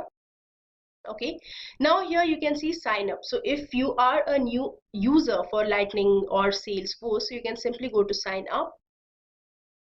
Okay, and so here normal formalities you need to do. So let's say name, you can create SHUBHRA SHALINI. Your email address you need to give, so let me give that 7@gmail.com. Okay, and of course it's developer, so company name it's Intellipaat, country of course India, and postal code is same 5600102. And so one precaution that you need to take care is, you have to give your username in the form of this email ID, like name@yourcompany.com. So let me say SHUBHRA@intellipaat.com. Okay, so this is how you need to give your username and sign me up. So it is going to send you an email. For that I need to log into my email ID. Let me do that. Okay, here is my email ID. Let me type in my password. Let's see what happens here. Okay, so almost there. Please check your email to confirm your account. So let me do that. Let me check my account whether I've received any mail or not. All right, so I have got an account, a mail here, and here it says verify account, right? So let me click on verify account. So to easily log in here, so now from now onwards, if you need to log into Salesforce, so instead of going to developer.salesforce.com, you can simply go to this link, login.salesforce.com, and you'll be given your user ID and password. So here again, I need to make a password for my Salesforce account, okay, which needs to have 8 characters, 1 letter, and 1 number. I have done it. Let me just give it in case if you forget your password. So there is some backup questions that you need to be ready with. Okay, so slowly we are here on the user interface of Salesforce. So this is how Salesforce, the new Salesforce, the Lightning Salesforce actually looks like. So what do we do first? So first of all, we need to create a custom domain for ourselves. And before doing that, you can see I've already described everything in my previous videos, but still for your reference. So this is a quick find. If you need to search anything in here, you can simply type that here. If you need to search in across the Salesforce, then you can type here. Okay, so this will give you a result based on the searching across Salesforce. So let's say I have to search my domain. Okay, it has given me this option. So what I'm going to do here is I'm going to set up a custom domain. Okay, so custom domain is very much important because it gives you a lot of technical licenses, plus it gives you a different level of securities. Even you can see here Salesforce itself, you see, and keep your data more secure by adding a custom domain name to your Salesforce URL. So it itself recommends and asks you to create a custom domain. And how to do that? It's very easy. So choose domain name. So first of all, we have to choose our domain name. So what can we give it? Let's say example. Let's see whether it's available or not. Okay, so it's already taken. So example Salesforce. Check availability. It is also taken. So let's say demo class Salesforce. Let's check it out. So it's available. So when it is available, you can simply go and register your domain. Okay, so now what is it showing is registration takes less than 2 minutes. It's pending. Now you have chosen your domain name, which is here demo class sf. Here you can see it. This is your domain now. So from now on, whenever you need to log into your Salesforce account, you can, instead of going to login.salesforce.com, you can simply go to your custom domain and log in with the same username and password. Okay, so here you're registering your domain, you'll be receiving an email ready for testing. So let me check whether I've received any email or not. So I have not received an email as of now. So let's wait till the time we receive an email. Okay, since sending an email and registering your new domain takes a little bit of time, because it has to transfer all the data of your Salesforce to your custom domain. So what I have done is I have also created another account and have got the email for that. So this is how you'll be getting an email, support@salesforce.com. So just like I have signed it here and I'm waiting for the email, so the email that you'll be getting would be like this. So that's how similarly I have created another account and I have got the email for that. So let me go into that only. Okay, so this is, let's say, so here I land on this page, and so here the username here is neha@intellipaat.com, and similarly I have given my password and let me log in. This is how you sign up into Salesforce, and then you create your custom domain so that you are more secured, your data is more secured, and you get many of the technical advantages over there. So again, let me go to my domain. We are again logged in into Salesforce, right? Okay, it has given me this option. Let me click it on it, and now let's see what it shows. Okay, you can see here that here it's given choose domain name. I have already finished this. Now domain registration pending, it's already done. Now I need to test my domain URL, then deploy to users. We have already tested it, right? Now let me show you how to build a component in Salesforce. And for that, what am I going to do is you go here and you see here developer console. So whatever coding we are going to write on developer console. Okay, and remember one more thing. Here domain deployed to users is still in pending, but I'm not going to do it right now. I will tell you the reason later on. Okay, so now let me show you how to code it. So you go to file, click on new, and here lightning component. So let me give it a name, let's say LC. Okay, submit it. So here you see lightning component has come up here, and this is nothing but a bundle of the component, and this is where we need to write our code. So this is aura that I discussed you guys. It is very much required in lightning experience, because this is what allows you to work independent of the data available in the background of the Salesforce. So here I'm going to use simple HTML coding, right? So I hope you guys have a fair or basic knowledge of HTML coding. Even if you do not have, you can simply learn it. It's not a big deal. So let me use it. I'm going to use h1 tag. Okay, and hey there, let's say, let me save it like Control S. So it has saved it for me. Now this is see, now our first component is ready. Now again, let me go to new lightning component. Let me say it LC1 and submit it. Okay, the same thing I'm again going to apply. So let's say H1. Okay, and here how you doing, let's say. Okay, and again I need to save it. I've saved it. So we have created two components, lc.cmp, lc1.cmp. Now I need to create an application. So again, file, new, lightning application here. Okay, and I'll call it LA. Okay, lightning application, and I'll submit it. So here again, see, now I have got the lightning application. Now one difference that you might have noticed, here it is giving me aura.component, and here it is aura and application. Okay, so that is what it is differentiating between component and application, and also extension is also different. Here it is CMP and here it is AP. Now, how do I need to create an application? I've already told you guys that an application is nothing but collection of different components. So we have built two different components here. Now we need to get all those components in our application. And how do we do that? So in Salesforce Lightning, we have got this command, that is namespace C. That means we are calling our component. So which component are we calling? First name is LC, right? So we'll write here LC. Okay, and we'll close it. Secondly, again the same thing, namespace, we are calling the component. Which component are we calling now? LC1. LC1. Okay, again close it. Now save it, Control S. It's saved. Now let's see how our application, this LA application, looks like. So let's go to preview.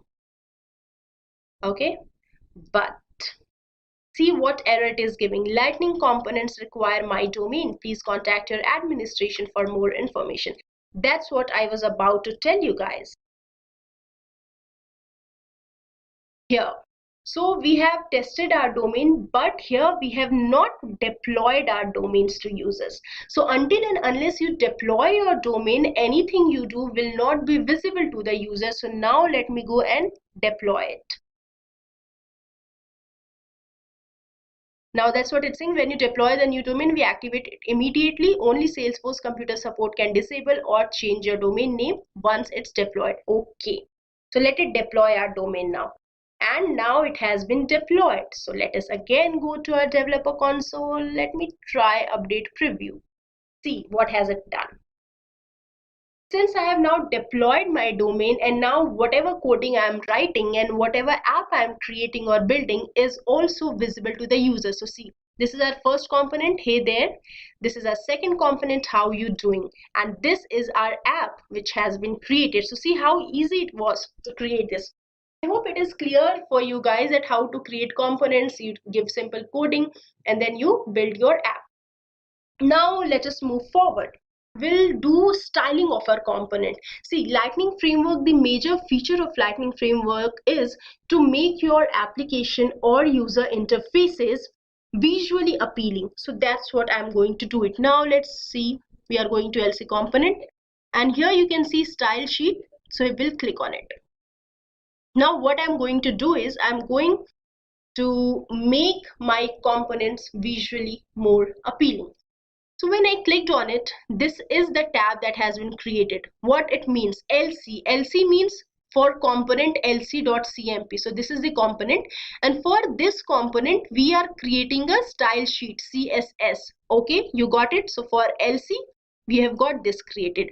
Now what does this dot means? So this dot actually refers to the entire body. Okay, so whatever coding I'm going to write under or within these curly braces would be applicable for this entire component. Okay, so let me do that. Before doing that, let me also create divisions here. Okay, like this is our main part. Hey, there is our main part. Let me create divisions. For divisions we have the command div. Okay, let me create 2 or 3 divisions. So similarly, okay, again let me create one more division like this. Okay, and again let me create one more division. Let me write here, let's say simply red, maybe yellow, and maybe green. Okay, I'm simply giving something to be displayed. So now Control S. I've Controlled S. Now again go to Lightning application, I mean this LA app, and again update our preview. Let's see what does it give us. See, this is our main section.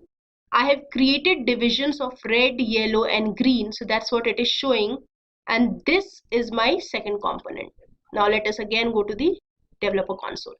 Now let me give some styling to our components, right? So I told you that anything that we are going to write within these curly braces would be applicable to this entire component. Okay, so for example, let me write here background color is equal to spelling COLOR is equal to orange. Okay, semicolon. Okay, and also let's say we want to change the heading of the padding top. So let me say it like padding top is make it, let's say 12 pixel. Okay, save it. Now I have saved it. So now whatever coding I have written here would be applicable to this entire component. So let's see what is the result. What has happened, this entire component one has got, you know, orange background, and plus this has got bigger. Every one of these has got bigger. Okay, 12 pixel. So now let me show you how do you give styling to individual lines of a component. Okay, and let me clear component 2 from here, otherwise you guys will get confused. Let me just keep component 1 in my app. Okay, now how do we do that? So first of all, let me give styling to this. So this is the main part of our component. So if whenever you have to give this styling to main part of your component, you simply go here. So this was for the entire component. Now for the header, you have got h1 dot this, this curly braces.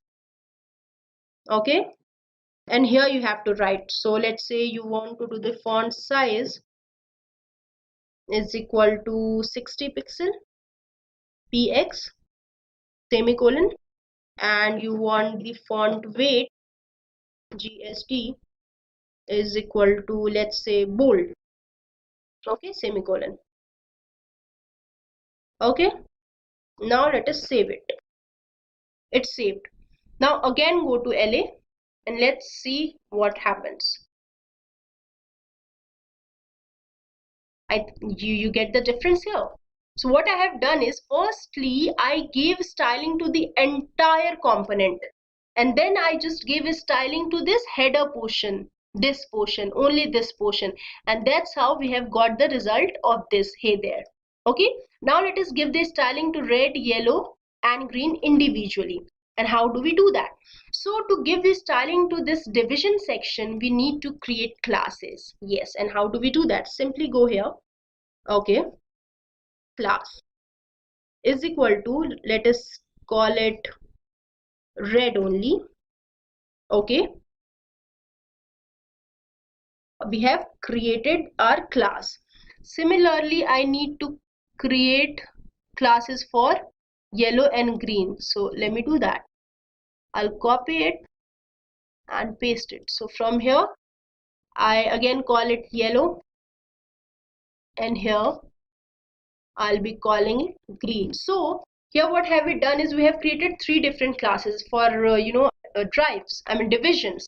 So here I have created, you have to be careful about the syntax you are using. So you have to check that whether you have used the correct syntax or not.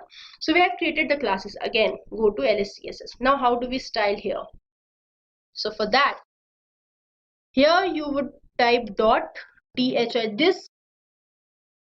This needs to be capital always. Okay, this space dot. Now which class you have created? Red, that all in small. So here red, red. Okay, curly braces.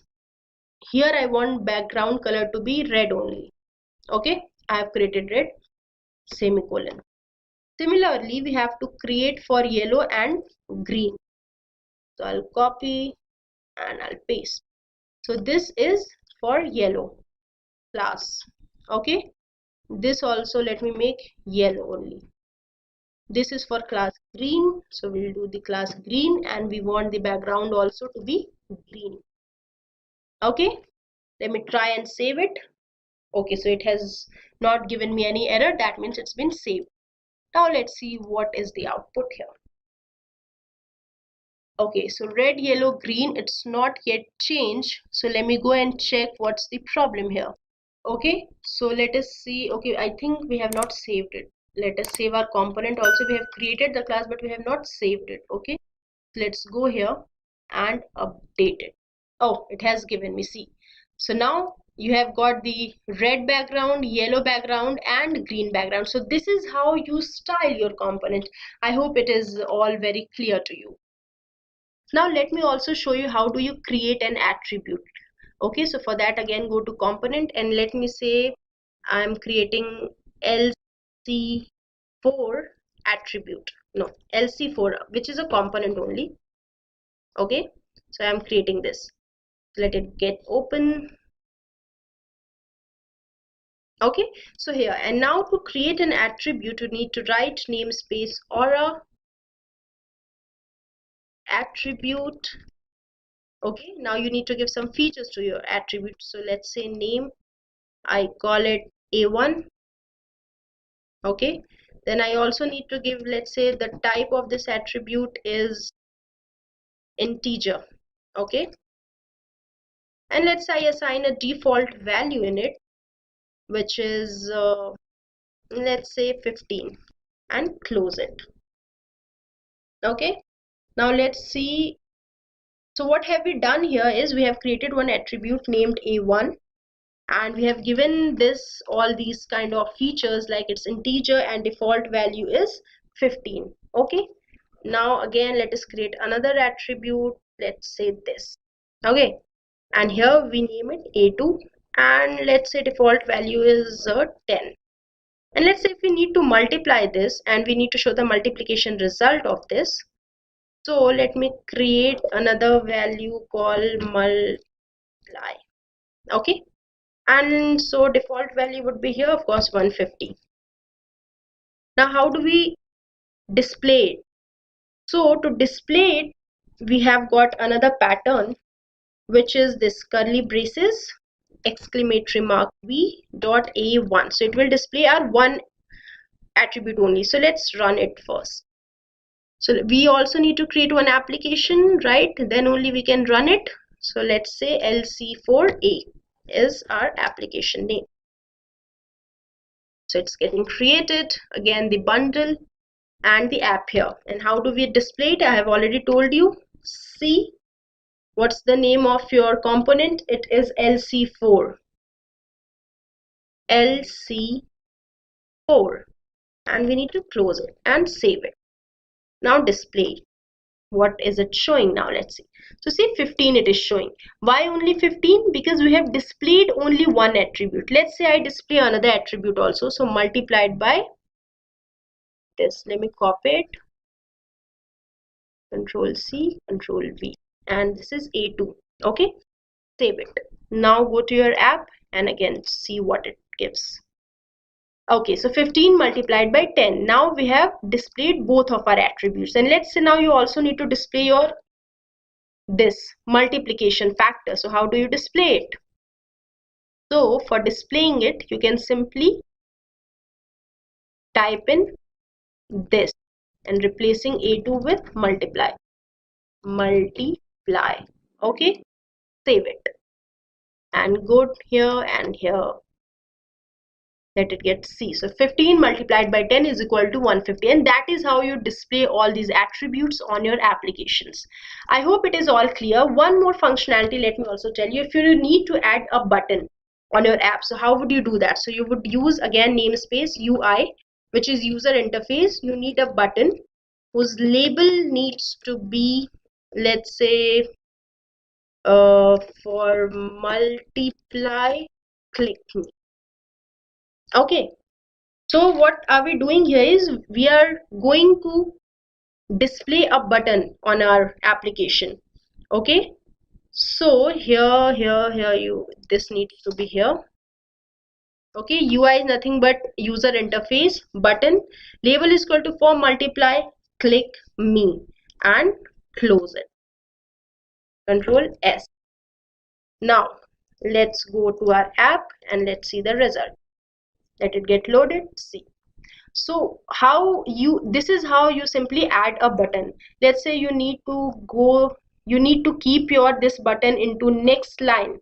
So you can simply add break, right? And to add that, simply br, again br. Okay, Control S. Let's say what does it give. Let it get loaded and see. So you have got it into the next line. So this was a very simple example, of how you kind of build easy components and then build applications out of those components in Salesforce Lightning Framework. And I hope you guys have got an idea that yes, how easy it is. You simply need to have HTML language or learn JavaScript or CSS, and you can simply work on Lightning Framework. And not to forget that it also has got built-in components which you can simply drag and drop, and of course build your application, which I have already shown in my previous video, and that's why I'm not taking that particular thing in this video. Okay, now let's start building a real application hands-on, step by step. So as we go ahead and build a real life application, lot of things will get cleared on the way and we will learn lot more things. Okay, so before building the application, we need to have a good user interface for that. So for that, what we will do, we will go ahead and download the style sheet from Bootstrap and we will upload that to our static resources. We have seen in one of the previous videos how we can use a file from static resources. If you have your own custom style sheet, if you want to give a different look and feel for the user interface, feel free to go ahead and do that. Create your own style sheet and upload that. Okay, so here on Bootstrap, if you go to Google and search for Bootstrap style sheet, it will take you to this page, or you can go to getbootstrap.com, getting started. Here also you will find this. So download the Bootstrap, save file.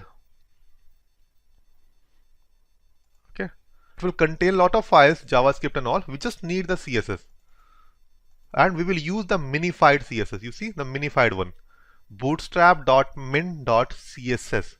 So the minified is lower in size than the regular CSS. So we'll upload this to our static resource as the name Bootstrap. To do that, you need to extract this to some location. So you can go ahead and click on extract to the whatever location you want, and then go to Salesforce, search for static resource. Here we are. Click on new, give it some name. Let's say we name it Bootstrap, and by clicking on browse, select your file here. Okay, so bootstrap.min.cs, and I will click on save. So here is my Bootstrap in my static resources, which we will use later in our application. Now to build the application, we will again go to developer console, and the application which we are working on will be known as a contact management application app, wherein we can search for contacts, we can list them down in different manners, and we can do a lot of other things on contact. So for that, what I will do, I will get rid of everything from here. Let's start from scratch. Okay, and I'll click on file, go to new, and click on Apex class. I will name this as contact controller. Okay, now again it should be with sharing. Here we will define a method which will return us a list of contacts. So let's say I name it public static list of contact, and the method name can be search contacts. What does it return? It return, either we can create a variable or we can directly say return and select ID, comma name, comma phone, whatever you want, comma phone, comma mobile phone, whatever you want from contact, and you can even limit it to, let's say 30 if you have too many contacts. So we can limit this to 30 here.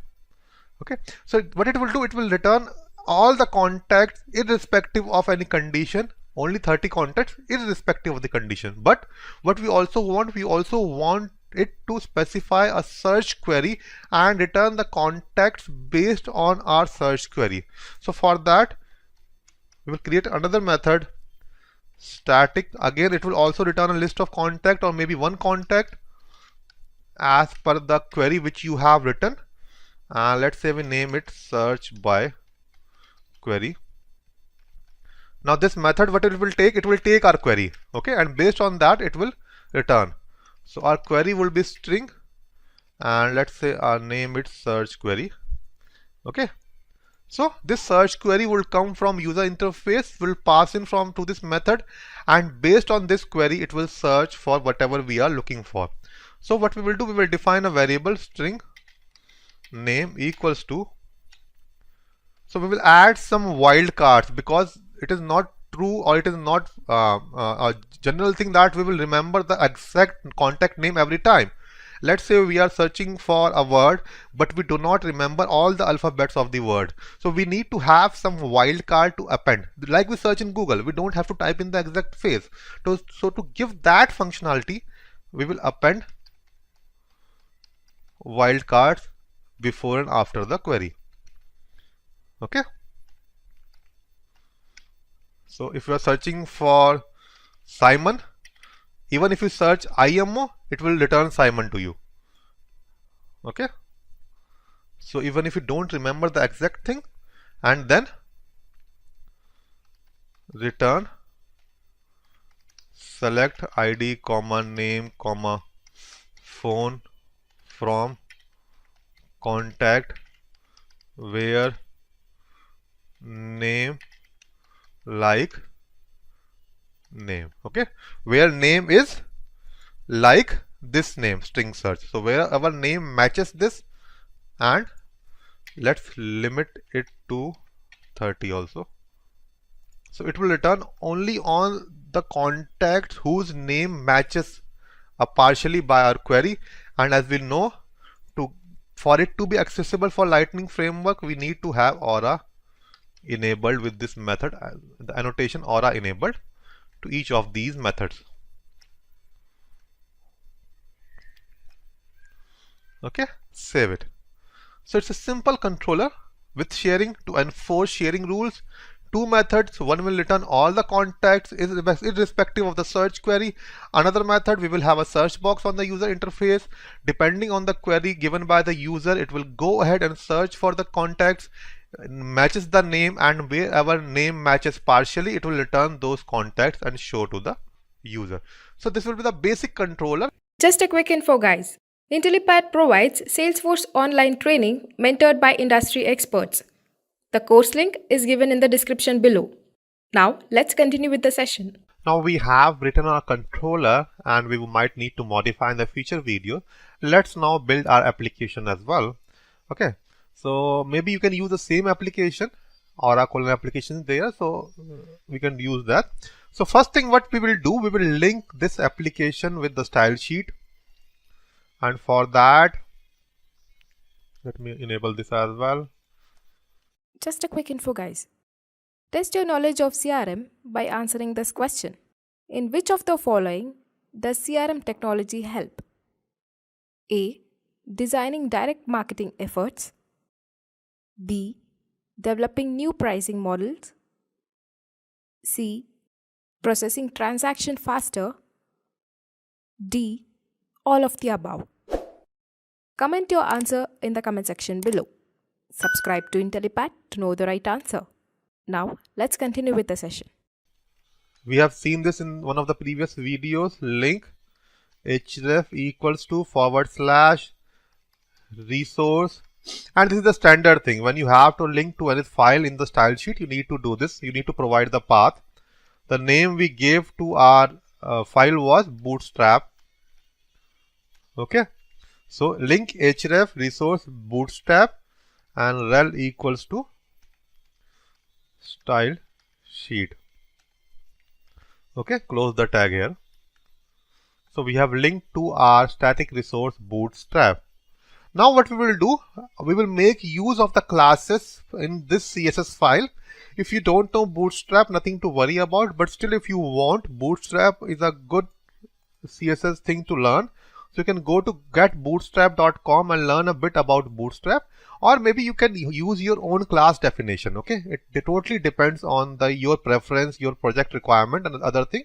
So since we already have the style sheet, so we will make use of the classes which are already there. So what I will do, I will create a div here.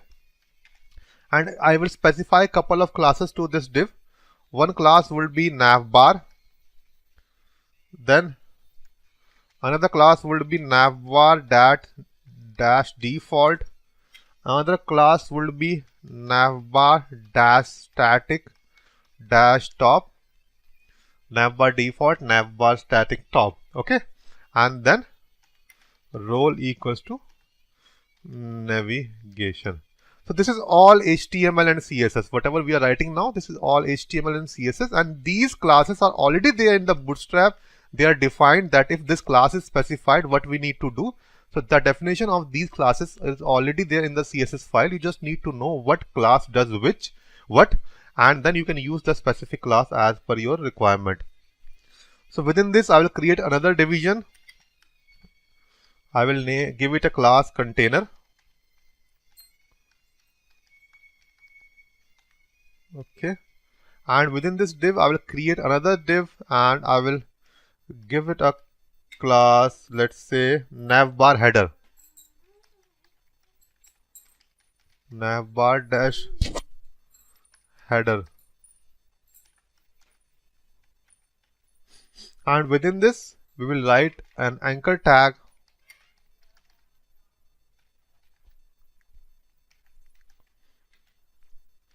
class equals to navbar dash brand.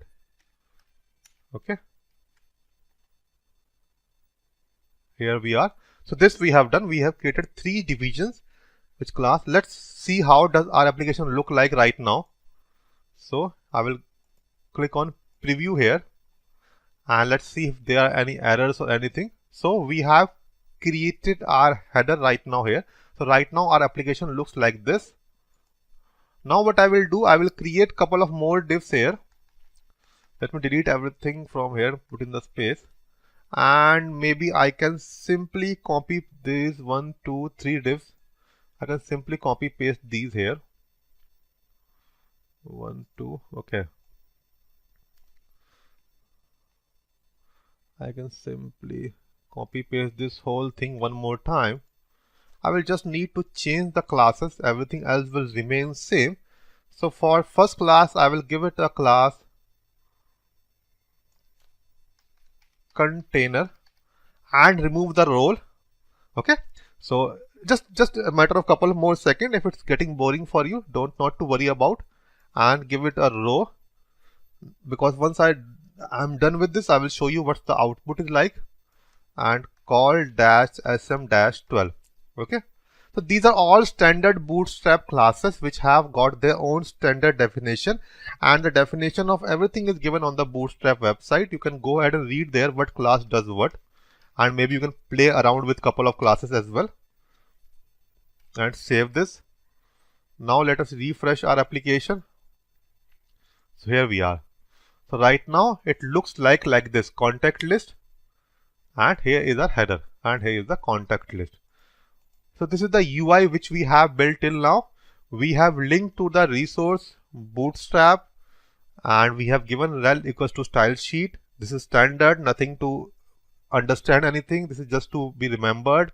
Then we created a couple of divs. So here I have given an anchor tag which we will be using later.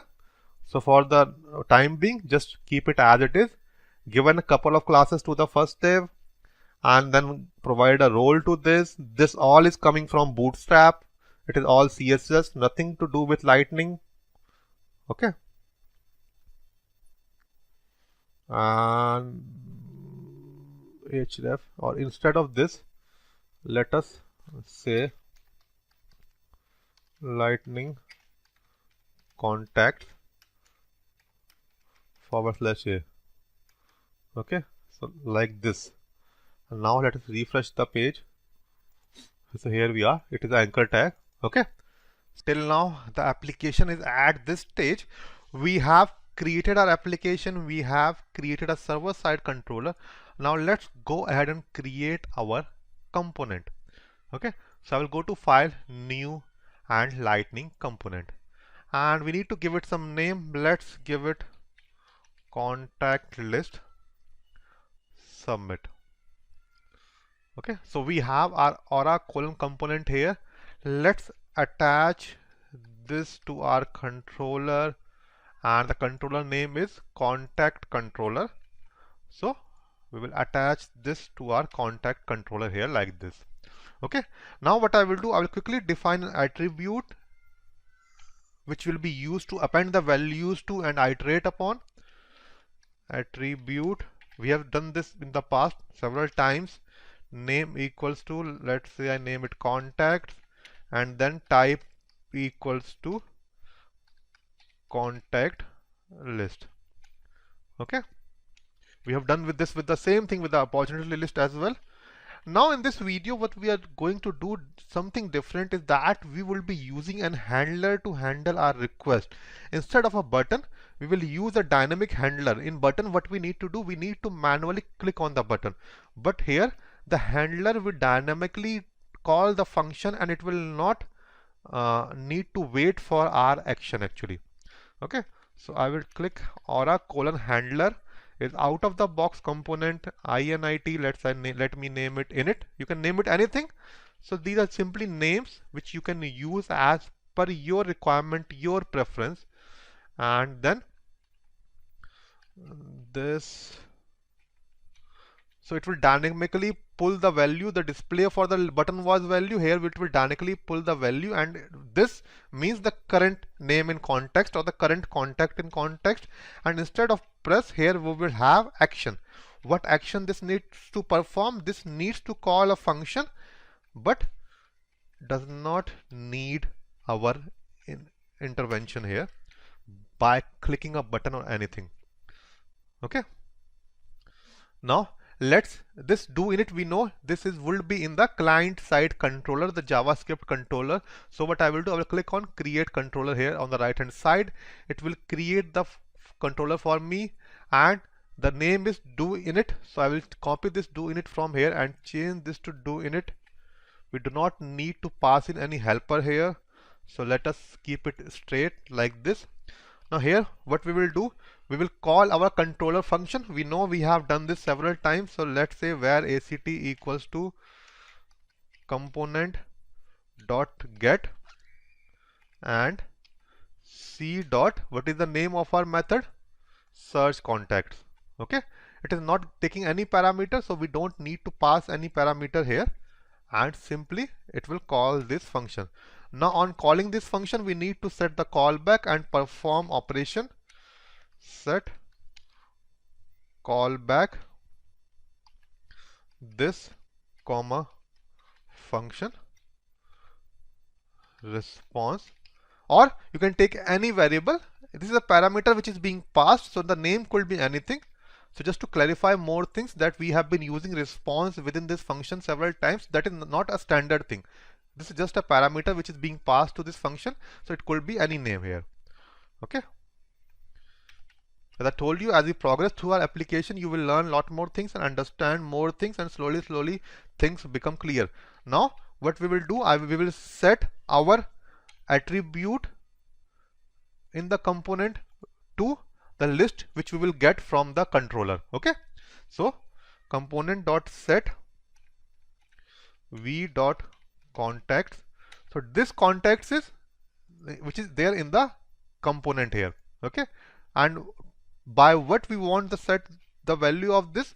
By the return value which we will get from our method, and that we know that will be a list of contacts. Okay, so here we go, close this and then close this here. In the end, we know we need to enqueue action, add them to the queue act, and save it. No errors, nothing, no warnings at all at the bottom, everything is okay. Now let's go back to our component. So what we have done, we have called our search contacts function. It will return the list of contacts and it will limit that to 30. Okay, and then we will add that or set the value of our attribute by that list. Now that list has been passed here to this attribute. Now this attribute is holding that list, so we can iterate upon this attribute and display whatever we want to. So let's go ahead and do that. and you can show that in a more stylish way. Let's create an unordered list and give it a class list dash group. With an unordered list, we will iterate through this contacts list and add them to each and every line item. Okay, so for iterating we have the out of box component aura colon iteration.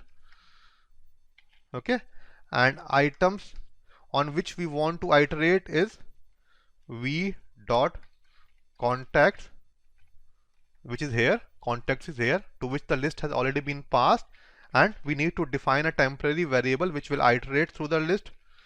Let's say we name it contact, and within this we will have our list item. If you want to style the list item, you can give it a class as well, list dash group dash item. Okay, and within this list what we will do, we will show the name of the contact and the phone of the contact, because these are the two things which we are querying here. Had we been querying more things, we could have shown them as well. So totally depends on your project requirement. You can add those values. So first what I will do, I will href equals to, and just I will tell you why I am doing this, hash contact /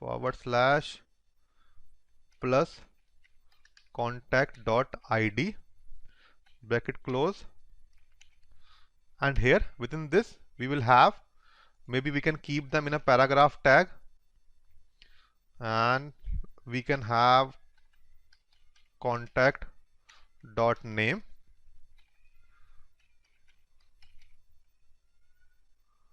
and okay, let me close the a tag here all. Okay, just one moment.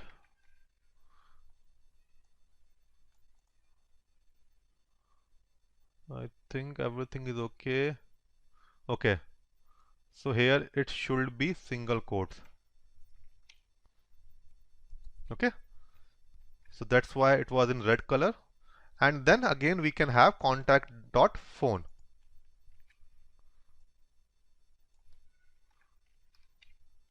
Save this. Okay, so everything is clear, I hope. Let me go through this everything again. We created a component in our client side controller, created a function. What this function will do, this function will call the method of our controller which is querying the contacts. It will return the list. We will add that list or set the value of our attribute inside our component to that list, and then we will iterate over that and extract name and phone one by one and display on the application. Let's go to our application. Let's refresh everything. Okay, nothing is happening right now. Why? Because we have not added our component to our application, because we have created a component, but we have not added that to our application. So in our application, I think here we can add this. Below just contact list, I will say C colon contact list close.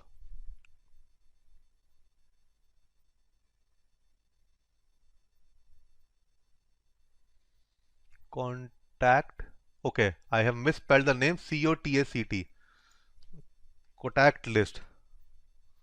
Saved. Now you see we have everything here, and you see everything is in the hyperlink. And now if I click on this, you see the URL changes, hash contact here. This is coming from, okay, in the component. Okay, we did this here. So because of this, the URL is changing. It should also give the ID, but not an issue. Still, what we are doing here, we have been able to show the list of contact as per the limit which we have provided there. Okay, so now our contact list looks like this. Right now the search function has not been implemented. Right now everything, all the contacts have been displayed, because right now we have called our first method, which by default returns all the contact to limit 30 irrespective of any search query. Now let's move forward, and right now our list is like this. But let's say we might have a requirement that whenever I click on one name, a new section should get enabled, which should show more information about this contact. Okay, and now you can see the ID is being passed in the URL because there was a this I should be capital. Okay, so whenever you click on anything, the ID of the URL will change to that. Okay, so by making use of this ID, what we will do, we will pass this ID to a method, we will write a method, we will pass this ID to a method and pull in more information for that particular contact only. And in Salesforce, we know ID is the best unique identifier which we can use in our code. Names can be duplicate, phone numbers and everything, there could be ambiguity there, but ID would always be unique. Okay, so what we will do, we'll go to our controller and we will write one more method, and aura enabled will be there, public static, and this will not return a list, this will return a single contact because only one contact can have that one ID. No two contacts can have the same ID. So let's say I name it find by ID and it will take the ID as string, contact ID here, and bracket open, bracket close. Within this bracket, so this time we will query more things here. So simply return select ID comma name, name comma phone comma mobile phone, or title account, even if the account name of this title account dot name, because it's a relationship, so we need to traverse from contact to account, the name of that account, where ID is what? ID is equals to contact ID, which we will pass to this method here. Okay, so it will match the ID to this ID and return these remaining information about that contact here. As simple as that. Okay, now we need to add these things to our component as well, so that we can display those in our application. So maybe you can do this in the same component, or for usability and maintainability you can create a new component. Okay, so why do we create multiple components? So that we have separate sections of our code into separate component. So if there is issue in a particular section, we do not need to go through the complete component. We know this particular section is being written in a particular component, so we need to only debug that component only. So it is easy to maintainable and a reusable code. It's just a good standard practice. Okay, so what I will do, I will click on file, create a new and lightning component. That's why our naming list should be good, our naming convention should be good.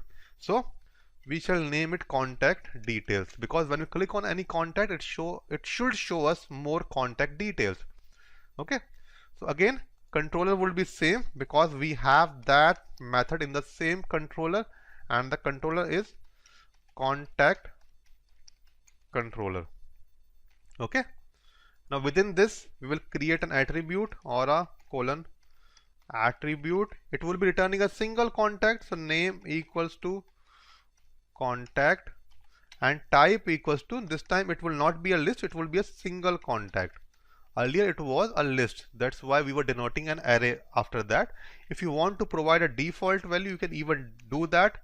Default equals to as object type, because it's a standard object. As object type is contact. Okay, and close tag close. Okay, so type is contact, single contact, because one contact can have one ID. What is there? Contact controller unexpected token where? Okay, from contact where ID equals to contact ID. I think it should work. Okay, select ID comma name comma phone comma mobile phone comma title comma account dot name from contact where ID equals to contact find by ID. Okay, So this account name was wrong, account A capital and capital. I did that and everything is working fine now. Okay, so here we are querying this, and now we have created a new component. We have added our first attribute. Now here we will also add a handler. Okay, we need this to be dynamic. So aura colon handler, on what event it should do? It should always fire on location change. And what do I mean by that? I will just show you. Location change, and action should be on change of that. It should call a method which should be written in the client side JavaScript controller, and let's name this function as location change itself. As I told you, we should have naming conventions so that you can always recall what you are doing, why you are writing something. Now why it is there? Because whenever we click on something new, the ID changes. So as soon as the ID will change, it will automatically know that I need to call that method for my new ID. So this is what location change will help us with. So now the ID changes, now it will give information for this. So we are telling the Lightning component that you need to show details for this contact, now for this contact, now for this contact. So whenever it will change, it will rerun the query and it will pull in the information for that particular contact and show that information to you. So now we need to define this location change controller or function inside our client side controller. So I will create a controller for this component by clicking on controller here. Okay, and the name should be location change of this function. Okay, and here we will do couple of things, so stay tuned with me. Now first of all, what we will do, we will define a variable by the name token, and on event we will get the params from the URL, and that param should be token here, and inverted quotes, semicolons, closing the statement. If so, this token is nothing. This token is the URL which we get and store the token URL into this token. If token dot index of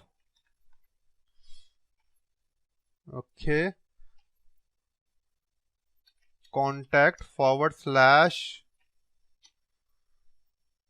is there is 0. If index of this contact is 0, means if that contact, this thing is present in the URL, then what you need to do, then grab that ID from the URL.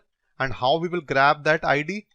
We will grab that ID by where, and let's say we create a variable by name contact ID token dot. We need to break that URL into substrings because we need only the ID from the URL. We don't need the complete URL from here. Okay, so if this is there, so we need this ID from here. Okay, so we will go back here, token dot substring and token dot index of the slash, and what we want whatever there is next to the slash, and next to the slash is ID. That's why we are using a slash, so it becomes easier for us to break this into substring and grab different parts of this. So slash plus 1, the next part of that URL, we need this. Okay, and semicolon, statement close. Now what we will do, we will call our method from the controller. So again we will define a var action equals to, you can name it anything you want, component dot get c dot, what is the name of a controller method, find by ID. We will simply copy this and paste it here. Now we need to set a callback. We have been doing this callback thing several times now. Action dot set callback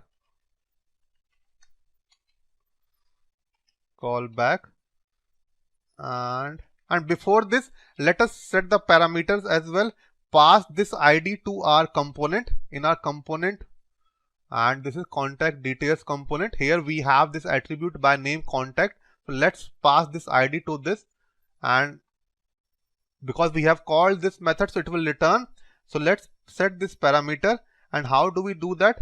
Action dot set params and contact ID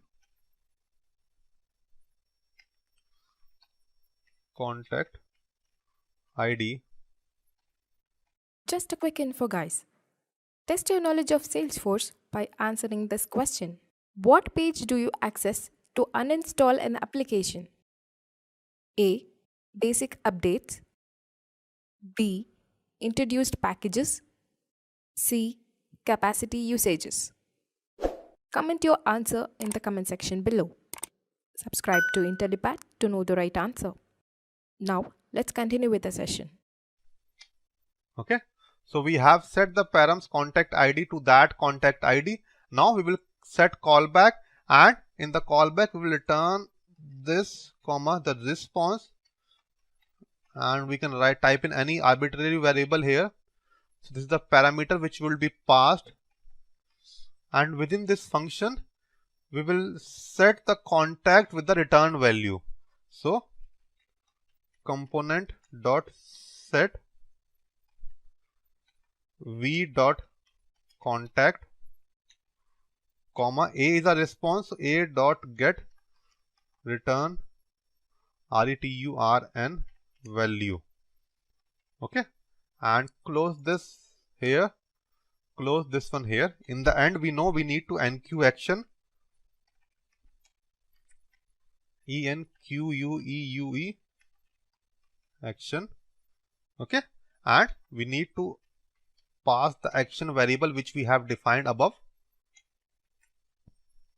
Okay, so it's very simple, don't get confused. What we have done here, we have got the parameters token which is the URL, and we have stored this into the variable token here, and we have checked if the ID is present there. If the contact is at the 0 index, then we have broken that into substring and gotten the ID which is next to the slash.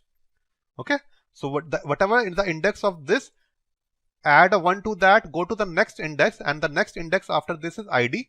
Okay, so pass that to contact ID, call the method controller method find by ID, set the parameter contact ID to the contact ID because this method accepts contact ID here. So we are setting those parameters from the URL, passing that to this method, and then we are setting a callback after the function is called. The response which we get a contact details, pass the ID here, got the details back.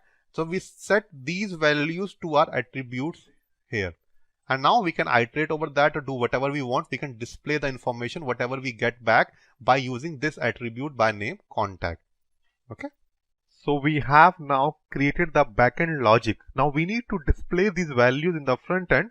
So for that we will go to our component and we will add these values to the display. So what I can do, I can simply create a new div here and let me call it class equals to details. Okay, so if you want you can create just for styling and all and as per your requirement. So let's say within the first h1 tag, let's say I give the contact name, so v dot contact dot name, because all the params have been set here. Now we can traverse through this contact because there is a ID, so only one contact will be received, so we don't need the iteration component. We can simply have single values. Let me copy this and paste this here, and this should come in a lower tag. Let's say we take h3 tag and we can display other things like contact dot account dot name, or then we can have phone, title, whatever we have queried. So all those things we can take here, and then we can have the phone as well.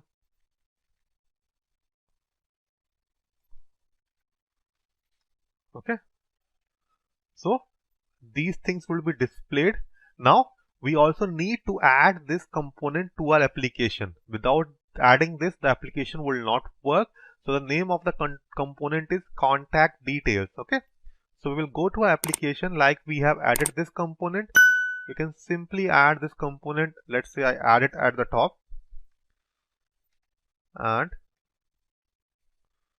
C colon. The component name is contact details. Okay.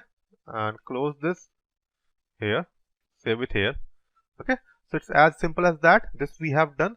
We have passed the contact ID. We have set the parameter. And we have set here the return value of the function to v.contact. v.contact is this contact. Now by using dot notation, we can show various values which we have queried in our query here in the custom controller, the contact controller. Okay, here. So what all fields we have queried, we have access to those fields and we can show them on the application. Okay. So by help of this location change, this event is passed to our location change function here. This location change, actually what it does, it is a standard component of Lightning and it looks after the hash symbol. So if anything changes after this hash, it becomes an event for it. Okay. So right now I've clicked on my name thing displays here. If I clicked here, see the information about this. So these are some arbitrary junk values which are stored in my Salesforce org. So on whatever name you will click, it will show the information about it: name, account name, title and phone, because these are the 4 fields which we have taken. Okay. So this hash value changes and accordingly it passes the values to the controller, and this location change is a standard property which listens to this hash value change and passes this to our controller function. Okay, from where we get the token and all. So I hope this was clear to you. There are a lot more things which you can do within this application. You can add a search functionality and a lot of other things as well. You can style that to any level, but that I will leave to you to practice so that you learn something by on your own, which will make your base more stronger. Okay. Now, if you want to create a login for Salesforce, then there are 2 ways how you can create a login. One is going to salesforce.com. Go to salesforce.com, and here top right corner you would be getting try for free. You can get it.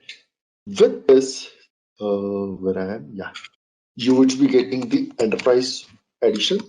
That is 30 days trial with limited functionalities. This is what you would be getting. There's another way to get is developer dot. With this, you would be getting the developer edition. Then this is lifetime free. Sorry, lifetime. It's valid till lifetime. So these are the 2 ways. So we would be using this account, developer.salesforce.com, this place. This is the place where you would be getting the details about a developer, the resources and everything you would be getting over here. Go to here, documentation, sorry, learn, study, where are books? They keep on changing. I also need to search for books and that. Tailheads. No, this is not. This is they're taking Tailhead. Learn. They removed the books. Somewhere earlier they were having the books and everything. Even I need to search for that. Website is keep on changing. Okay, but somewhere here you would be getting. This is for sure for this place. If you want, then maybe I'll show you our documentation. I think it is available over here. Yeah, these are the books. And these books are being written by Salesforce, and then time to time it get updated as well. Like say this is get updated on 8th of January. With every new release, these books get updated. Let's say if I want to go with say Apex, Apex. Here you would be getting the Apex developer guide. Go here, you can download it. Let me show you somewhere top right, top left corner, you would be getting it. See, this is the PDF version, you can download it. This is how you can get the resources, and as well as additional you will be getting over here, the video libraries and all these things that you need to explore and sign up. Now, once it is done, then whichever place you logged in, doesn't matter. In terms to login, you need to go to login.salesforce.com, this place. Once you log in, you'll end up with this place. Not this place. You end to sales. This is where you'll land up when you log in. Okay. So go with that and create a user. So when you're going for it, when you log in, then see, if you're looking at the address bar, you would be getting this AP8. Currently, I'm getting AP8. In your case, it might be different. This is your server, where your instance, where your org is getting hosted. So mine is AP8. Now, after this would be the logo. Now, below to this, here you would be getting the app launcher. Here, all the applications in Salesforce you would be getting. And then this is currently we are working with the sales app. Home, these are all the tab, and then this is known as a navigation bar here. Now, in this, if I'm starting with the leads, let me go with this. So here, when you click on this, it takes you to this place. Here, there is one more way. Just go into the down arrow and then check. So from here, you can directly click on creating a new lead. These are the recent records you worked with. This is the list, which is the recent one, and then open recently viewed items in another tab. So it will open into another tab. Now here, going with that, you would be getting here. These are the lists. So currently I'm getting what is the recently viewed. Maybe I want to see all the open leads. So I'm going over here, all open leads. These are all the open leads which I'm getting in the list. This list total as of now for me, there are 12 items. These are sorted by name. By default it is in ascending order. Click here, this is descending order. If you want to change to some other, very simple how we are doing in Windows. Similar fashion, you can change it. Here, if you want to create a new lead, you can go here, see top right corner, you would be getting new. Import is to import. This we will discuss when we discuss the data import and export during that time. Add to campaign. These are all the records. If I'm going to see Brenda record, let me click onto this. This is how I am getting. This is a lead. And then this is known as a highlight bar. In this, which all are the fields you feel that are important. And just looking at these fields, you can quickly know about that lead or about that record. Those fields we keep here. What all are the other fields or all the fields we have? Let us go down below. You would be getting the details. These are all the fields what we have. How to put here, that we'll discuss during customization. Then next to that we have is activities. So now with this lead, if you want to assign a task means some work you are assigning to someone else. Let us say maybe I want to assign a task. The task is say I want to do a call. I need to call to this person on say 15th of January, name related to any account, and then this I'm assigning to myself as of now. Or maybe you can search here a user whom you are assigning to, the status, and then save. Just a quick info, guys. Intellipaat provides Salesforce online training mentored by industry experts. The course link is given in the description below. Now, let's continue with the session. Now, I'm giving a job, a task to someone. Now that someone has to do it. Once he'll complete it, he'll mark his status as completed. And then coming on to this record, I can come here and then check it out. So if tomorrow some other person is coming and checking, then he can check that, okay, what all are the tasks or the schedules has been done. If there is a discussion happen with the person, then log a call, and then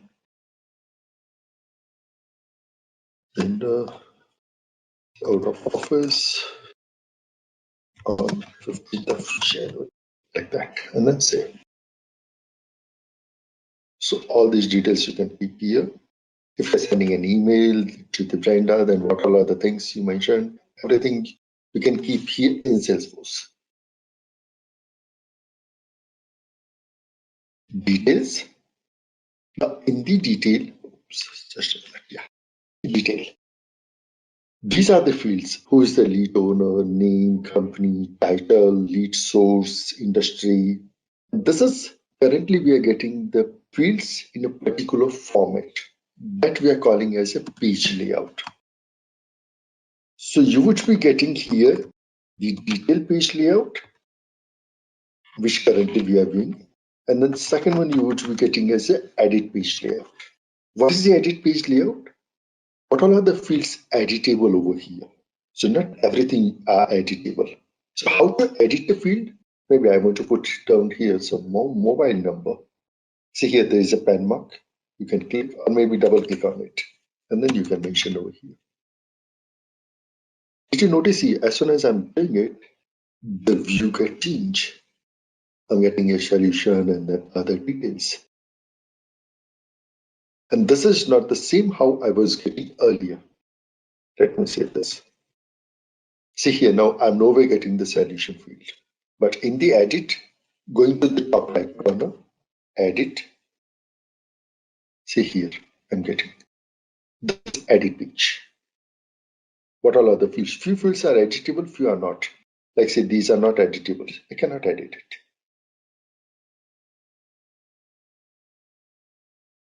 Okay. Then we have the chatter. What all are the conversation happened on that lead? The discussion happened. So those we are getting on the activities. Now, assume that you are a sales manager and you want to know about that what happened to with this lead. What do you do? It's not possible being a sales manager to come and open each and every record and then check the activities. It's not possible. Then what would you do? You will follow the record. And we have a social media kind of communication network collaboration tool that is known as a chatter within Salesforce. So what happened? Like say related to this, if you want to share with someone, that you can post here. You can do a poll, you can do a questions. Might not be a proper example for leads, but it's definitely for account, for opportunities, they might possible. What all are the changes you made here? Immediately the persons who all are following, they'll get a notification that what happened. So if you feel being a sales manager that yes, this lead is an important lead, come and follow that record. After that, if any changes happen, you'll immediately get a chatter notification. Where is the chatter? See here, there is a chatter. So here you would be getting that. Okay. And then news. News is nothing but its appearance, that particular lead's appearance on social media. So currently it's been enabled for Twitter. So it is showing. What it does? Nothing. You need to sign up using your Twitter account. And now if you are searching Brenda McClure in a normal way, maybe you are getting 20 records. But here, along with that, we have the additional details as well. So Salesforce is searching Twitter based on these data. So earlier you were getting 20 records of Brenda. Now you would be getting 2 records of Brenda. Remember, I'm not saying 1 record, I'm saying 2 records.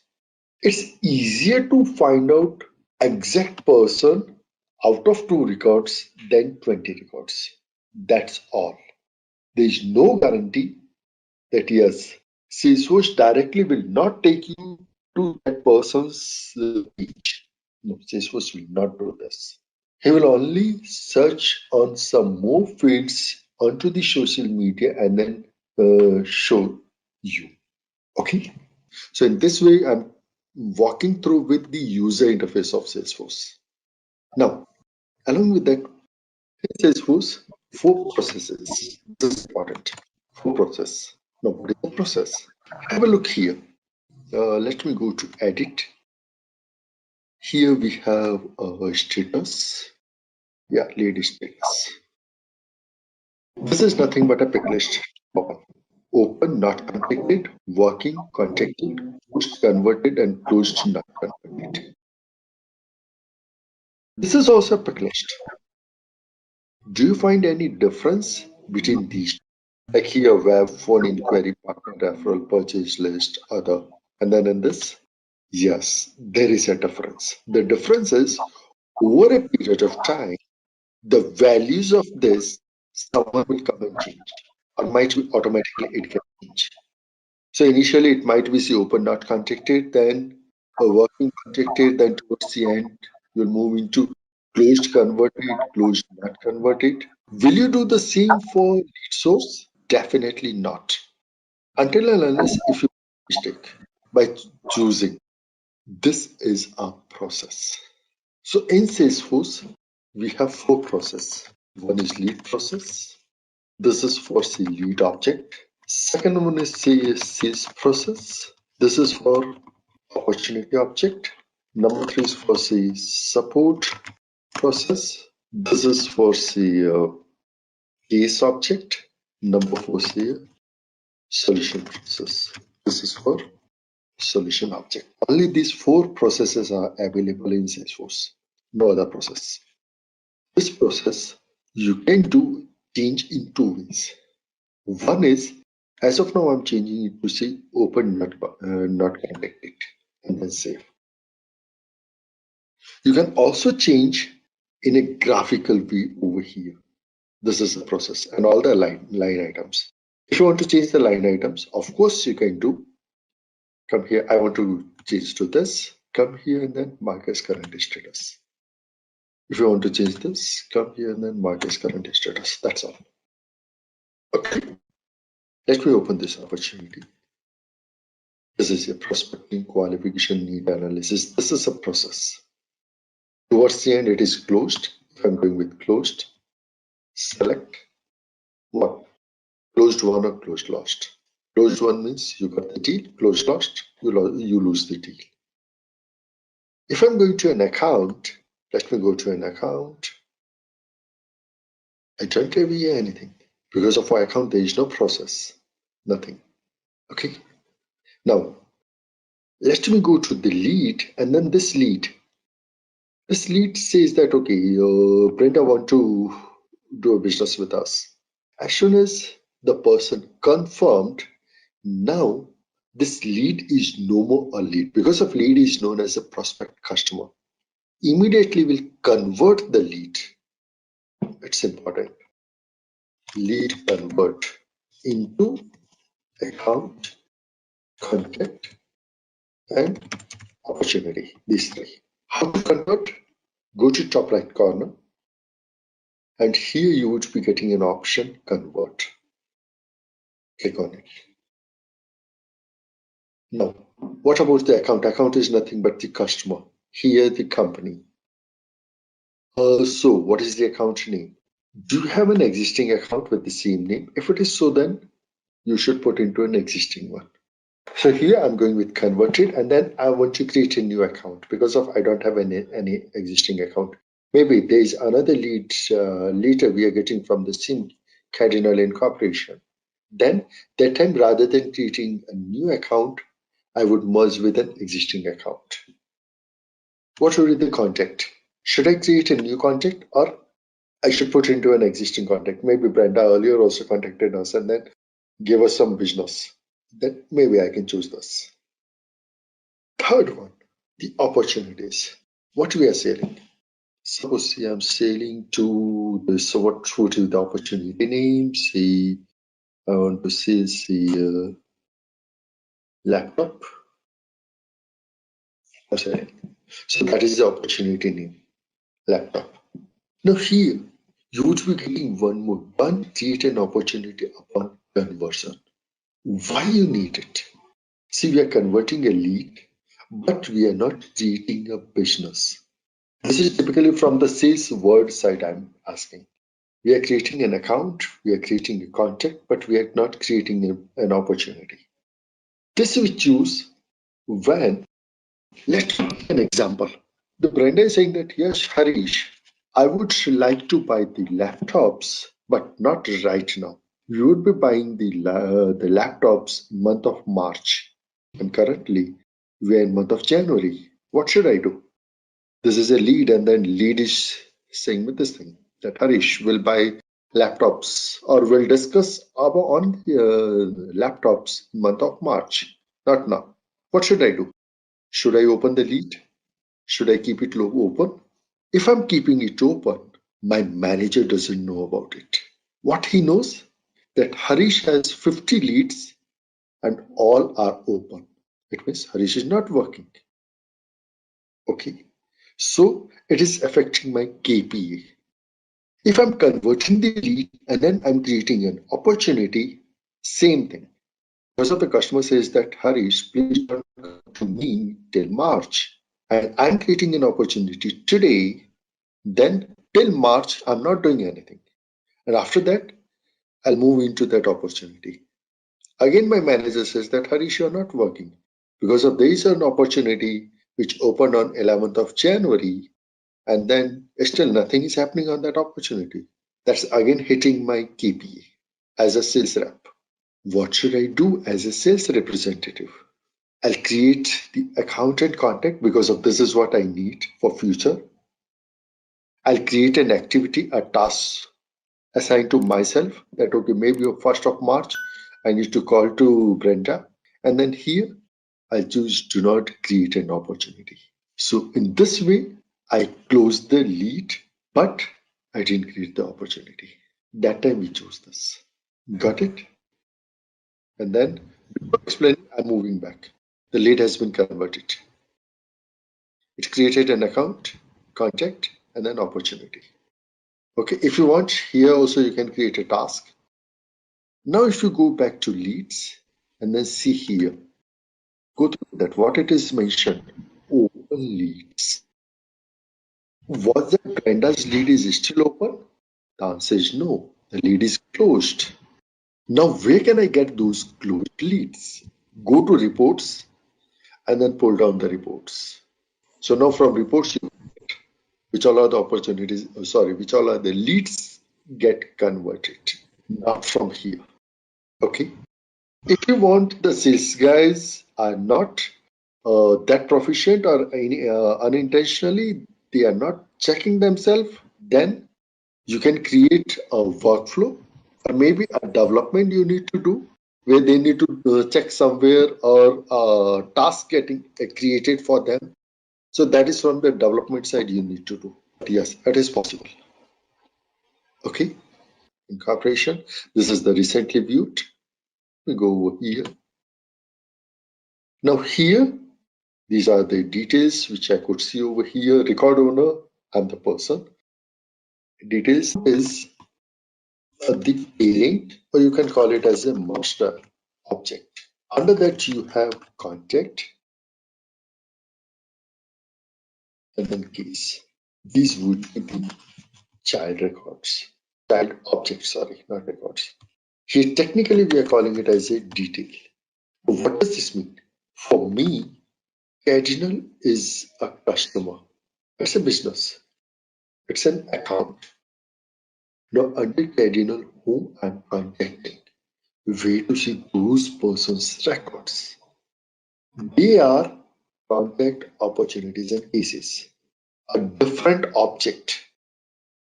If I go to related, see here, I could see contact and then Brenda. What is this? Why I'm getting only one? Because of this is the record which is related to Cardinal. So this is known as a related list. Opportunity, laptop. Cases, as of now, there is no case.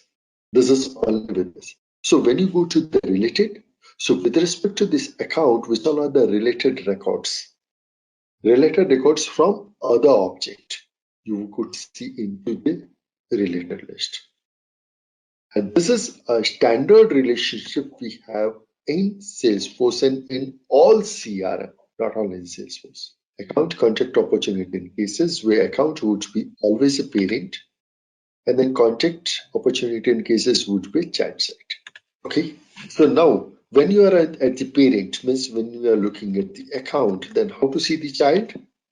Going to the related list, and then you can see the child. But can you see a parent? It's a field entry. This is a question. If you're at the parent, then child you can see as a related list. Or at the child record, if you're at the contact. So I have account, I have contact, and then let me go to opportunity. Here also I would get the opportunity. Let me go to opportunity. Now here opportunity as a process. This is the process. Currently I'm at prospecting. Then qualification, need analysis, view proposition. And then what it is, let me show you. If I go to edit, this is the opportunity name. What is the amount? Maybe amount is the 2000. Close date. Close date means as a sales rep, when I'm feeling that I would crack this deal, that is the close date. So we have a way how you can enable the multiple currencies in your org. These are the stages: prospecting, qualification, and then what does this means? This means the probability that if my opportunity is at prospecting level, means the chances of getting the deal is only 10%. As if I'm going to say value proposition, the chances of grabbing the deal is 50%. If it is the price quotation proposals, 75%. If it is a negotiation level, 90%. So as we are moving ahead in these stages, the probability of grabbing the deal get increased. What is use of this? This is where we do the forecasting. So in Salesforce, we have one more concept of forecast. You can do forecasting. Forecasting is now we are on the in India, the the January, February, March is quarter four. So quarter four, what will be the forecast? How much business we'll get? Which business we should focus more so that within the quarter four we'll get the business. How sales came to know? They're moving on the probabilities, means typically on the stages. So that comes under the forecasting part. And then let me save this. So which opportunities? So now in the system you have 5,000 opportunities. Okay, and now within this month, so hardly we have 19 days in this month. Which opportunities you should focus more to grab the business? Definitely you'll not focus on those opportunities which are lying here. Just a quick info, guys. Test your knowledge of CRM by answering this question. In which of the following does CRM technology help? A. Designing direct marketing efforts. B. Developing new pricing models. C. Processing transaction faster. D. All of the above. Comment your answer in the comment section below. Subscribe to Intellipaat to know the right answer. Now, let's continue with the session. Right? You'll focus on those opportunities who are low hanging fruits, which are available here. That's what focusing on. Okay. So here, this is the opportunity. Now, let me create contact. So earlier I went to leads and then I did it everything manually. Automated way. Now, from Catinal, there's another person who comes in. So how sales rep can do manually? Going to the contact, new. So here solutions, so here means finishing. This is a contact. How should I relate this contact with the account Catinal? Going to this. What is this? A lookup field. Means I'm searching into. These are not the lookup fields. This is just a checklist. This is a normal text field. Here, let me type. It is by default the recently used accounts you will get over here. You can type otherwise, and then it will filter it out. Other details you can put because I'm not putting everything over here. Yes, these are. Then these fields also get changed based on your business requirement. I'm saving it. Now I want to see the account details. I'm going to see Cardinal. Let me click on this. Related, there are two Penta and then here in us. This is how it would be. That always account or a contact you are getting via leads. Okay. Now let me take in this way. I have a hotel industry. I'm from hotel industry, and then my hotel is in New York. Now in New York, I want to give offers to the companies.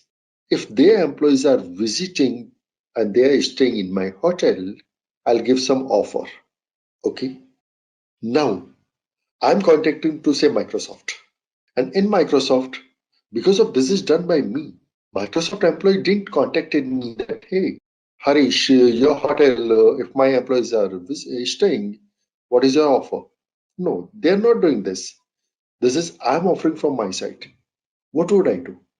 So that time I would create an account, okay, Microsoft, and then under that the contacts whom I'm contacting, the sales reps are contacting. So if tomorrow the sales rep left the organization, no issues. I know who all are the contacts available under the accounts. Number one. Number two, we have only the dealers, the business partners. We have the business partners. We are only dealing with that. We are not dealing with neither a B2C customers, neither a B2B customers, no one. In that case, you will not get leads. You know that, okay, you are delivering only to your partners. In that case, there would not be any lead. There would be only account and contacts. Okay, like see here, if you go here, I think I mentioned somewhere, yeah, account, companies, partners, competitors, even our competitors also will store here. Or if I go to see opportunity, even in opportunity also we mention, who is my competitor for this? This is business requirement, but I'm showing you. It may not be there that for all organizations are doing so. Yeah, see the main competitors. Who is the main competitor over here? So all this information we store into the account.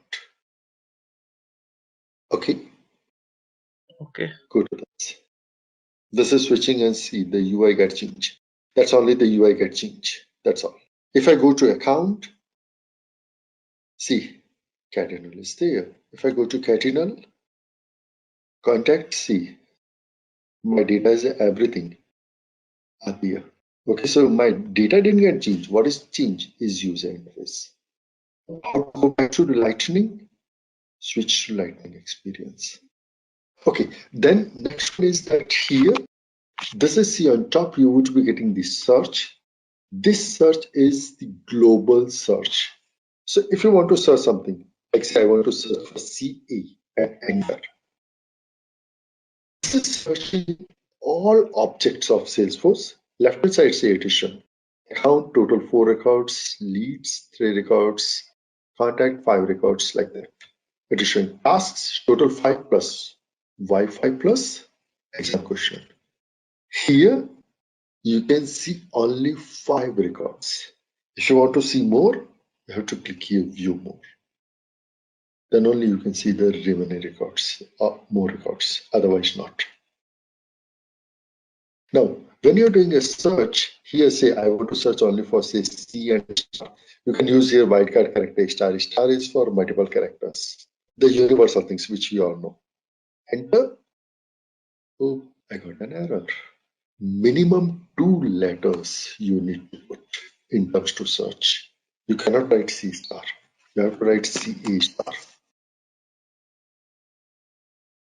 Now, when it is searching, what it is searching for? If I'm looking at this C, pyramid construction in carbon. Hey, nowhere I have CA. Then where it is searching? Genie point. I'm nowhere having CA. Where it is searching? Please remember, when you search, it's search into a text field, text area field. A word beginning with CA. Remember, I said a word beginning with CA. Let me show you. I'm going to pyramid construction. Maybe there is a field and the field is a text field. Yeah, details. I think it would be getting, yeah, here, CA. A word beginning with CA, you would be getting here. If you want to search in a particular object, you can mention here account. Now, type down here CCA. It's searching only in accounts, not all the objects. Now, further you can refine by left hand side. You can refine here, say account name, account site, phone number. You can further refine it. This is for the global search. The next one here, moving to, this is for help. If you want to take the help, so we went earlier. It will take you to help.salesforce.com, help and training. This is nothing but help.salesforce.com. So you can get help from here. This is for the global action, and this is making it something as a favorite. This is for the setup. What all are, this is admin's job, not a end user's job. Notification, and then here, this is, you want to do your personal settings. That is settings. This is user interface of Salesforce lead, account, contact, opportunities. Okay, then you can go to top right corner, and here you would be getting the settings.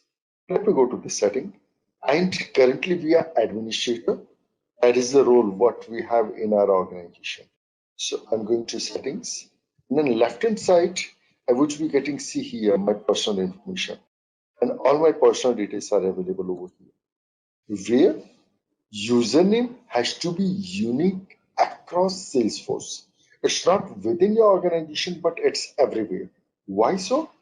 Because everybody is accessing Salesforce by going to login.salesforce.com. So it has to be unique. So from here you can go, you can change these.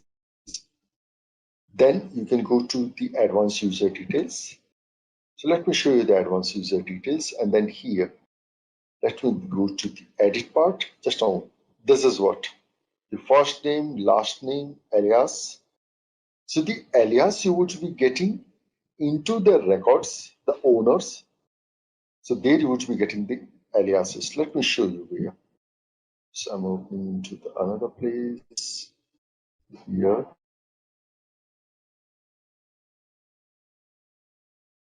See here towards right side, I'm getting the opportunity owner, and then these are the aliases.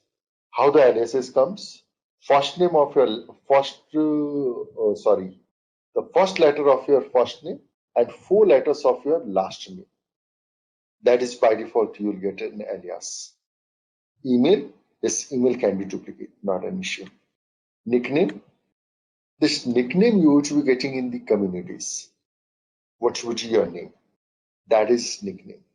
Okay. Then the title, company, and all these things, you know. Now, this role and all these things, since I'm an administrator, so it's giving me option to change, but it's not for everybody. So not everyone can come here and then change. What all are those things? We'll discuss when we discuss the creating the user at that point of time. Scrolling down below, here I would be getting the mailing address. If there is an SSO setup you did, so generally the SSO setup is being done by the Salesforce. Then it would give you a Federation ID. So that Federation ID you can put on over here. So that from your company portal, if you're jumping to Salesforce, you need not to re-log in. That is single sign-on.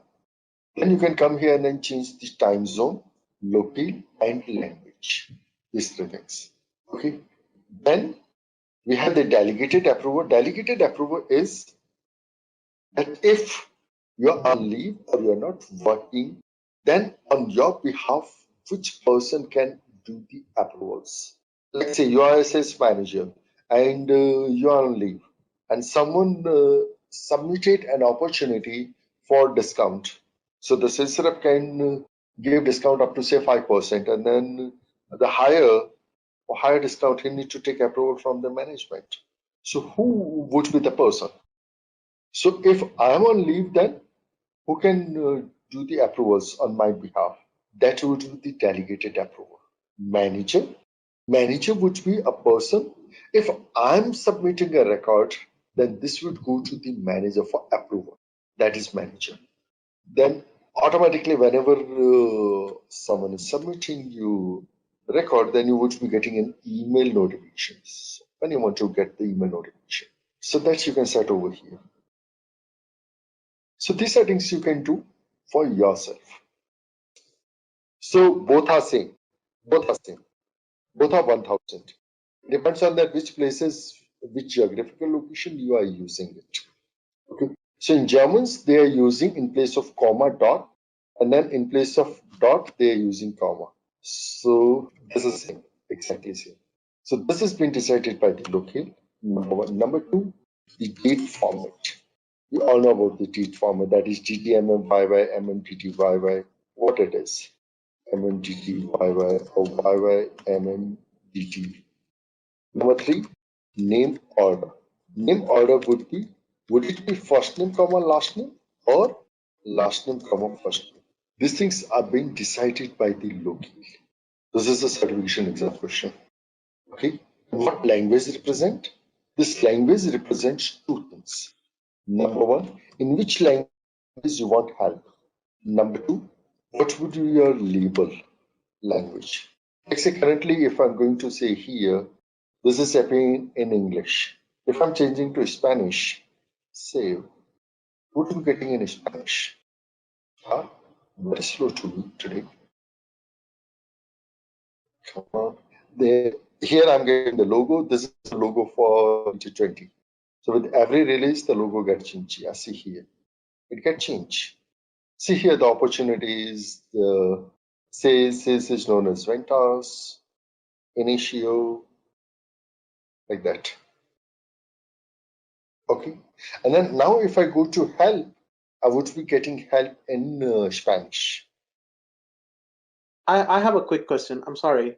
So Yeah, no worries. the screen we are seeing here, this is for the end user, right? Yes. This is the end user screen for an end user usage. So me as a admin, I mean, how's this helping me? No, it's not helping you. It's say you are working in Japan and then you want to see the labels and everything in Japanese language. How would you do for yourself? You want to change the password. How can you do so? So I'm explaining you that Okay, what so he's gonna submit a request, and that request would come to an admin to change the password. no, he'll straightforward go and then do these changes. That's one that I'm showing you. Just give me a moment. I'm refreshing the page. Few things. Go to change my password. There's no submit request. Straightforward. What is your current password? What is your new password? What is your security question? And then submit and then job done. That's all. Okay. I mean, what I'm trying to understand is, like you said, this is an end user screen, right?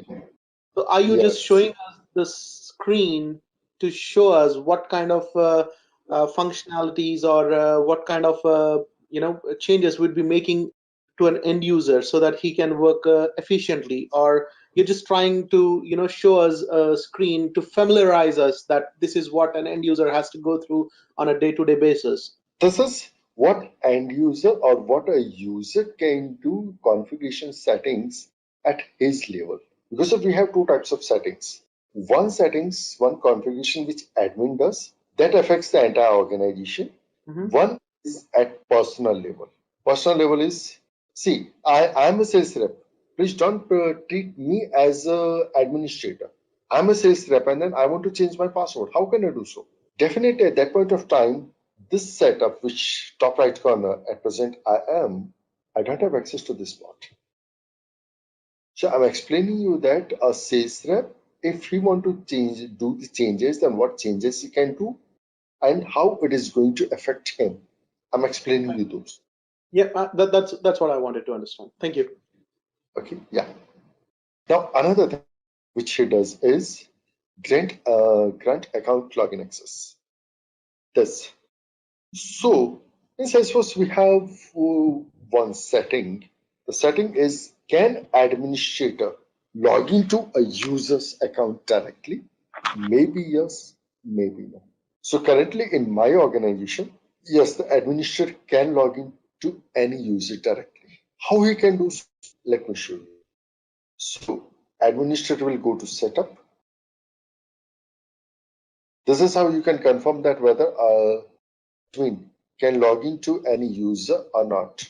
We'll go to users, and then here you would be getting the option login. Okay. If this option is not available over here, guarantee that here you would be getting that option. So please make a note here that a user can give two persons his login access. Number one, administrator. Number two, Salesforce support team. These are the two persons who can give login access. How? In my case, it's already been given. Then only the Salesforce.com support I'm getting over here, and then no access. How many days I want to give? So 1 day, 3 days, 1 week, and then at any point of time I can come and then I can revoke these functions. So say I'm giving for 1 week and then saving it. Now Salesforce support team can log in to my account within this time period. That is possible. Okay. Salesforce.com support team available to user, available to administrators. Only for administrators, not for everybody. What you want? So should Salesforce.com support team can log into any of your organization user? Generally, we don't do so. Okay. If you're removing then the end user will not get that option. Let me show you again. I'm saving it. It's been saved. Let me go back over there. Where yeah, grant login access. Refresh it, and here we go.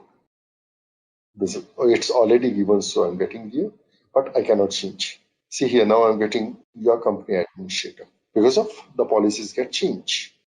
But it's only for two persons, no other person. Okay. From a third party software, from a third party tool, that time, now the third party tool, Salesforce don't know that who are you because of simply you are giving your username and password. But in backend, Salesforce does a lot of things from the security perspective as well. So those are not there. That time Salesforce needs a token. That token, you can get it from here. You need to reset the security token. Okay. Now, let me move to the admin activities. So till now, we would keep on talking about what a user can do in Salesforce and how he can do it.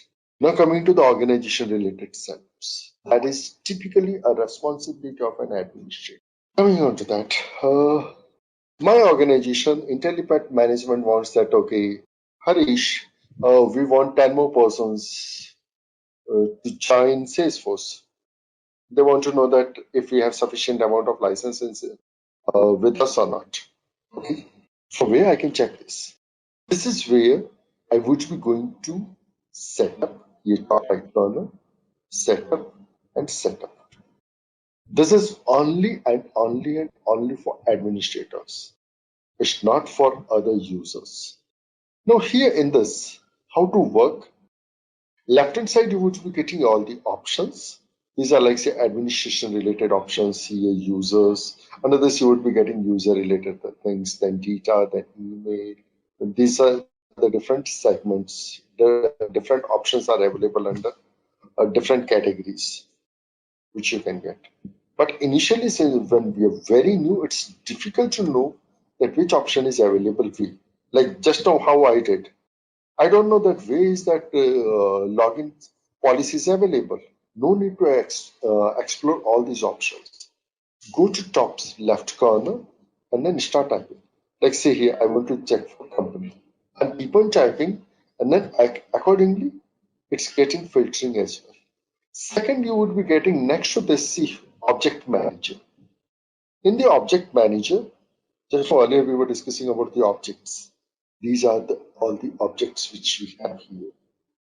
Here, you would be getting two things, label and API name.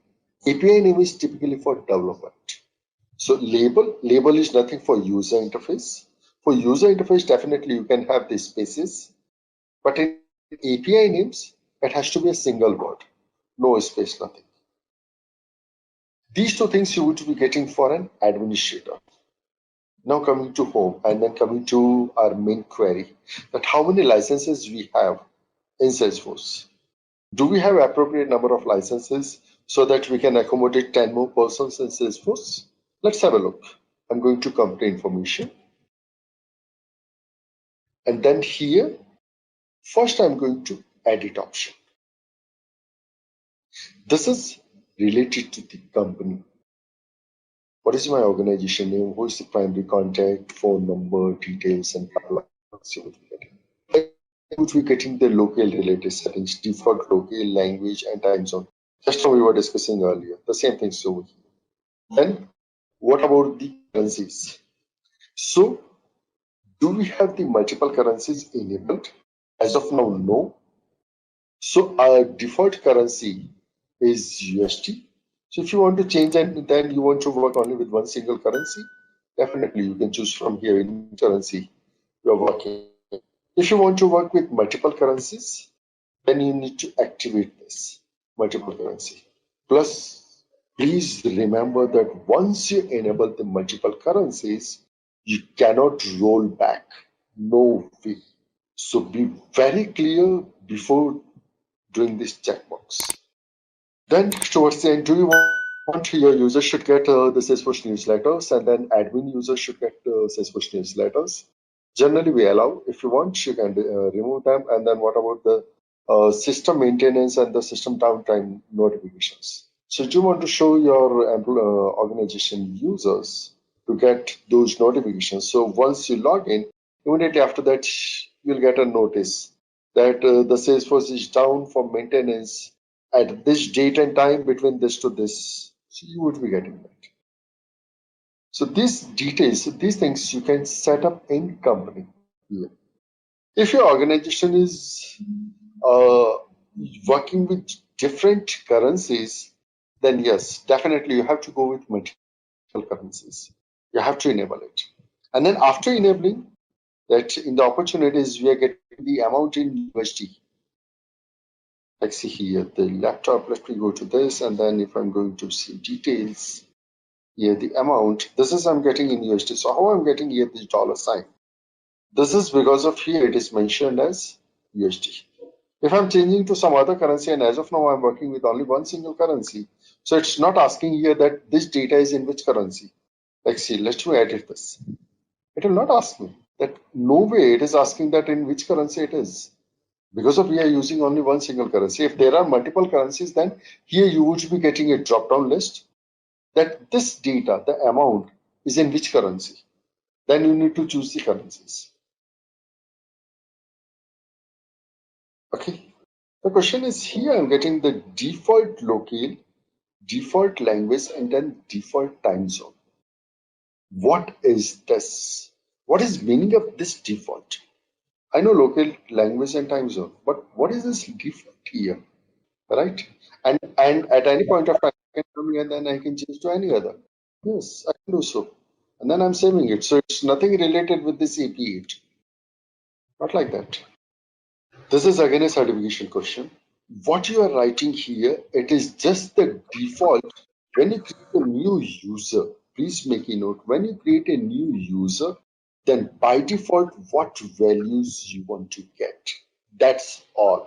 Nothing beyond that. Here. So here I'm creating a new user. I'm showing you. So here below when I create it, here I have user local and language. So what it should reflect here, that we set here. That's all. Okay. And yes, of course, when I'm creating the user, I have all options to do a change. Yes, I can do so. That's possible. That's why we are calling here that these as default local language in time zone. You need to work with the workbench, and in that work, like say, let me take example of say sales. Sales in English, we are calling it as sales. So what is it? parallel word in Spanish? I was getting something. Anybody knows the Spanish?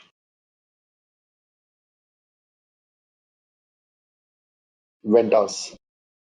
So you need to write like this. You have to for all the words manually. Now, a person who is getting the data, I'm talking about the data. If a person who is looking at the data in English would be getting in sales, if he's getting in Spanish, he would be getting in this way. Yeah, translation work. Let's see here. What is it? Okay. Just a quick info, guys. Intellipaat provides Salesforce online training mentored by industry experts. The course link is given in the description below. Now, let's continue with the session. So let me discuss one more. I'm going a bit away from the company profile.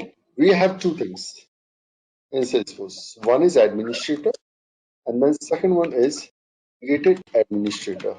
These are the two persons. So when I say administrator, I'm talking about the system administrator. Just a quick info, guys. Test your knowledge of Salesforce by answering this question.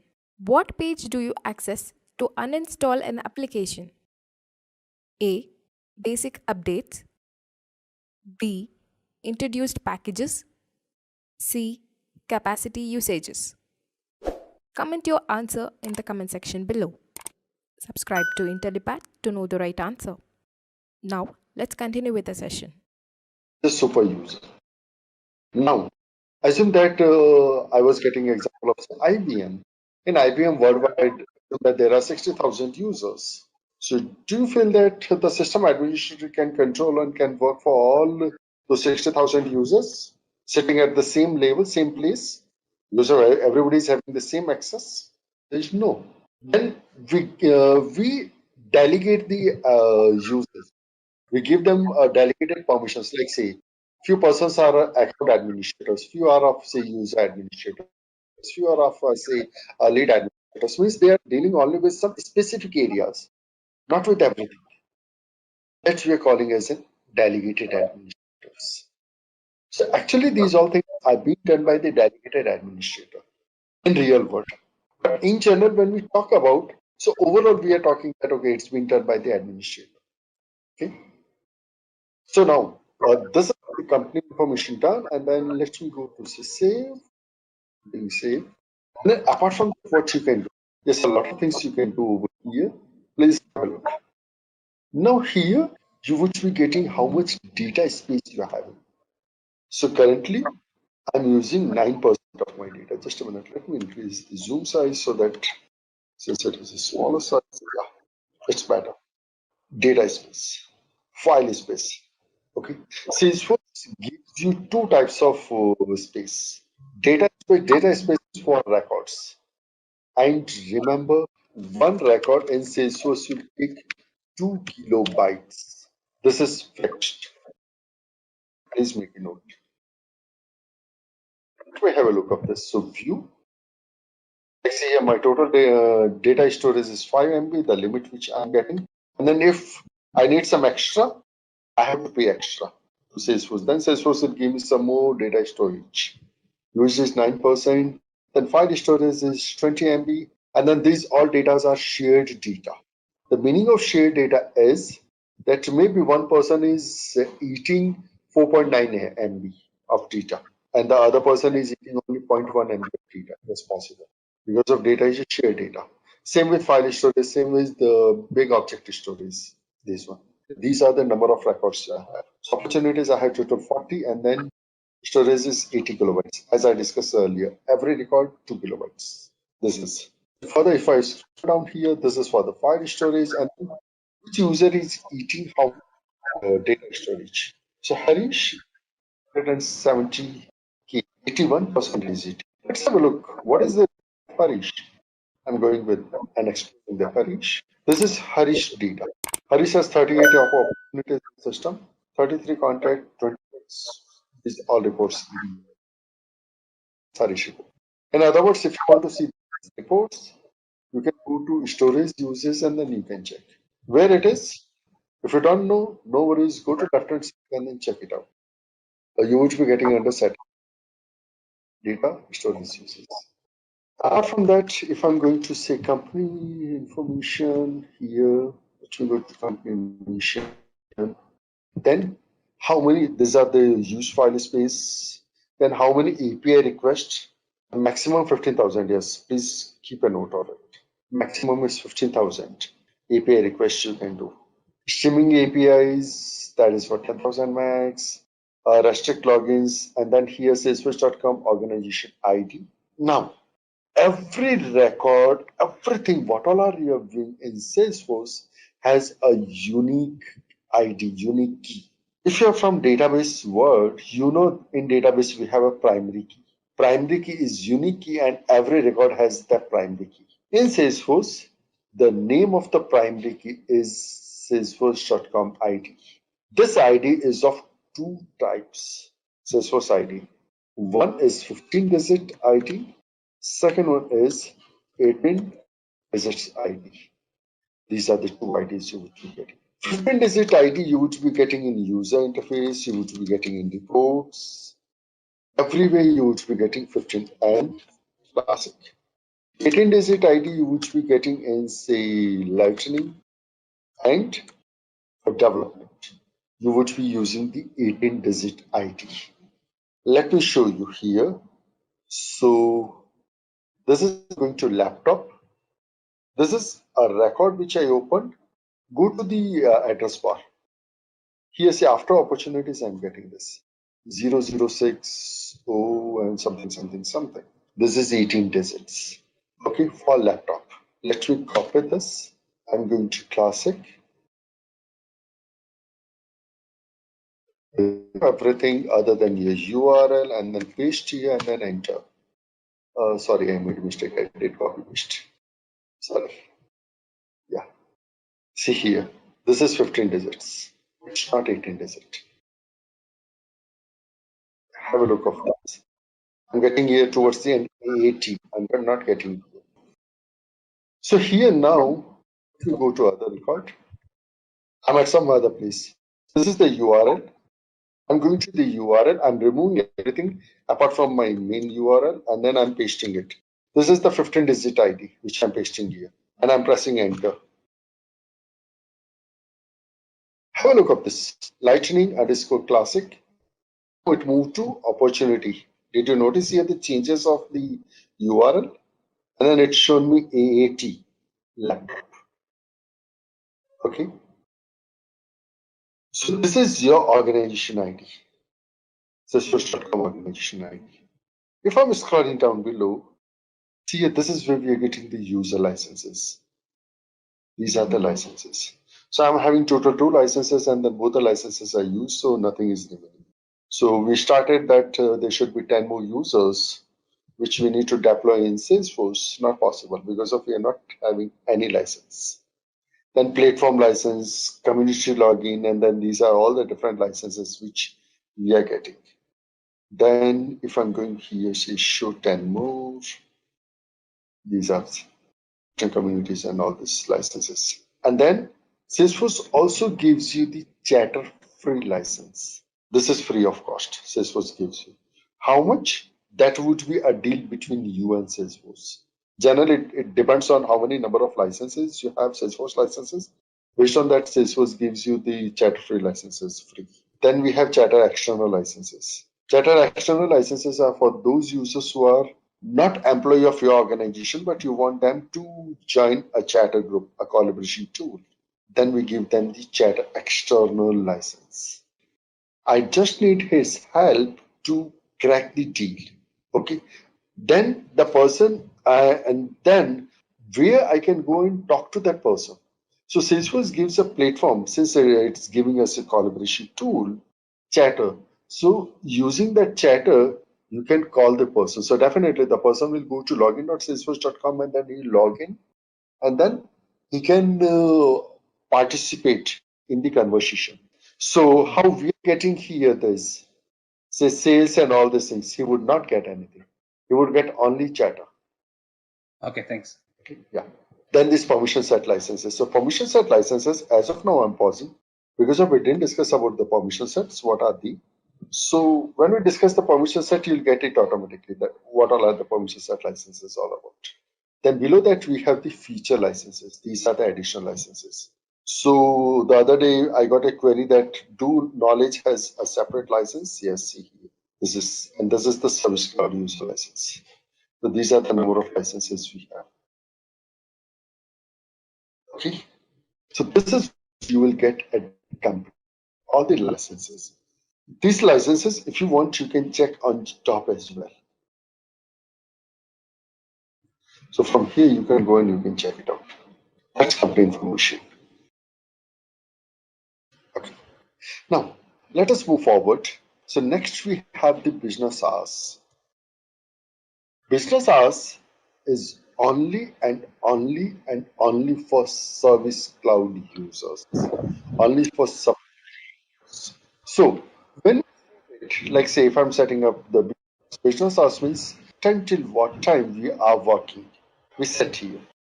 And remember, this does not mean that if I'm setting say for Monday, Tuesday, Wednesday, 9 a.m. to 5 p.m. Before 9 a.m. I cannot log in. No, it's not like after 5 p.m. I can log in, I can work. No issues at all. And where it impact? This impact on the support team. So for support, we have escalations. So typically we have SLA, that is service level agreement. Service level agreement says that whenever complaint or whenever a case from Salesforce terminology comes and enter into system, then it has to get resolved within a time frame. The time frame might be say 2 hours, might be say 4 hours, might be say 8 hours, 10 hours, whatsoever it is. Assume that I'm setting for a particular customer who is my a big customer and who signed the service contract with me, that his query should get resolved in 2 hours. Okay, and we are working from 9 a.m. to 5 p.m.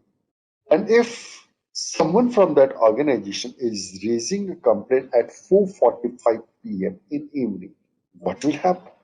After 5 p.m. we are not working. So next day morning, all queries, all cases will get escalated to next level because of they are still open. So to avoid this scenario, 4:45 to 5 p.m. 15 minutes, and then the SLA clock gets stopped here. Morning 9 o'clock it again starts, and then the remaining 1 hour 45 minutes it will count from here. That's business hours. This is what we said here, business hours. Now here when we go with the business hours, we are working only with the weekdays, Sunday, Monday. What about the holidays? Like say 1st of January is an off, but here we don't know that which day it belongs to. So that you can set up left hand side going to holidays. So you can go to holiday and then you can set up a holiday over here. It means that particular day there would not be any SLA clock. Like say Christmas, like say New Year. You can set it. So you can go to new. What is that? So here say Independence Day. And then you can set here the D. Entire day you are not working. Is it a recurring holiday? Yes, it is a recurring holiday. And then you can set the frequency. So that particular day, even though in business hours it is mentioned, but since it is holiday, so SLA won't come into picture at all. That is holidays. Now, another thing coming up with the fiscal year. Please understand these concepts are important. Fiscal year. So in Salesforce, we have two types of fiscal year: standard fiscal year and then custom fiscal year. These are the two fiscal years. So this is the settings you would be getting over here: the fiscal year and no. This is a custom fiscal year. Just a minute. Just give me a moment. Let's log out.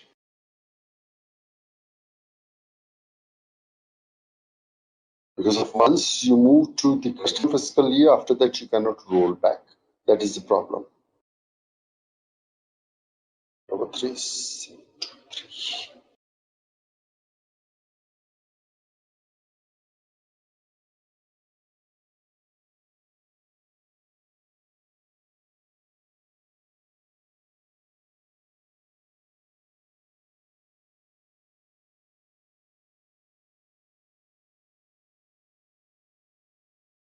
Okay, yes. There was a query that how we would be getting the notification. See here, the notification, the task reminder, opportunity close it. There was a query from someone. So it is how you would be getting this. Not here. Setup interruption. Yes. Okay. So fiscal years you would be getting in two ways: standard fiscal year and custom fiscal year. So in the standard fiscal year, you can set that what is the starting month. It is with straightforward going with the Gregorian calendar, where you can set that which is your starting or ending month. So like say we are following January to December. January would be my starting month. Save. That's all. So now in the opportunities or in the reports, and whenever you're checking our reports that in this fiscal year or this quarter, what is the business what we did, then it take from this place. That is going for the standard fiscal year. In certification exam, the questions they'll ask you is that what you can set over. We can set over here is the starting and the ending month. That's all. Okay. Now another thing. So in certification exam, they'll ask you only this question. Coming to the custom fiscal year, please make a note that custom fiscal year, once you go for, you cannot roll back. No way. Number one. Number two, when you enable the custom fiscal year, you will lose three things from Salesforce. That too, when you're going for the custom fiscal year, lose followings. Number one, some of the standard report types you will lose. You will not get at all. You will lose the quota and you will lose the forecasting. These three things you will lose at all. So if you really need it, you need to do it manual implementation. Manual implementation might be coding, might be in a declarative way. That is based on. In a standard way, you will not get it. Okay. Now, when you go with the custom fiscal year, then how you would get it? Let me show you back. So here I'm logging out. And remember, once it is activated, after that you cannot roll it back. No way. Since we have 52 weeks, so in the custom fiscal year, we divide those 52 weeks. So there's no concept of month over here, nothing like that. So you would be here two setups. One is 4 quarters per year and 13 weeks per quarter. So 13 weeks, 13 multiplied by 4, it'll end up to 52 weeks. Now, how to divide those 13 weeks, because we have a concept of month. So 4 weeks, 4 weeks, 5 weeks. Again, nowhere we are talking about the month. Okay, so this is we are talking about a period. Okay, so 4, 4, 5, that makes 13. Then 4, 5, 4, 5, 4, 4. Here the period is written, but how it would be. Another setup is 13 periods per year and 4 weeks per period. That again makes it 52 weeks. How to divide 13 periods? 3, 3, 3, 4. What is that? Quarter 1 is 3 period, quarter 2 is 3 period, quarter 3 is 3 period, and quarter 4 is 4 periods. Then 3, 3, 4, 3, like that. It move in this way. Now, if you want to come back to the standard Gregorian calendar, since there is no rollback, but once you move into custom fiscal year, then you want to come back, then you can choose here the standard Gregorian calendar. But coming up to this does not mean that what all are you lose, you will get back. No way that you lose forever. Okay. So let me set up over here. Say if I'm going with say 445, and then I'm continuing it. Yes, this is I'm giving say 21. When my fiscal year is starting, so it is starting on say November. Let me start with say January. What should I write here? 26th. The weekday start is Sunday, or when your week is. So my week is starting on Monday, not on Sunday. Coming on. This is my first quarter, first period, first week. 7 days, the default setting is for 7 days. Maybe if you have some off or some days you're not working. Okay. Just have a look. Let me increase this. Please have a look here. See the first period, 21/6 to 22nd February. Now assume that this week we are not working for 7 days, rather we are working 5 days only. Comes 22. And then overall your entire year, 2 days becomes minus because of you are not working here for 7 days. So that way it is not 52 multiplied by 7, those many number of days you are working. It can be less. On basis of this, the entire calculation for fiscal year. Okay. So this is how custom fiscal year we set. All things, the dates we need to set, and then accordingly, the days will also get vary. Okay. Now in certification exam, they'll ask you what is the format over here. Overlaps the previous. Okay. Yes. There's already there. So what is the format over here? So you should know this. Not this.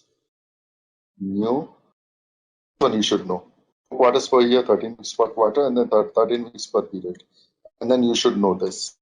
What does this mean? And then you should know this. If you're going with a custom fiscal year, there is no rollback, and you will lose this. So in multiple currencies, in Salesforce, we have 3 types of currencies. Number 1, corporate currency. Number 2, active currency. And number 3, inactive currency. These are the 3 types of currencies we have. Corporate currency, in which all your corporate reports get generated. That is the corporate currency. This can only be one for one corporate. You cannot have more than one corporate currency. No way. Active currencies are those currencies in which currently you are dealing with. Like say you are dealing with USD, you are dealing with Euro, you are dealing with say INR, you are dealing with Japanese yen. So they would be the active currencies. I'm coming on to the conversion rate after some time. And then we have inactive currency. Remember, once a currency you enter into system, you cannot remove those currencies. Important note. You cannot remove.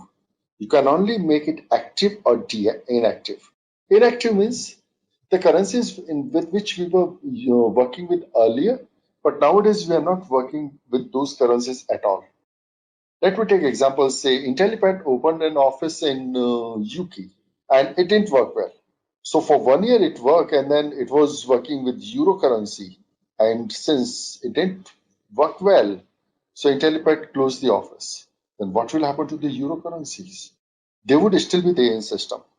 And then since Intellipaat is not dealing in euro currency or in European countries, so we'll make it as an inactive currency. That's when we now coming to the conversion rate. Conversion rate is always with respect to the corporate currency.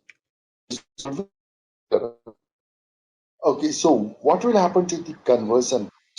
Okay, now how organizations work with the conversion rate? That's important to understand. How banks work with the conversion rate? How the banking institutions works with the conversion rate?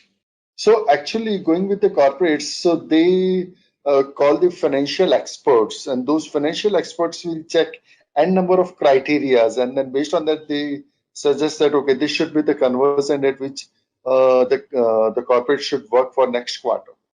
So again, we have a process in the organization to know what should be the conversion rate for next quarter or next financial year, like that. Okay, so this is how to get.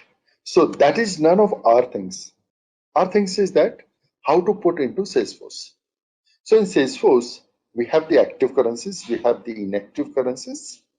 So the conversion rate we put with respect to corporate currency. So like our corporate currency is USD.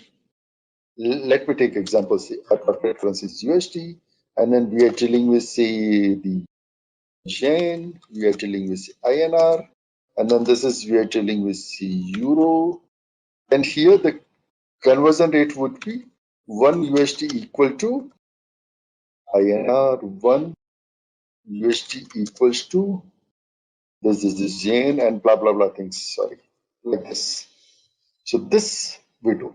That's how to work with the currencies in Salesforce. Okay. And do you know how to enable the multiple currencies?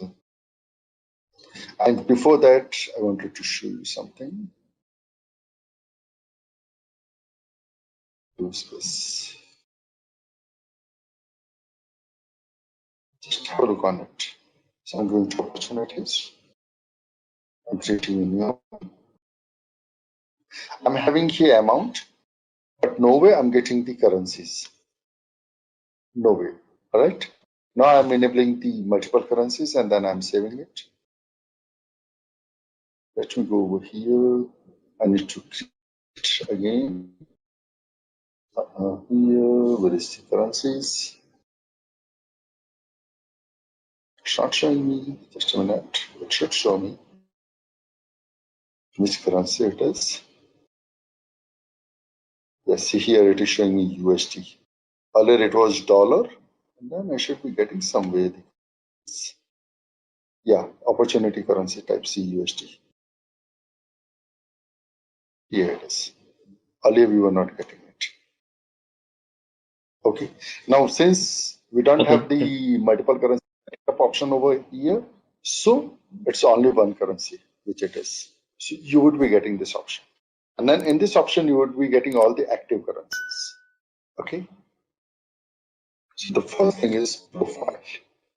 Profile controls what you see in Salesforce and what you can do in Salesforce. These two things controlled by the profile. Let me explain you what does this mean. So when I'm saying about what you see, it means I'm talking about number one, which application apps. Number two, in these apps, which are the tabs. Number three, when I go to a particular tab, then here I'm getting field placement. This is known as a page layout. So like say I'm getting this placement in this manner. Maybe the sales manager is getting in a different way.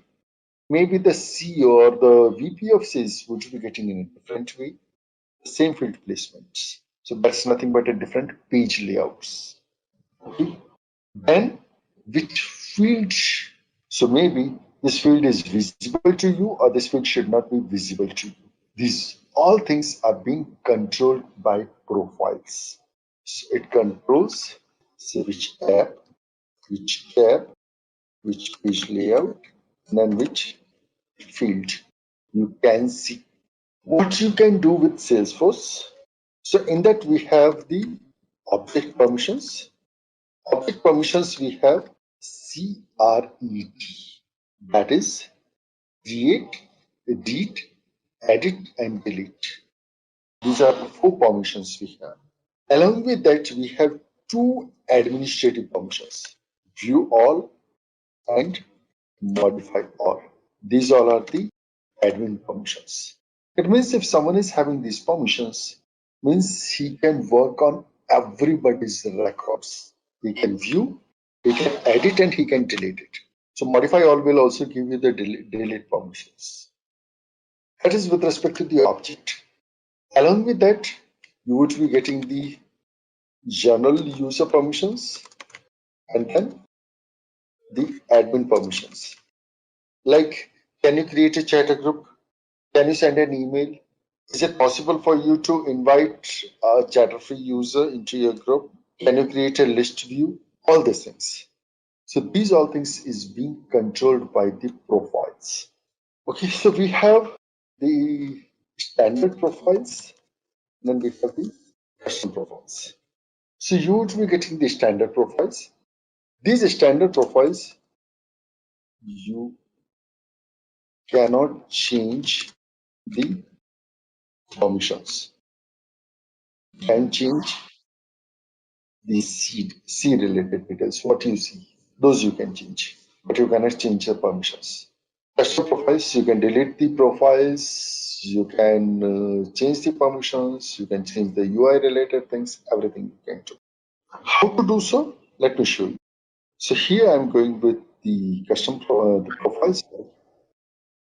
I'm going to profiles and then have a look over here.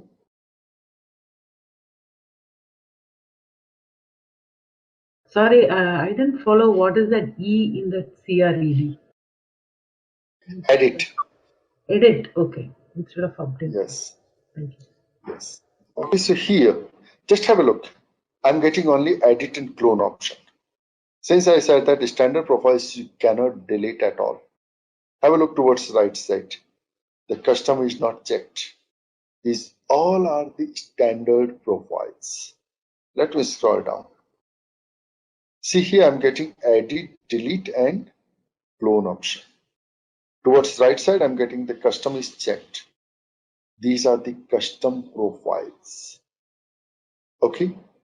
Let me show you first standard profiles. So in standard profiles, what you can do, you cannot change the permissions, but you can change the CC means this part. You can change. Let's have a look. So I'm going to system admin profile, clicking on it. Let me edit it rather than clicking on it. Edit. Number one, the apps. Suppose say I want that he should not see the service console, the service app. Yes, I can remove it. Okay. And I have the default tab. Default tab means by default when this profile user logs in, then which app they should see. That would be the default tab. So for support users, we make the service app as default. For sales users, we make it sales app as a default. For marketing user, we make it as marketing, like that respectively. We'll make the default apps. Default means by default, whenever these profile users they log in, then which app they should see. That is default app. On the tab bar, only few of them are available. Okay, so from here you can see. Just a quick info, guys. Test your knowledge of CRM by answering this question. In which of the following does CRM technology help? A. Designing direct marketing efforts. B. Developing new pricing models. C. Processing transaction faster. D. All of the above. Comment your answer in the comment section below. Subscribe to Intellipaat to know the right answer. Now, let's continue with the session. That's default off. Tab hidden. Tab hidden is that particular tab is not visible at all. So in user interface, you cannot see that tab at all. Remember, I'm saying in user interface, you cannot see the tab at all. I'm saying you cannot work with that object at all. No, you can still work with the object. There are multiple ways to work with the object. Maybe through the programs, maybe through some API tool, maybe through some softwares, you can able to work.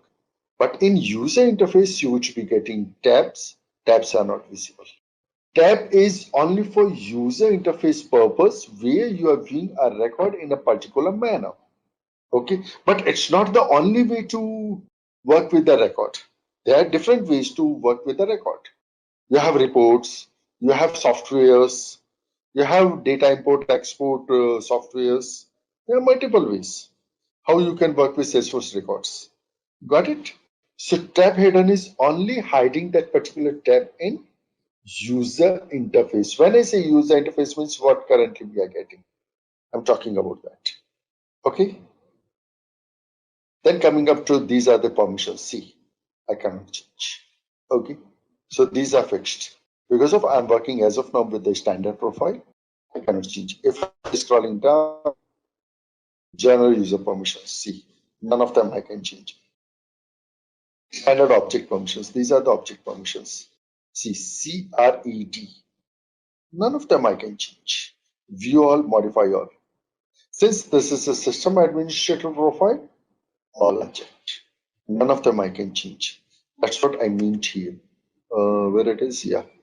Cannot change the permission, but you can change what you see. Okay. These are the custom object permissions. I have a custom object. What all are this? This is nothing but the password related. how the password, when the password should expire and all these things. We'll discuss it a bit later. Okay. Now, let me cancel this because of this. Okay, let me save this. Now, because of this is the system administrator profile. So now I should not be getting for service app. Service app is nowhere. Why? Because of this has been removed for admin profile, which just now I did. Here, I need to go to edit and then I will be clicking over here. I remove this one. Service. Okay. Now, let us talk about the project or the case study. We would be working with a recruitment application where an employee's recruitment process will put into Salesforce. As of now, Salesforce is not supporting this feature, so everything we need to create from our own site. That will do. Now, who should be working with the recruitment application? The HR persons. So to start with that, I need to create a HR profile. Okay. Once I creating the HR profile, that what the HR user should do in Salesforce, what they should see in Salesforce. After that, we'll create a user, a HR user. We'll create a user. Because of now onwards, what all are the things we would be discussing? It would be in a chain. Till now, what all are we were discussing? They all are not in a sequence. Yes, with respect to implementation, they are in a sequence. Okay, but if you are not creating the HR profile, later we'll end up in the problem or the challenge when a user, we are talking about a user and then what user is getting which access. You will face challenge since you don't have a HR profile. So let me do so. So here I'm going up with say profiles. I'm creating a new profile. Now in the profile, since we have a lot of settings, so we never ever create a profile from scratch, from zero. And even Salesforce also don't recommend it to do so. So whenever you create a new profile, Salesforce always force us to clone an existing profile. And being an administrator, this is our responsibility to know that which is the closest profile, the profile which we are creating. Okay. And then in this would lack for this portion. So here I'm going up with the existing profiles. So these profiles would be both standard profiles as well as profiles. Now, in that, choose whichever is the closest one. I don't know whichever is the closest one for me. No worries, then we'll take a base as standard user profile. Okay, this is a standard profile, standard user profile. And then here I'm putting a C custom HR profile. I hope it should not be here. Yeah, now edit. So this is for the custom HR profile and it is a custom profile. Now, which application should see? So HR should see the communities. So app permissions I'm giving only to the community. No other. So analytics studio not needed. App launcher let it be. Content, yeah, content HR needed. Community needed. Lightning app needed. Marketing not needed. Sales not needed. This is because of it is default, so I cannot uncheck it. So let me check, make it default as community. What is the difference between an app and a console? Chatter, yes, let it be. Service not needed, not needed. Site.com and post.com. So only I'm giving community, content, and chatter. These three are permissions. Community, content, and chatter. Ways, communities, default. Then here, account. Account, I'm going up with tab hidden. I'm not setting up for all because of there are a lot of things. Tab hidden. Then let me go to the chatter. Chatter should be default on. And then let me work on default off. Default off, I would make it files. If you get confused, no, just a minute, go, I'm going to communities, right click here and then see here. This is the default tabs in the communities. Account, I make it tab hidden. Here it is default on. It is by default available. Contact, I'm making it default off. Let me do so. It would not be available over there. This contact.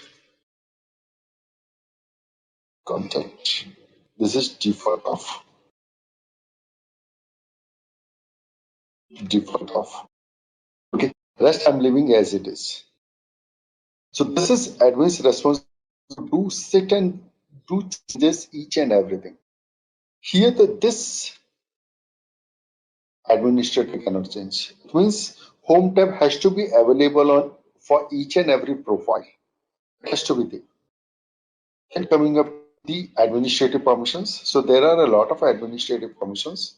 I'm not going to set each and everything, but just, and even as an administrator also, even for the certification exam also, you need not to by heart all these things. Don't do that. Okay. It's not possible to remember all these permissions. Just overall, you should have idea that, okay, like say here, can approve, feed, post and comment, bulk API, hard delete. So if you give the permission, he can do so, otherwise he cannot do so. Like see here, create and customize report. So can this person create a report? If you give permissions, then yes. If you give permissions, then no. Like see here, create and own chatter groups. I'm removing it. So he should not create a chatter group. Chatter group. No, I'm removing it. Create report permissions given. Yes. Similarly, coming up with the general user permissions also. Is it a lightning login user?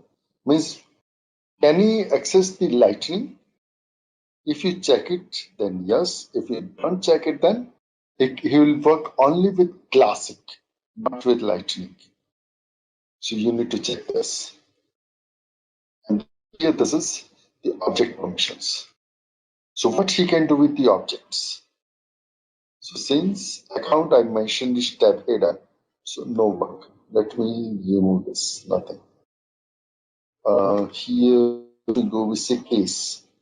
I didn't mention anything over there, so case I'm making it read only. I'm not going as per the HR profile because of I need to share a lot of things related to tab hidden, default on, default off, all this. Then this is, and then contacts, no delete. So he can create contact CRE permissions. Just a quick info, guys. Intellipaat provides Salesforce online training mentored by industry experts. The course link is given in the description below. Now, let's continue with the session. CRE permission. Create, read, edit. Then coming to leads. Delete permission, create permission I'm removing.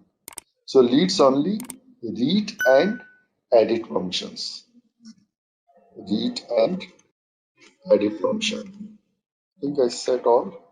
CRE read only.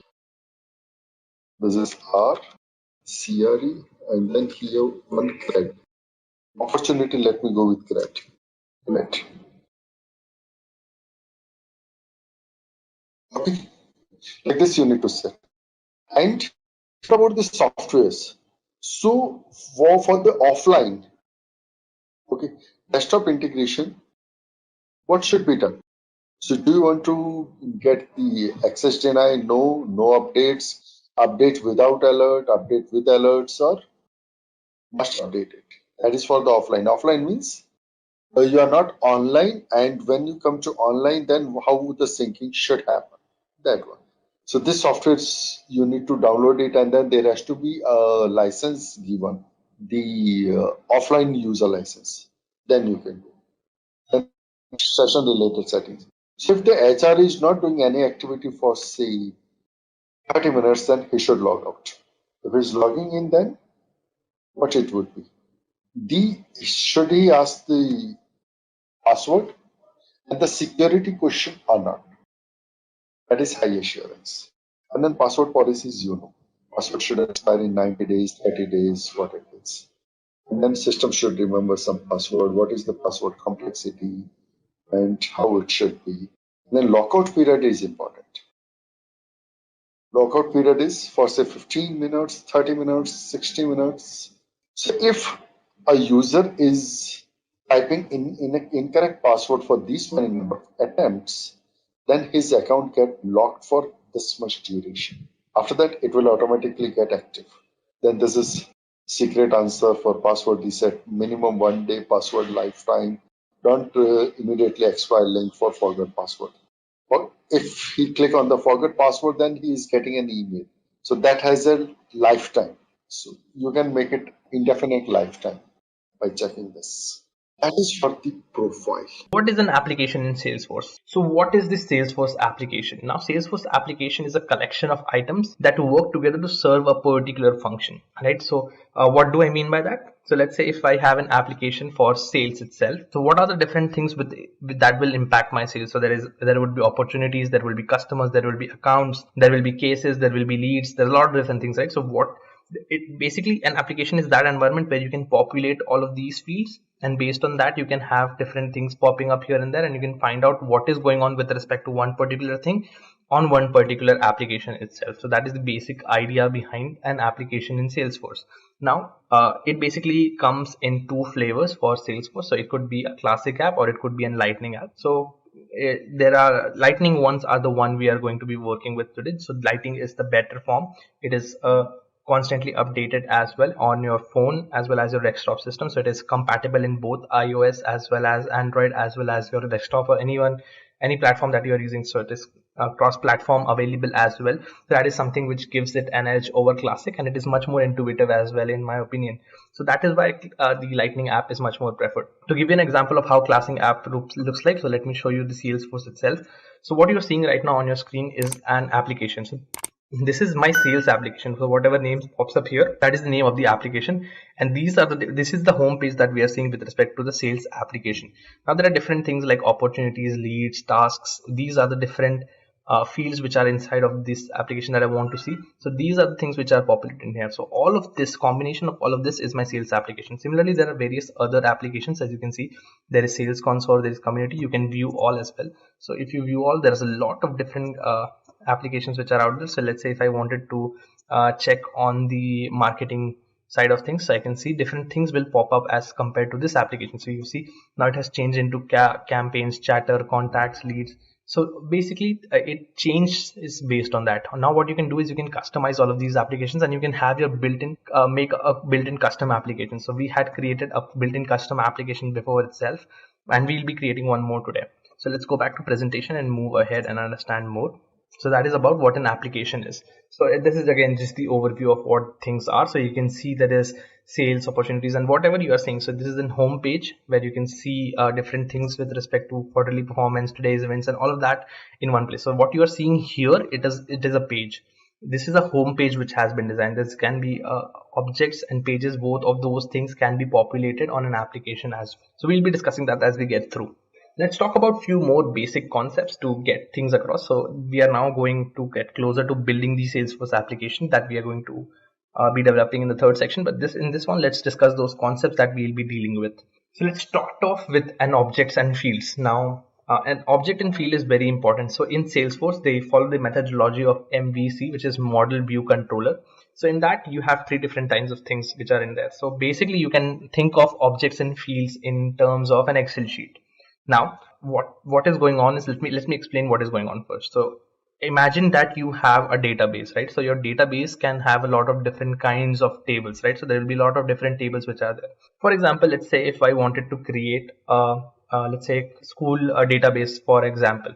So a school database will have a table for students. There will be there will be a table for courses, there will be a table for teachers, there will be the table for other faculty members, parents, and stuff like that, right? So collection of all of these tables which are out there is what basically my database is. Now let's think that each of these tables are my Excel sheet. So I have an Excel sheet where I have a list of students. I have an Excel sheet where I have a list of the parents and different other attributes like that. So right, so these are the things which are there. So a collection of all of these Excel sheets is my database. Now each sheet in this database represents something, right? So let's say if one of the sheets is named as student. Now in this student sheet which is out there, so you can imagine this sheet which is on the bottom of side of the screen right now, this is the student sheet. So in this student sheet, what is going on is, let's just think of it like this. So each of the columns which are out there, so the things which are highlighted in pink, this is called as fields. Now fields are basically the properties of the particular sheet. So my sheet is called as students. Now students can have a name, a registration ID, a phone number, parent's name, and different things like that you can populate. So each of these things which will be populated in the field section will be the different properties with respect to this sheet, right? So this sheet is basically called as an object inside of Salesforce.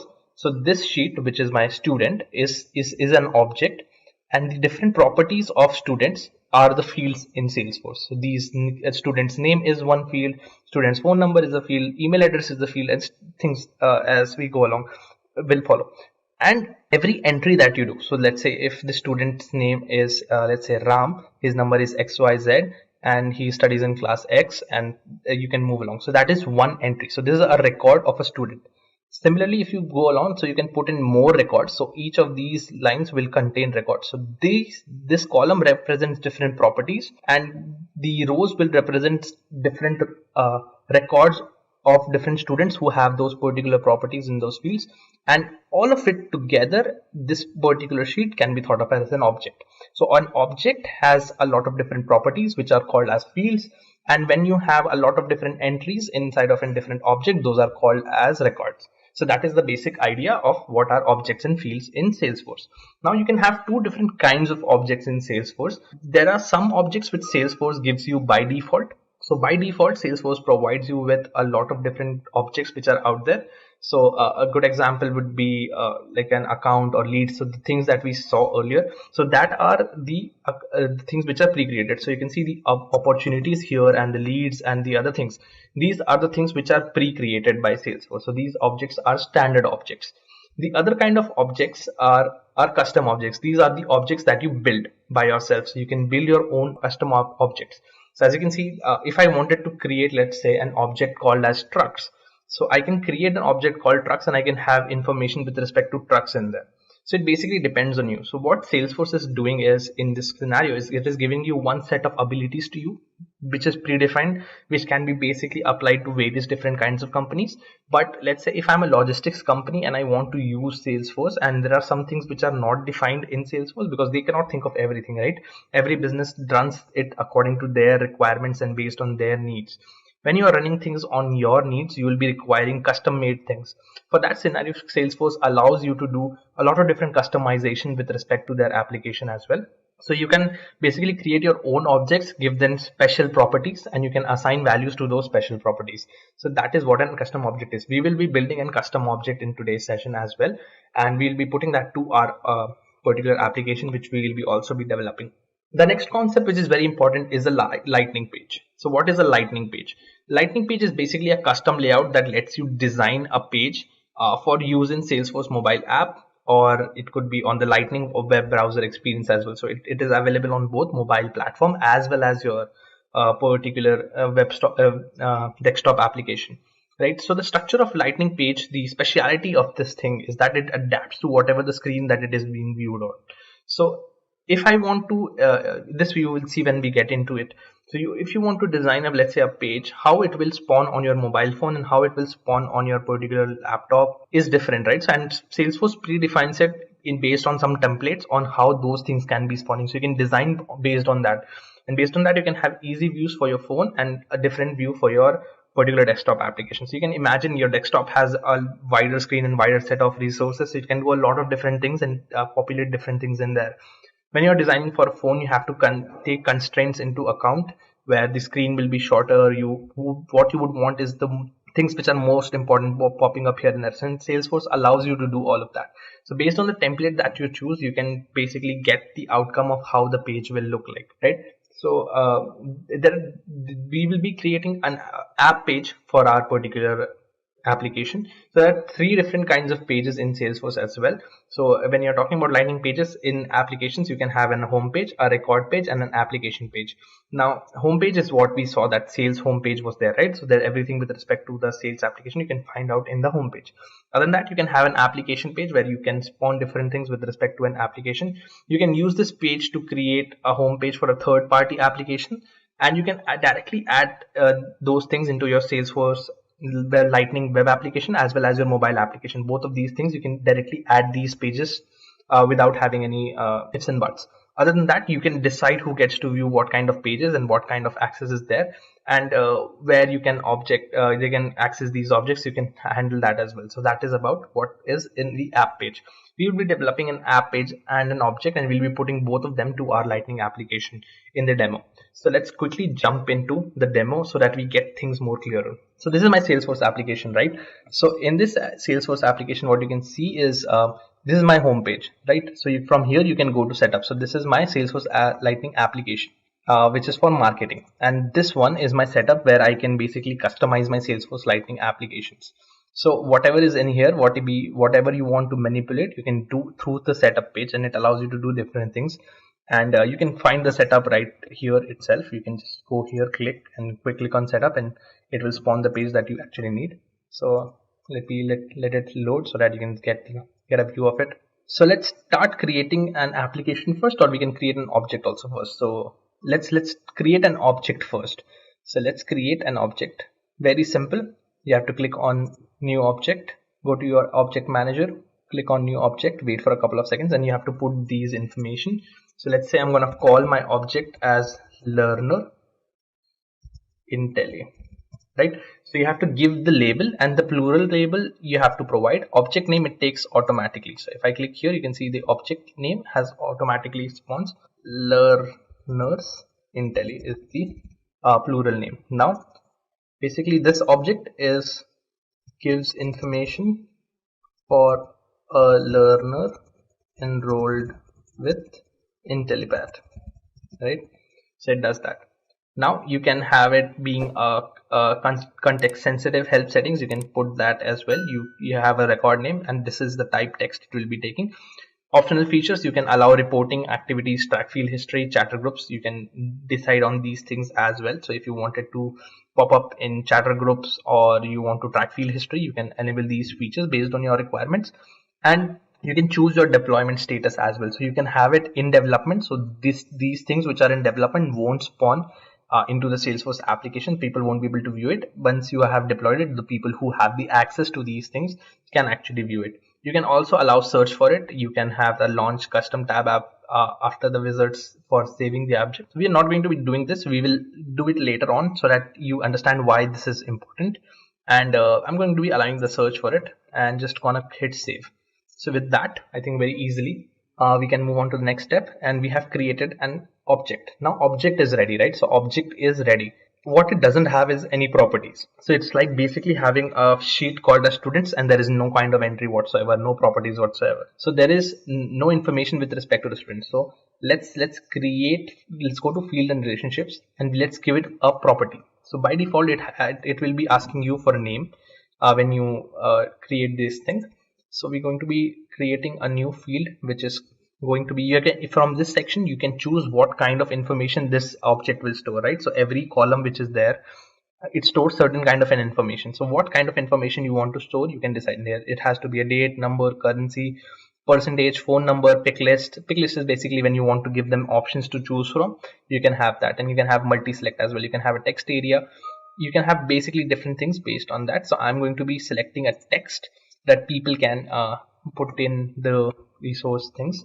So I'm going to be going next, and the field name is course enrolled. So my learner object will have a name, so learner's name, and the course field, let's allow number of characters for this field. So I'm going to be putting it as 17. So it could be according to your requirements. So if you are someone who's taking long strings into account, so you can put those numbers up, but we are going to be keeping short, so we're going to be putting it 17. So this field stores. Just a quick info, guys. Test your knowledge of Salesforce by answering this question. What page do you access to uninstall an application? A. Basic updates. B. Introduced packages. C. Capacity usages. Comment your answer in the comment section below. Subscribe to Intellipaat to know the right answer. Now, let's continue with the session. The course learner is enrolled in. You can provide help text to people to understand what is supposed to be filled in with respect to this field. We're going to not be doing that because we know what we're doing too. And you can select this as always required. So when you do that, whenever you are creating a new record for this particular field, if let's say if I'm creating a new entry for the object, so if I'm creating, let's say, a new student, and I keep this as required, so the entire column won't be saved until and unless you provide this information, right? So this is what required does. And you can have it as unique also. You basically unique will take only one kind of information. You cannot have duplicates, but since course enrolled can be duplicates, we're going to be leaving this one. You can keep an external ID and you can give a default value as well, so we're not going to be bothering with that. And in this one, you can basically assign this is the field security level. So whenever, let's say if I have an object called as customers, now customers can have information which are sensitive, like phone numbers or bank account IDs or anything like that. So that is not what you want to share with everyone, right? So when you want to hide some kind of information, you have to assign who are the people who are able to view these things. Now, I don't want to make changes anywhere because nobody else is using it apart from me. But whenever you are in an industry environment, you'll have to choose who are the people who are allowed to see these things. And based on that, you have to select. For now, we're going to be keeping it as default so that everyone can see these things because course name is not that sensitive of an information. Now, the learner Intelli layout has been done. So let's quickly course enrolled for learner Intelli has been done. So learner Intelli is our object. So we've created one field. We're going to be creating one more field, and I'm going to take this time the number as the field. Let's move forward, and the field name we're going to be writing it as batch ID. So for the learners, what we are trying to take the information is the course that they are enrolled in and the batch of that batch ID of that course. So you can have the length defined as well. So you're going to be keeping it default, which is 18th. And you can set this to always require as well. So we will not be taking any different things with respect to that. So that is very important. You can define the decimal places that will be taking. So all of this information with respect to what the field information can take. So you can customize that based on your requirements. Click next. Again, the same thing. The security field is spawning. So we're going to be keeping it default, pretty standard. And with that, I think our object is ready. Yeah. So if you want to check out your object, you can quickly go to the object manager, and it spawns all of the different apps, and you can see what are the different objects which are out there. So you can see this, these are the standard objects which are predefined by Salesforce. And whenever you find the learner Intelli, that is learner Intelli is a custom object, right? So it tells you what are the information. So we have just created a custom object which is called as learner Intelli. Now our custom object is ready. The next thing that we need to do is we need to create an application first, and then we'll add an app page. So let's create an application. To create an application in Salesforce, you have to search App Manager. So in App Manager, just quickly go here and select for a new Lightning app. So you can see in here the pre-created applications and their type. As I told you, it comes in two flavors. So if it is Lightning or it is in Classic, you can see these things which are available. What I'm going to be doing is I'm going to be creating a new application. My application will be called, let's say we'll call it as learner view. We're going to be calling this application as learner view, and this application is for insights WRT learner. So with respect to learner, what are the things that is required? We are going to be populating this. In this section, you have to also put in an app branding. Basically, in app branding, you can design what kind of image that it requires and what is the different things that can come. So you can have different images based on that. I'm going to be uploading something which I have on my desktop saved, which is a home page, which is basically a very simple image. So this is the image that is there for my app branding. You can see the graphs and plots which I have created. And primary hex value is something, as you can see in the background, you can see, if you can see here on the left hand side, you can see this blue line. This is what is there. So you can see everywhere it is blue. So this is the primary color that you have to choose for your application. I'm going to be going with green, and you can choose what shade of green also. Based on that, it will take the RGB hex value. So I'm going for a pretty green in here and do done. and then click next. Now the next thing which is there is you have to choose the navigation style. So since we are going with the standard navigation here, not the console, because console is sometimes paid, we are going for the standard navigation, and you can support the form factor. So basically if this application will be supported on only on desktop, only on phone, or both desktop and phone. For our purposes we are using both desktop and phone in here, and that is that. And you can have these settings also set up, and my setup experience, I want it to be full setup and it is not a service. So that is that, and let's quickly move on to the next one. Next is the utility items. So utility items are the things which spawn on the bottom left hand side of the screen. So we'll see that once we create this application. So you can add different kinds of utility applications. So we're going to be adding a rich text so that we see what is out there. So let's select one. So you can basically type out what you want in this one. So I'm going to be putting in welcome to the Intellipaat learner application, right? So we can have that, and you can add more. So we have added one, we'll add another utility item just in case. So you can have a macro, or you can have a flow is basically how your screen flow will be happening, or different things, that set of applications will be happening.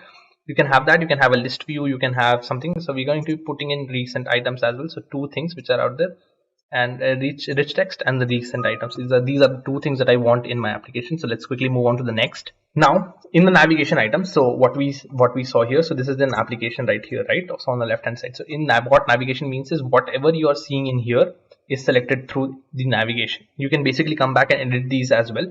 And for now, so what we're going to be doing is we're gonna take a default thing so that it gets more clearer to us. So let's take opportunities, if it is out there. Yeah, let's take opportunities and just put it in there, just for fun purposes. We basically do not need it right now. So we're going to be spawning only one thing, and we're going to click next. And now this is an important one. You have to select who are the people who can view this application. Not everyone will be able to view this application. Since I'm the system administrator, I'm going to be giving myself only the privileges of viewing this application and no one else. So I'm going to be putting in here so that I can see this application. I'm going to put save and finish. As soon as I do that, my application is ready, and you can find that application as the name which we had learner view, the application. So it is right here, which has been created, right? So to check if learner view is created, let's quickly go to here. This is the place where you search for application, these dots in here. Just quickly search for learner. So you can see my image which I created for the branding as well is present. So quickly go to the learner view and see what is out there. So you can see the green which I chose for the hex value is here. This is the name of the application. This is the only navigation that we spawned. So you can see the recently viewed opportunities which are out there, and the utility items that we selected, which is the recent items, which is in here, which has been nothing so far. And then there is a rich text. So welcome to the Intellipaat learner application. So you can have that, implement more things like those. So these are the utility things. So we have basically created an application with one thing. Now let's customize this application a little bit more by adding a page and the object that we created, right? So we created an object. So if you remember, if we go to app manager again and we try to edit this particular learner view, you can see there is this one thing missing, which is the object that we created. The object which we created, which goes by the name I think learner Intelli, that will not be available in the navigation items. That is because we have not created a custom tab for it, right? Let me search learner. You can see this is not available right now. That is simply because we have so far not created basically and custom tab for it. So there's no tab view for it, and that is why that is not spawning. So let's quickly do that as well. So I'm going to be doing that side by side so you can see what is going on. So let's quickly search for tabs in here in quick find. Let's quickly search for tabs. Now go to tabs. In tabs, basically you have to go down and you have to create a new one. So you have to create a new custom tab. So just click on the new one. So here you have to select the object that you want to create a tab for. So our object's name is learner Intelli. You can select the tab style. So there's a lot of different things that you can choose from. That will basically be the thing which is in front of that tab style. So since this is about learners, we're choosing people in here, and you can have custom tabs. So learners information, right? So that is there. So let's quickly click next, and these are again those security things. So you can add the profiles who are going to be able to see it, but we are keeping the default settings so that we can get through with this. And again, which all applications you want to add it to. So you can see by default it is added to learner view. So if we see now to learner view, only opportunities is there, right?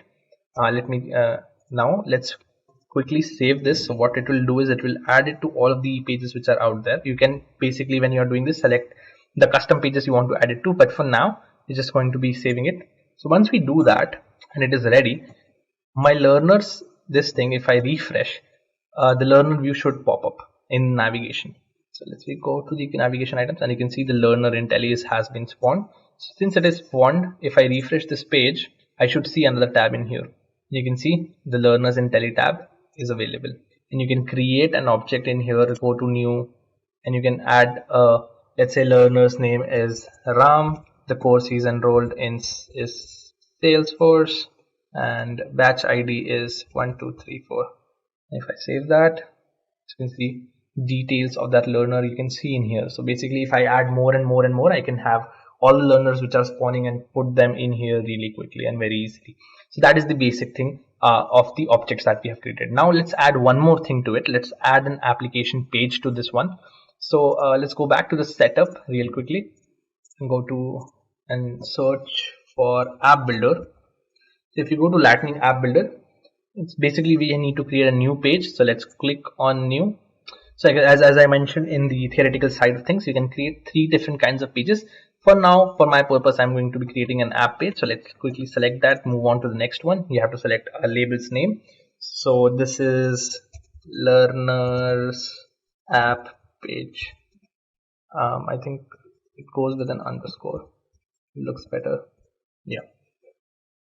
Now what you can select in the next one is the view. So as I told you, the Salesforce Lightning applications, it spawns and adapts both for your PC as well as your mobile phones of different sizes and tablets of different sizes. So you can see if the tablet is in this section, it will look 1, 2, 3, 1, 2, 3 like this. If it is straight, 1, 2, 3 on the phone, and 1, 2, 3. You can choose different settings based on this. The applications will be spawning. So different views that you can get from here. So I'm going to be choosing standard one again. One header, a left sidebar, or I'll go with header in 2 regions. Let's quickly divide it easily. So header in 2 regions we're going to be selecting. We're going to click on next. Now I have basically a layout where we can add applications. So it doesn't mean we can only add 3 components. We can add more than 3 components, but just thing is you can add it in here or here. The way that they'll be spawning is based on the layout that you have selected. So let's quickly put a rich text on top. This is learners page. So this is the learners page that we are creating. So that is that. We can have basically anything that you want in here. We can populate let's say recent items in here on the left hand side, reports and charts on the right hand side, and you can have, let's say if you wanted to have a chatter field, you can put it in here on the left hand side. So you can spawn more than 1 items. You can customize these things as well. So whatever is be spawning it, you can add a filter, you can add field types, so for what it has to be done, and you can create what you want report for. So you can select different kinds of reports in here. You can populate all of that, and you can add and filter based on that. So whatever is based on your filter, you can view those things only particularly in this particular page. So that is the basic idea behind these things as well. So you can add a filter for this as well. We're not going to be doing that. We're just going ahead with this one. So you can activate this page, or you can choose not to activate this page as well. So I'm going to be activating this page. So if this is in development environment, you would not want to activate it right away. You'd want to wait, but since we are not concerned with that one right now, we're going to be activating this page. So it will going to be asking a few questions. So page settings, lightning experience, and mobile app navigation, 3 different things. So you can add different page setups that you want. I just want it to be activated for all my users, and these things have been done. So I'm going to be quickly saving it with default configurations. Until you add it, it won't be spawning anywhere, right? So that is what this page is saying. So what it basically means is I have created, so like I did for objects and it was spawning, it will not happen for this one because it is not there in the navigation items yet. So for that, what we have to do is we have to go back to our setup, search for our app manager again, and In my app manager, I have to be searching for the learner view application which we created. Click edit and then go to navigation items. And in here, the page that we created, which was our learners application page, which is right here, I'm going to be selecting that and putting it in here. Sorry. So with that, if I hit save and I refresh this page, I should be able to see my new page which is out there. So the page, as you can see, objects will have a drop down menu like this, so you can see all the learners or all the opportunities which are out there. And in page you can see different things that you put with respect to what is there. So the recent item is 0, chatter feed, we have not populated these things, that's why these things are not being done. So if you do all of that, you'd be able to see these things, and these things will be generated automatically based on that. So that is what basically you can do in order to build an application in Salesforce. Now we'll look into the Salesforce certification details. So here lies the detail of the Salesforce admin certification.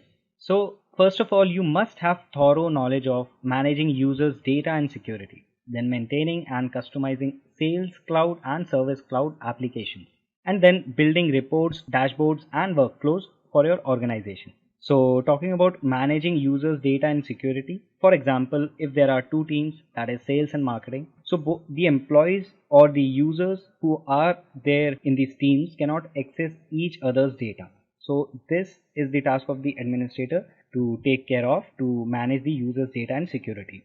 Then maintaining the application, that is sales, that is related to Sales Cloud and Service Cloud. Then building reports, dashboard, and workflows as decided by the organization for their business activities. So the number of questions that are asked in Salesforce admin certification exam are 60, and these are multiple choice questions. Then the time for completion you get is 105 minutes, that is 1 hour and 45 minutes. And for passing the Salesforce admin certification exam, you need 65%. That means you have to solve 39 questions out of 60 to pass this exam. Talking about exam fees, so the exam fees is $200 for the very first attempt. And if you want to retake the exam, then the retake fees is $100. So if you are not passed in the first attempt, then you can retake the exam and the fees is $100. So this is the information regarding the Salesforce admin certification exam. So you must have the thorough knowledge of these things that we discussed, then the number of questions, time for completion, passing percentage, and the exam fees. Now further we'll move on to the topics of Salesforce admin exam that are included in the syllabus. So starting with organizational setup. So the very first step when a company buys the licenses of Salesforce is the organizational setup. That is, they need to set up their organization in the Salesforce, and by giving the details of the organization. Then after that, user setup. So after the completion of the organizational setup, they need to make profiles, make users. So that is the user setup. So you have to learn about organizational setup, that is how to set up the organization in Salesforce, then how to set up the user in Salesforce. After that comes security and access. So after the completion of the user setup, you need to take care of the security and access, what all data the users or the employees can access, that you need to take care of. So you need to learn about the security and access topics, that how to set the security and access level. Then comes standard and custom objects, that is laying out of the object structure for the organization and the relationship model for the organization. So you need to learn about the standard and custom objects and how to build the object architecture for the organization. So it also consists of that how to create, delete, and customize various types of fields that are related to the organization's data. Then comes sales and marketing applications. So here you have to learn about how to manage the activities related to sales and marketing applications. So you have to describe the capabilities of the sales and marketing campaigns and identify the capabilities and implication of the sales processes. Then comes service and support applications, where you have to learn about and you have to gain knowledge about all the service and support related activities, how to manage a case. Then comes activity management and collaboration. So whatever is the business activities going on in the organization, so you need to have knowledge about all the activity management and collaboration with various kinds of applications through Salesforce. So that is the task of the Salesforce administrator, to collaborate with various kinds of applications and manage the activities. So you need to have knowledge about that. Then comes data management, where you need to have knowledge of where you will learn about import and export of data and various files. So if the organization or company demands the Salesforce administrator to insert, update, or delete any record, then the administrator should have a decent knowledge of doing so in an effective manner. Then come analytics and reports and dashboards. So you need to be well versed with the reports and dashboards and all the analytics related to the organization using Salesforce. Then comes workflow, process, and automation. So workflow, process, automation. So here you need to have knowledge about creating the workflow for various processes of the organization, then ordering and creating the sequence of process and automating it further. Then comes desktop and mobile administration. So here you have to have knowledge to describe the capabilities of the Salesforce mobile application and describe the installation and synchronization options of Salesforce Lightning for Outlook. And finally, App Exchange. So you have to identify use cases for App Exchange applications. So these all are the topics that are included in the Salesforce Administration Certification exam. So you need to master them all. Then here is the marks distribution for all these topics in Salesforce for Salesforce admin exam. So talking about organizational setup, so it is 3%. Then user setup is 7%. Security and access is 13%. Standard and custom objects is 14%. Sales and marketing application is also 14%, and these two are the highest among all the topics. Then service and support applications, that is 13%. Activity management and collaboration 3%. Data management is 10%. Analytics, reports and dashboards is 10%. Workflow process automation is 8%, and desktop and mobile administration is 3%. App exchange is 2%. So for clearing the exam, you have to focus on the major topics, that is security and access, then standard and custom objects, which has the highest weightage, that is 14%. Sales and marketing application, that is again 14%. Then service and support application 13%. Data management, analytics, reports and dashboards. So also these are the important topics, not from the examination point of view, but if you are working as a Salesforce administration, so you need to have a quite good understanding of security and access, standard, custom objects, setting up for the organization, sales and marketing application, and all these data management, analytics, reports and dashboard related things. So it is important from the organization's point of view also.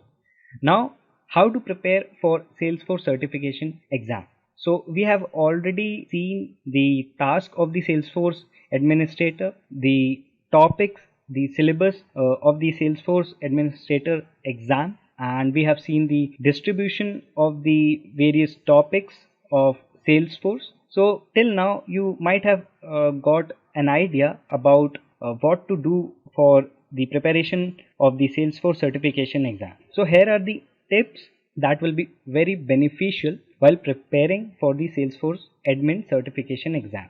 So the very first step is to master the basics of Salesforce platform. So organizational setup, user setup, security and access, the role hierarchy. So this you need to master, and you should have a good knowledge of using Salesforce platform. Now the next step is prepare according to the syllabus. And we have already discussed the distribution, the percentage distribution of various topics of Salesforce. So the area which is having the higher weightage, that is 14%, 13%, 10%, 8%. So you should focus on those areas and mastering of those areas first. So try to learn the basics of Salesforce platform, whatever things are there. So try to learn all of them. Then accordingly prepare according to syllabus and focus on those areas which contains the higher weightage in Salesforce admin certification exam. Now the next step is invest ample amount of time on real time implementation. So Salesforce is not just a theoretical subject, so you need to have a lot of experience on real time implementation and the experience of using Salesforce platform as an administrator and fulfilling the standard industry requirements. So invest a lot of time in the Salesforce platform to learn new things and to implement various activities as per the requirement of the organization. After that, focus the area that contains more weightage that we have already discussed, that is prepare according to syllabus. So you need to focus on the areas where there is the weightage is 14%, 13%, 10%. After that, try to attempt mock test for practice. This is one of the most important part of any certification exam that you attempt. So you need to take mock test so that you can get to know the shortcomings in your preparation and your weak areas of concepts. So you need to take mock test so that you can get a good practice for the real exam. Then finally test yourself and try to improve your weaker areas. So by taking up the mock test, you will be able to get to know about your weaker areas. So test yourself and try to improve your weaker areas.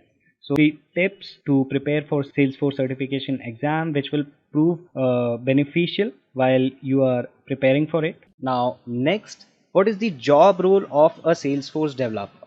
So here is the job role of a Salesforce developer. So a Salesforce developer must analyze and understand the user's requirement or the client's requirement or the requirements specific to the organization, and then design the application as per the need.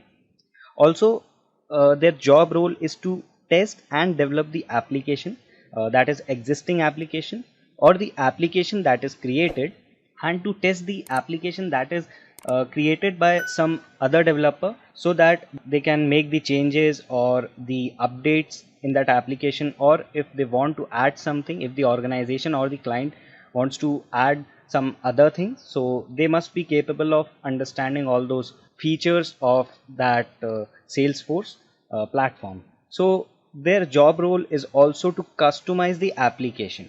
So customize the application means to add the features or make changes in the platform in the existing application. Then use Visualforce to create UI. So the job role of a Salesforce developer is also to use Visualforce to create UI.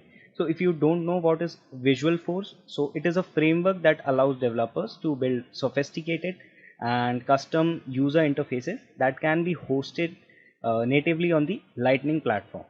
So they must be aware of and have the experience of Visualforce, then design Salesforce solutions and create effective project plans for the Salesforce platform. So this is the job role of a Salesforce developer. Now the next is the skills of a Salesforce developer. So here are the skills that are mentioned. So they must be they should have the experience of data modeling, data management and security, because they are developing the applications for the users or clients or organizations. So they are responsible for the security of that application, for management of the data, and so it is the responsibility of a Salesforce developer to develop the application in such a way that the security and integrity of the data for that organization is well maintained. Then platform development. So they must have experience and a thorough knowledge to develop the platform.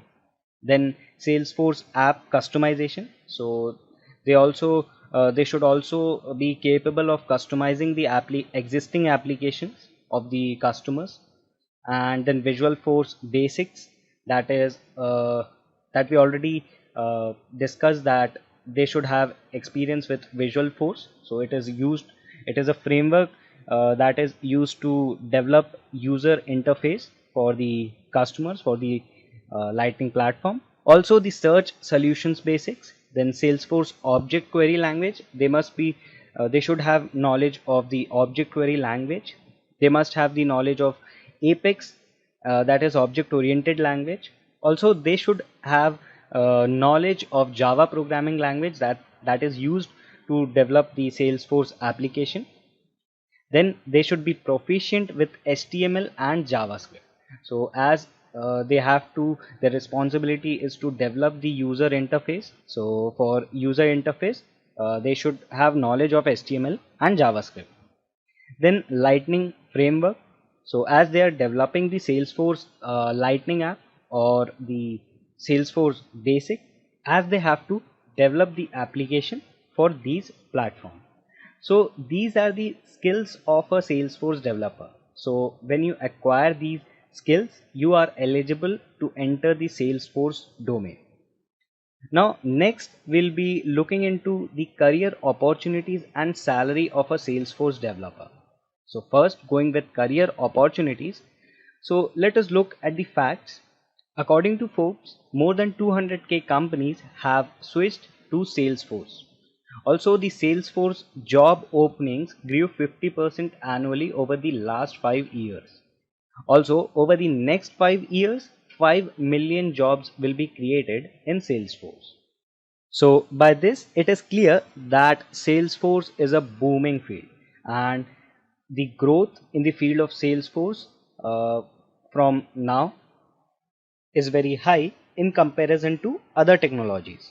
Also, according to Forbes, there are 3.3 million jobs expected in the Salesforce ecosystem by 2022. And according to IDC, it is the number one CRM system that leads the market with 19.7% of the total market share, and it is a huge number. So no doubt Salesforce is among the best career option to choose.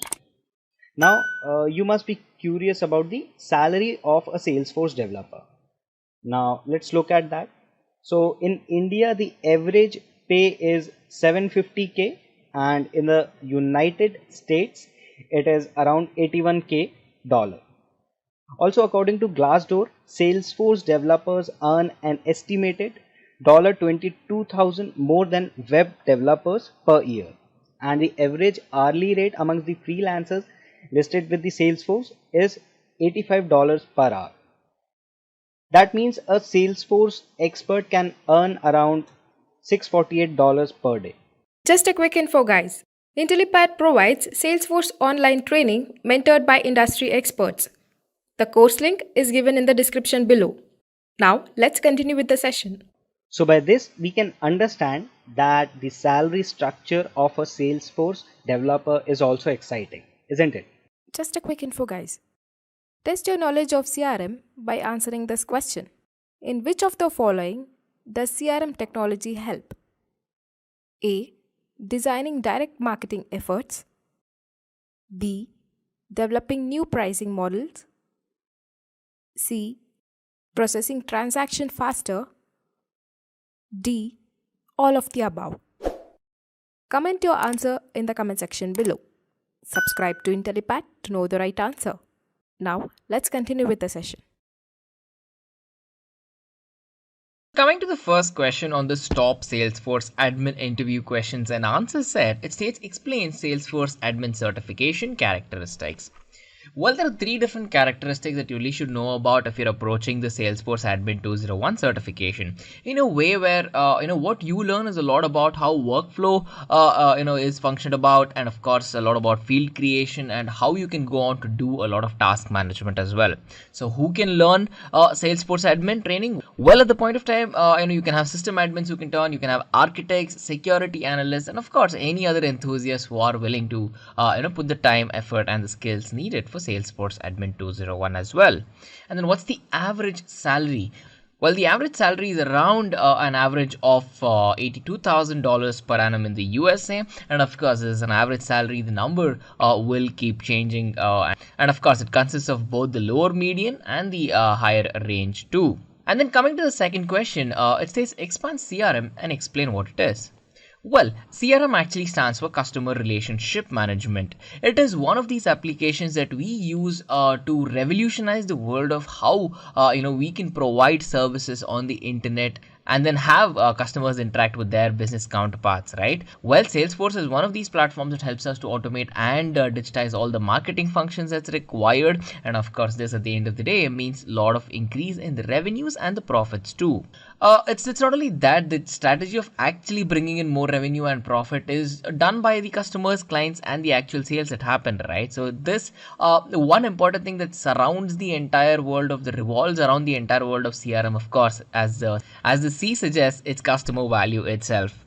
There are four types of CRM initiatives, as you should know. You have customer acquisition, customer retention, customer churning, and of course, customer win back. So depending on the particular situation the customer is in, or in the initiative that he or she is in, they'll be assigned a quota. And of course, at the end of the day, they will be responsible for the business to drive in more profits and revenues. And you have CRM experts who make sure to bridge that gap as well. And then coming to question number 3, it says distinguish between Salesforce.com and Force.com.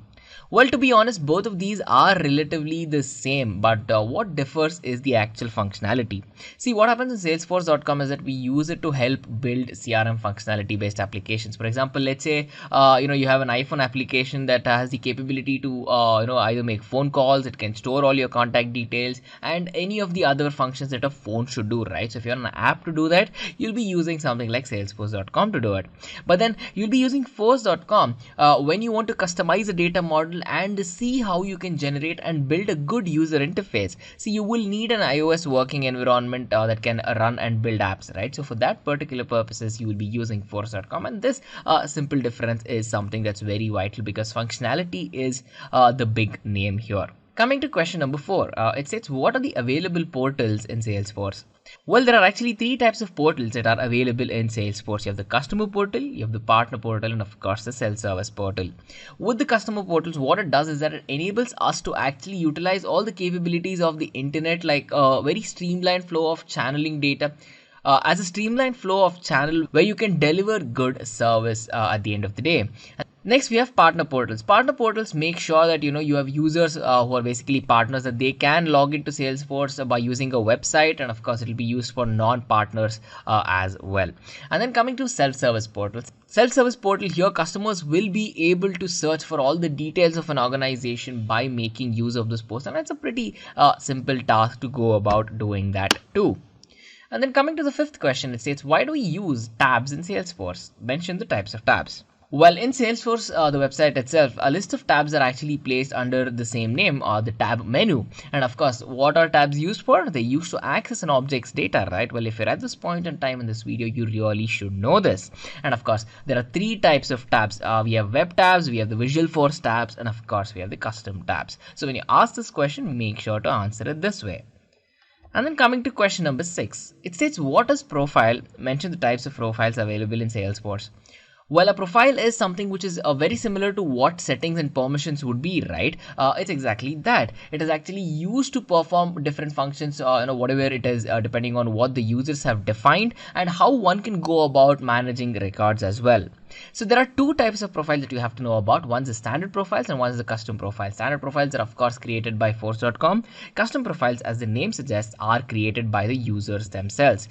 For standard profiles, you'll have a standard user, you'll have a solution manager, marketing user, you'll have read-only, you'll have system admin, and a lot of other profiles as well. Coming to question number 7, it says how to delete or freeze users in Salesforce.com. Well, this is a very tricky question. In fact, it's a very important question. You have to know that you cannot delete a user in Salesforce.com, but you can deactivate by using the freeze option. So deletion is not possible.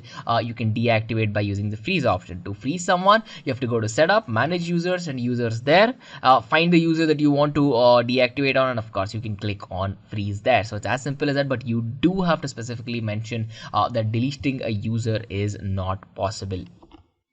And then coming to question number 8, it states mention the ways to store files, documents, and images in Salesforce.com. Well, you can store files, documents, and images on the Salesforce website by using a lot of means. You can use attachments, and of course you can bring the files via documents. You can have your Google Drive bring the data. You can have a lot of libraries, shatter files, and of course a lot of other ways. So the convenience of Salesforce, you cannot beat at this, because at the end of the day you can bring in data from a wide variety of sources without having to do much. Coming to question number 9, it says give one word answers to the following questions. Well, the questions are like this. In the Visualforce page, how many field dependencies are used? The answer is 10. We use 10 field dependencies in the Visualforce page. So can two users have the same profile in Salesforce? Well, of course they can, right? So the answer to that is yes. And which field cannot be added as a custom index? Well, this is again a very important question. I'm sure you would have guessed the answer by now. It's the formula field.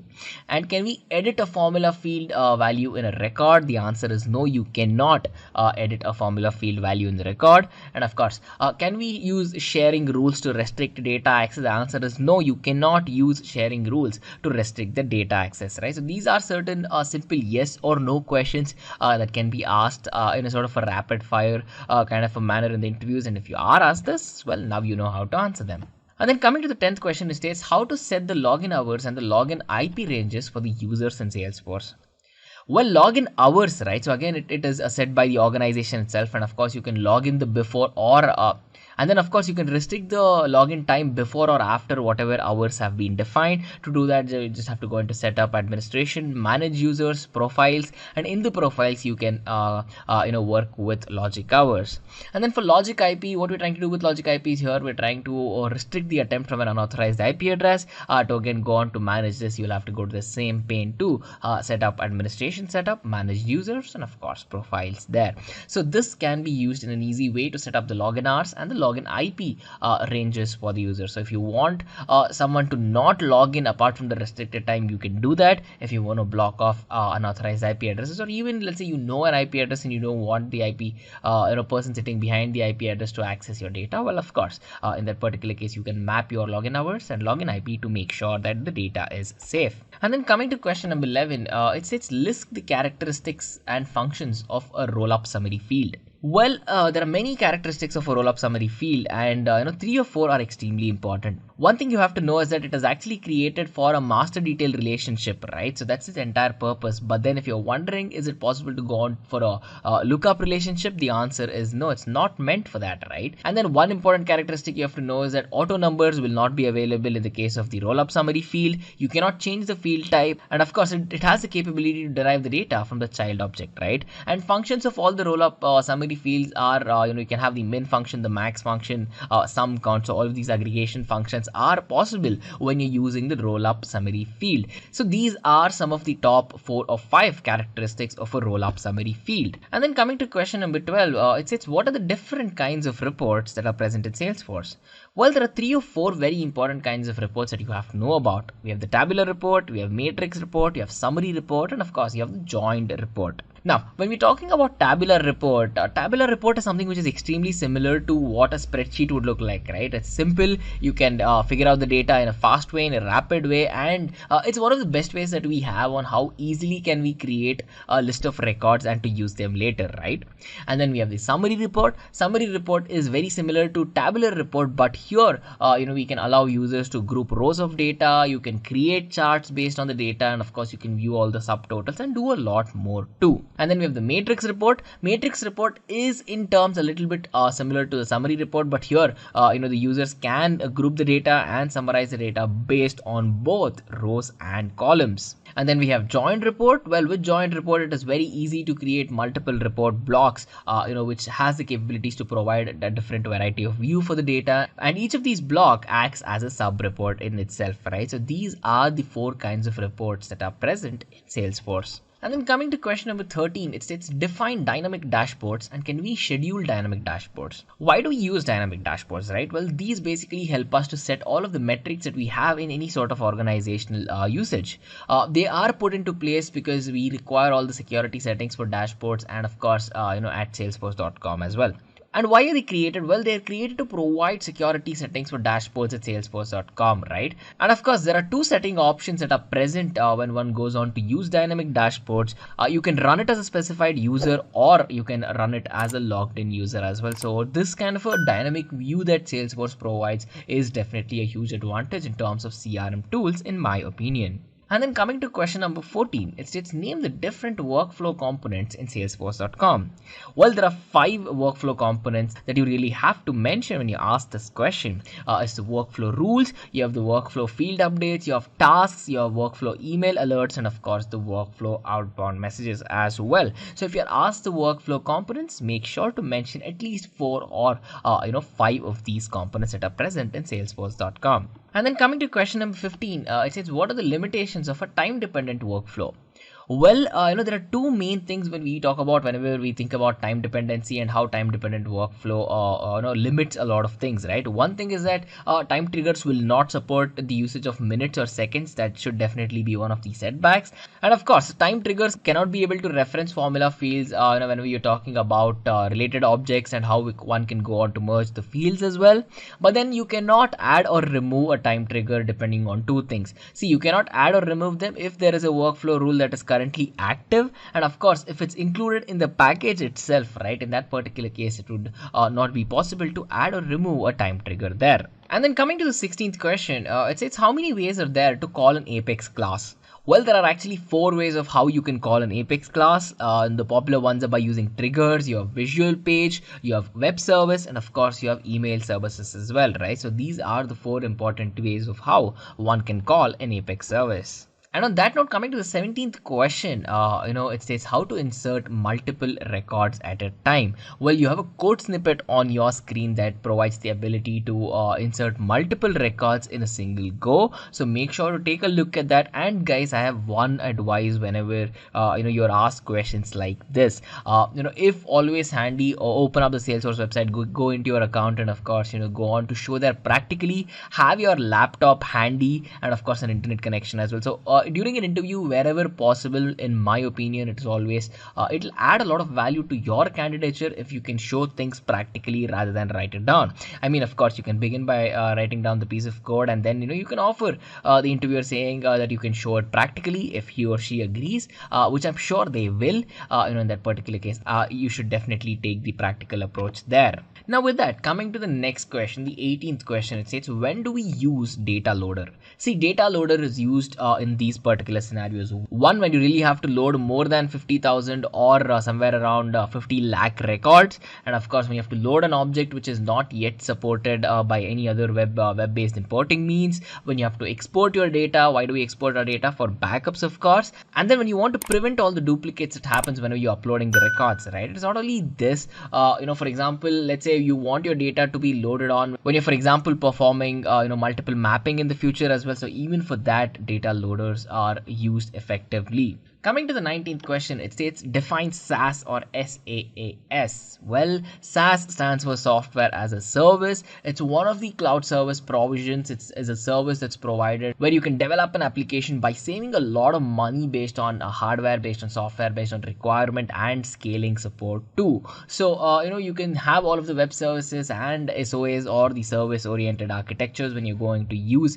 SaaS. And of course, there are many top providers. We have Abico, we have Excelops, we have Akamai, we have App Dynamics and Apprenda. These are some of the top SaaS providers out there.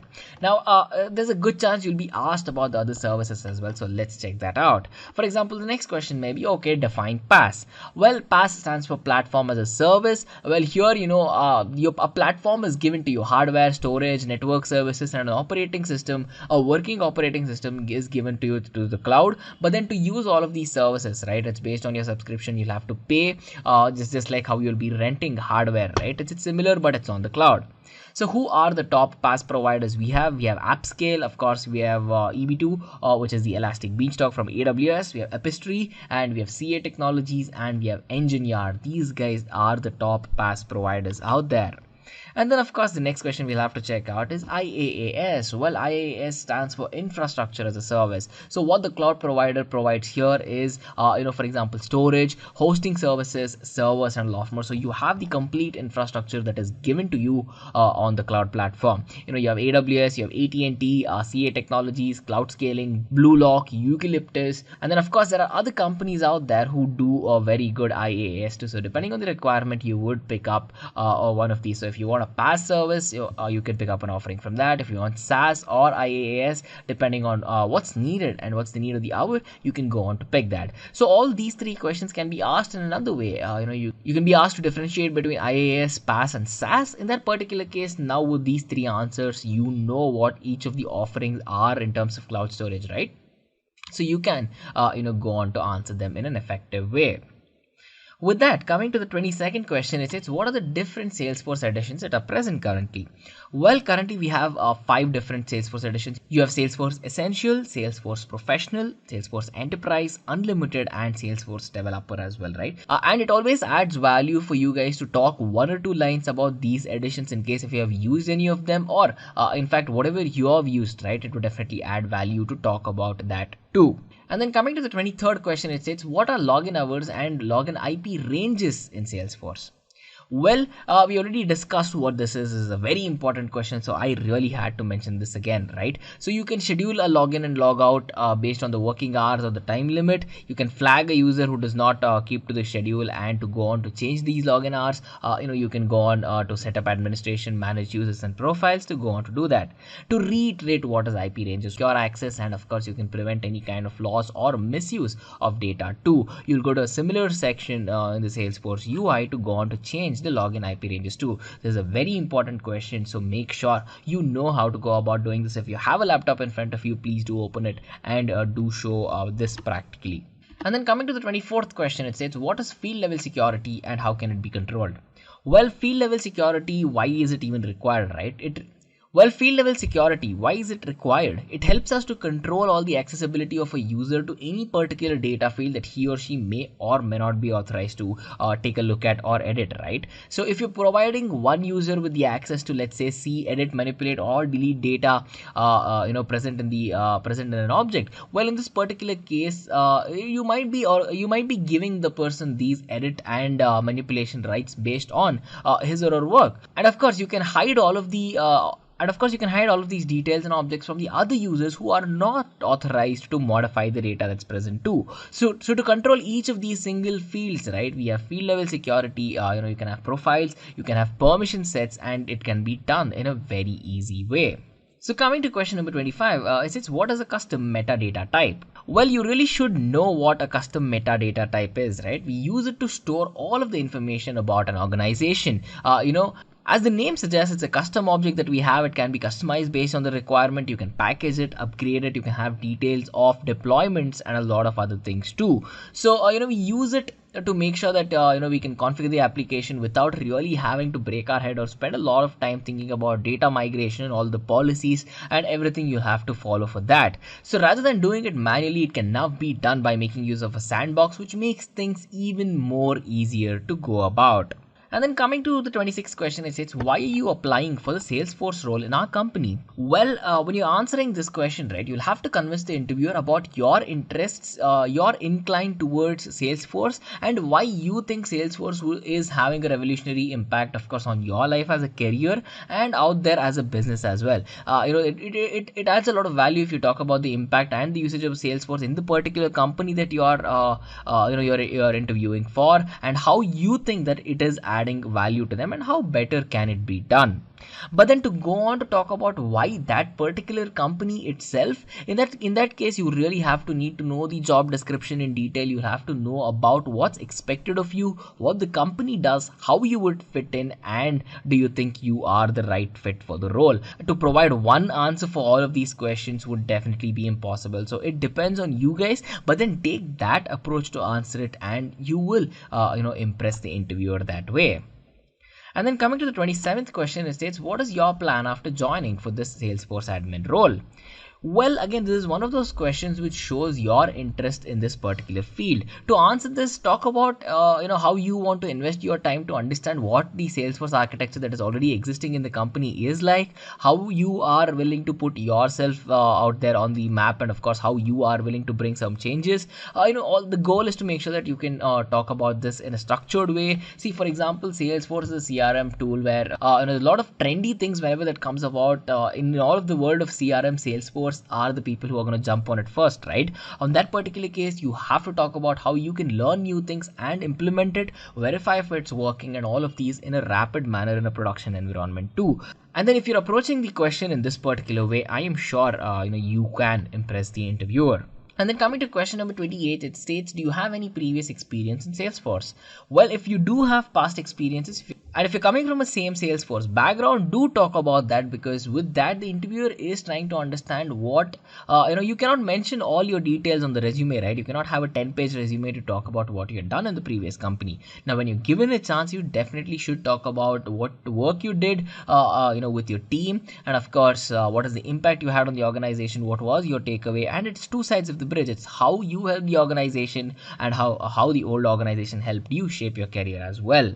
But then if you're a fresher who's asked this question, you can say, of course, that you do not have any professional experience. But if you have interned previously in an environment which uses Salesforce, or if you have done any projects or any explorations on your own to learn Salesforce, or if you have a certification program done in Salesforce, this is the right time to answer that.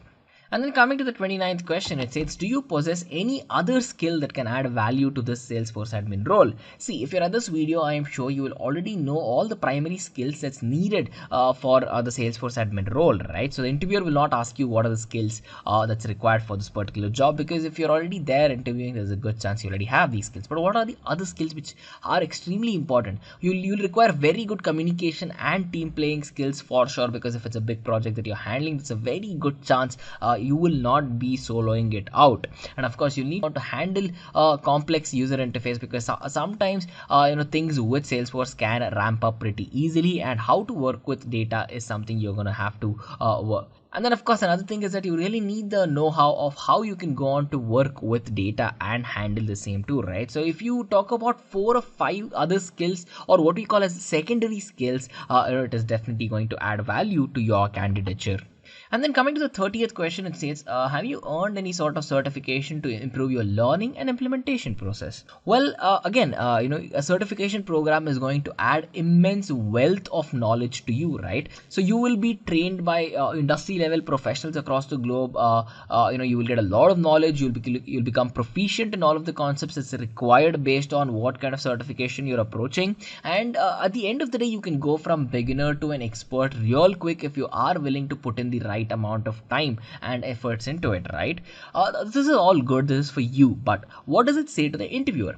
Well, to the interviewer, it states 3 good points if you are certified. One thing is that it shows that you have an interest to actually advance your career in this particular field. You might be coming from a very different background, right? You might be coming from a commerce background or another development background, and you saw that you have interest in CRM, and that you found that you're good with Salesforce. So in the particular case, you have put in the good amount of time, money, and effort to become an expert. Going from a beginner to becoming an expert shows a strong aspiration, right? And of course, it's not only that. If you've picked up a certification program, it means that you are an effective learner. You have the capabilities to learn things and implement industry level projects. And on that note, how should you answer this question? See, of course, if you have multiple certification offerings, examinations that you have cleared, do talk about them, do list everything. But if you're talking about certification programs, one thing in my opinion is, do not take a lot of time to answer what it is that you have learned through that, but then do talk about how you have used what you have learned. Well, in that particular case, all of these interviewers and recruiters are behind your knowledge, right? They want to know what you have practically done and how can you start contributing to their company in a quick way. For that reason alone, you will require a lot of practical knowledge that's going to help you in the job as well. See, this is something which is very important, talking about the practical experiences, projects, use cases, and a lot of those things instead of just the theoretical concepts of what you have learned. Just a quick info, guys. Intellipaat provides Salesforce online training mentored by industry experts. The course link is given in the description below. So guys, we have come to the end of the session. If you have any doubts, please put down in the comment section below. We will try to answer it as soon as possible. Thanks for watching.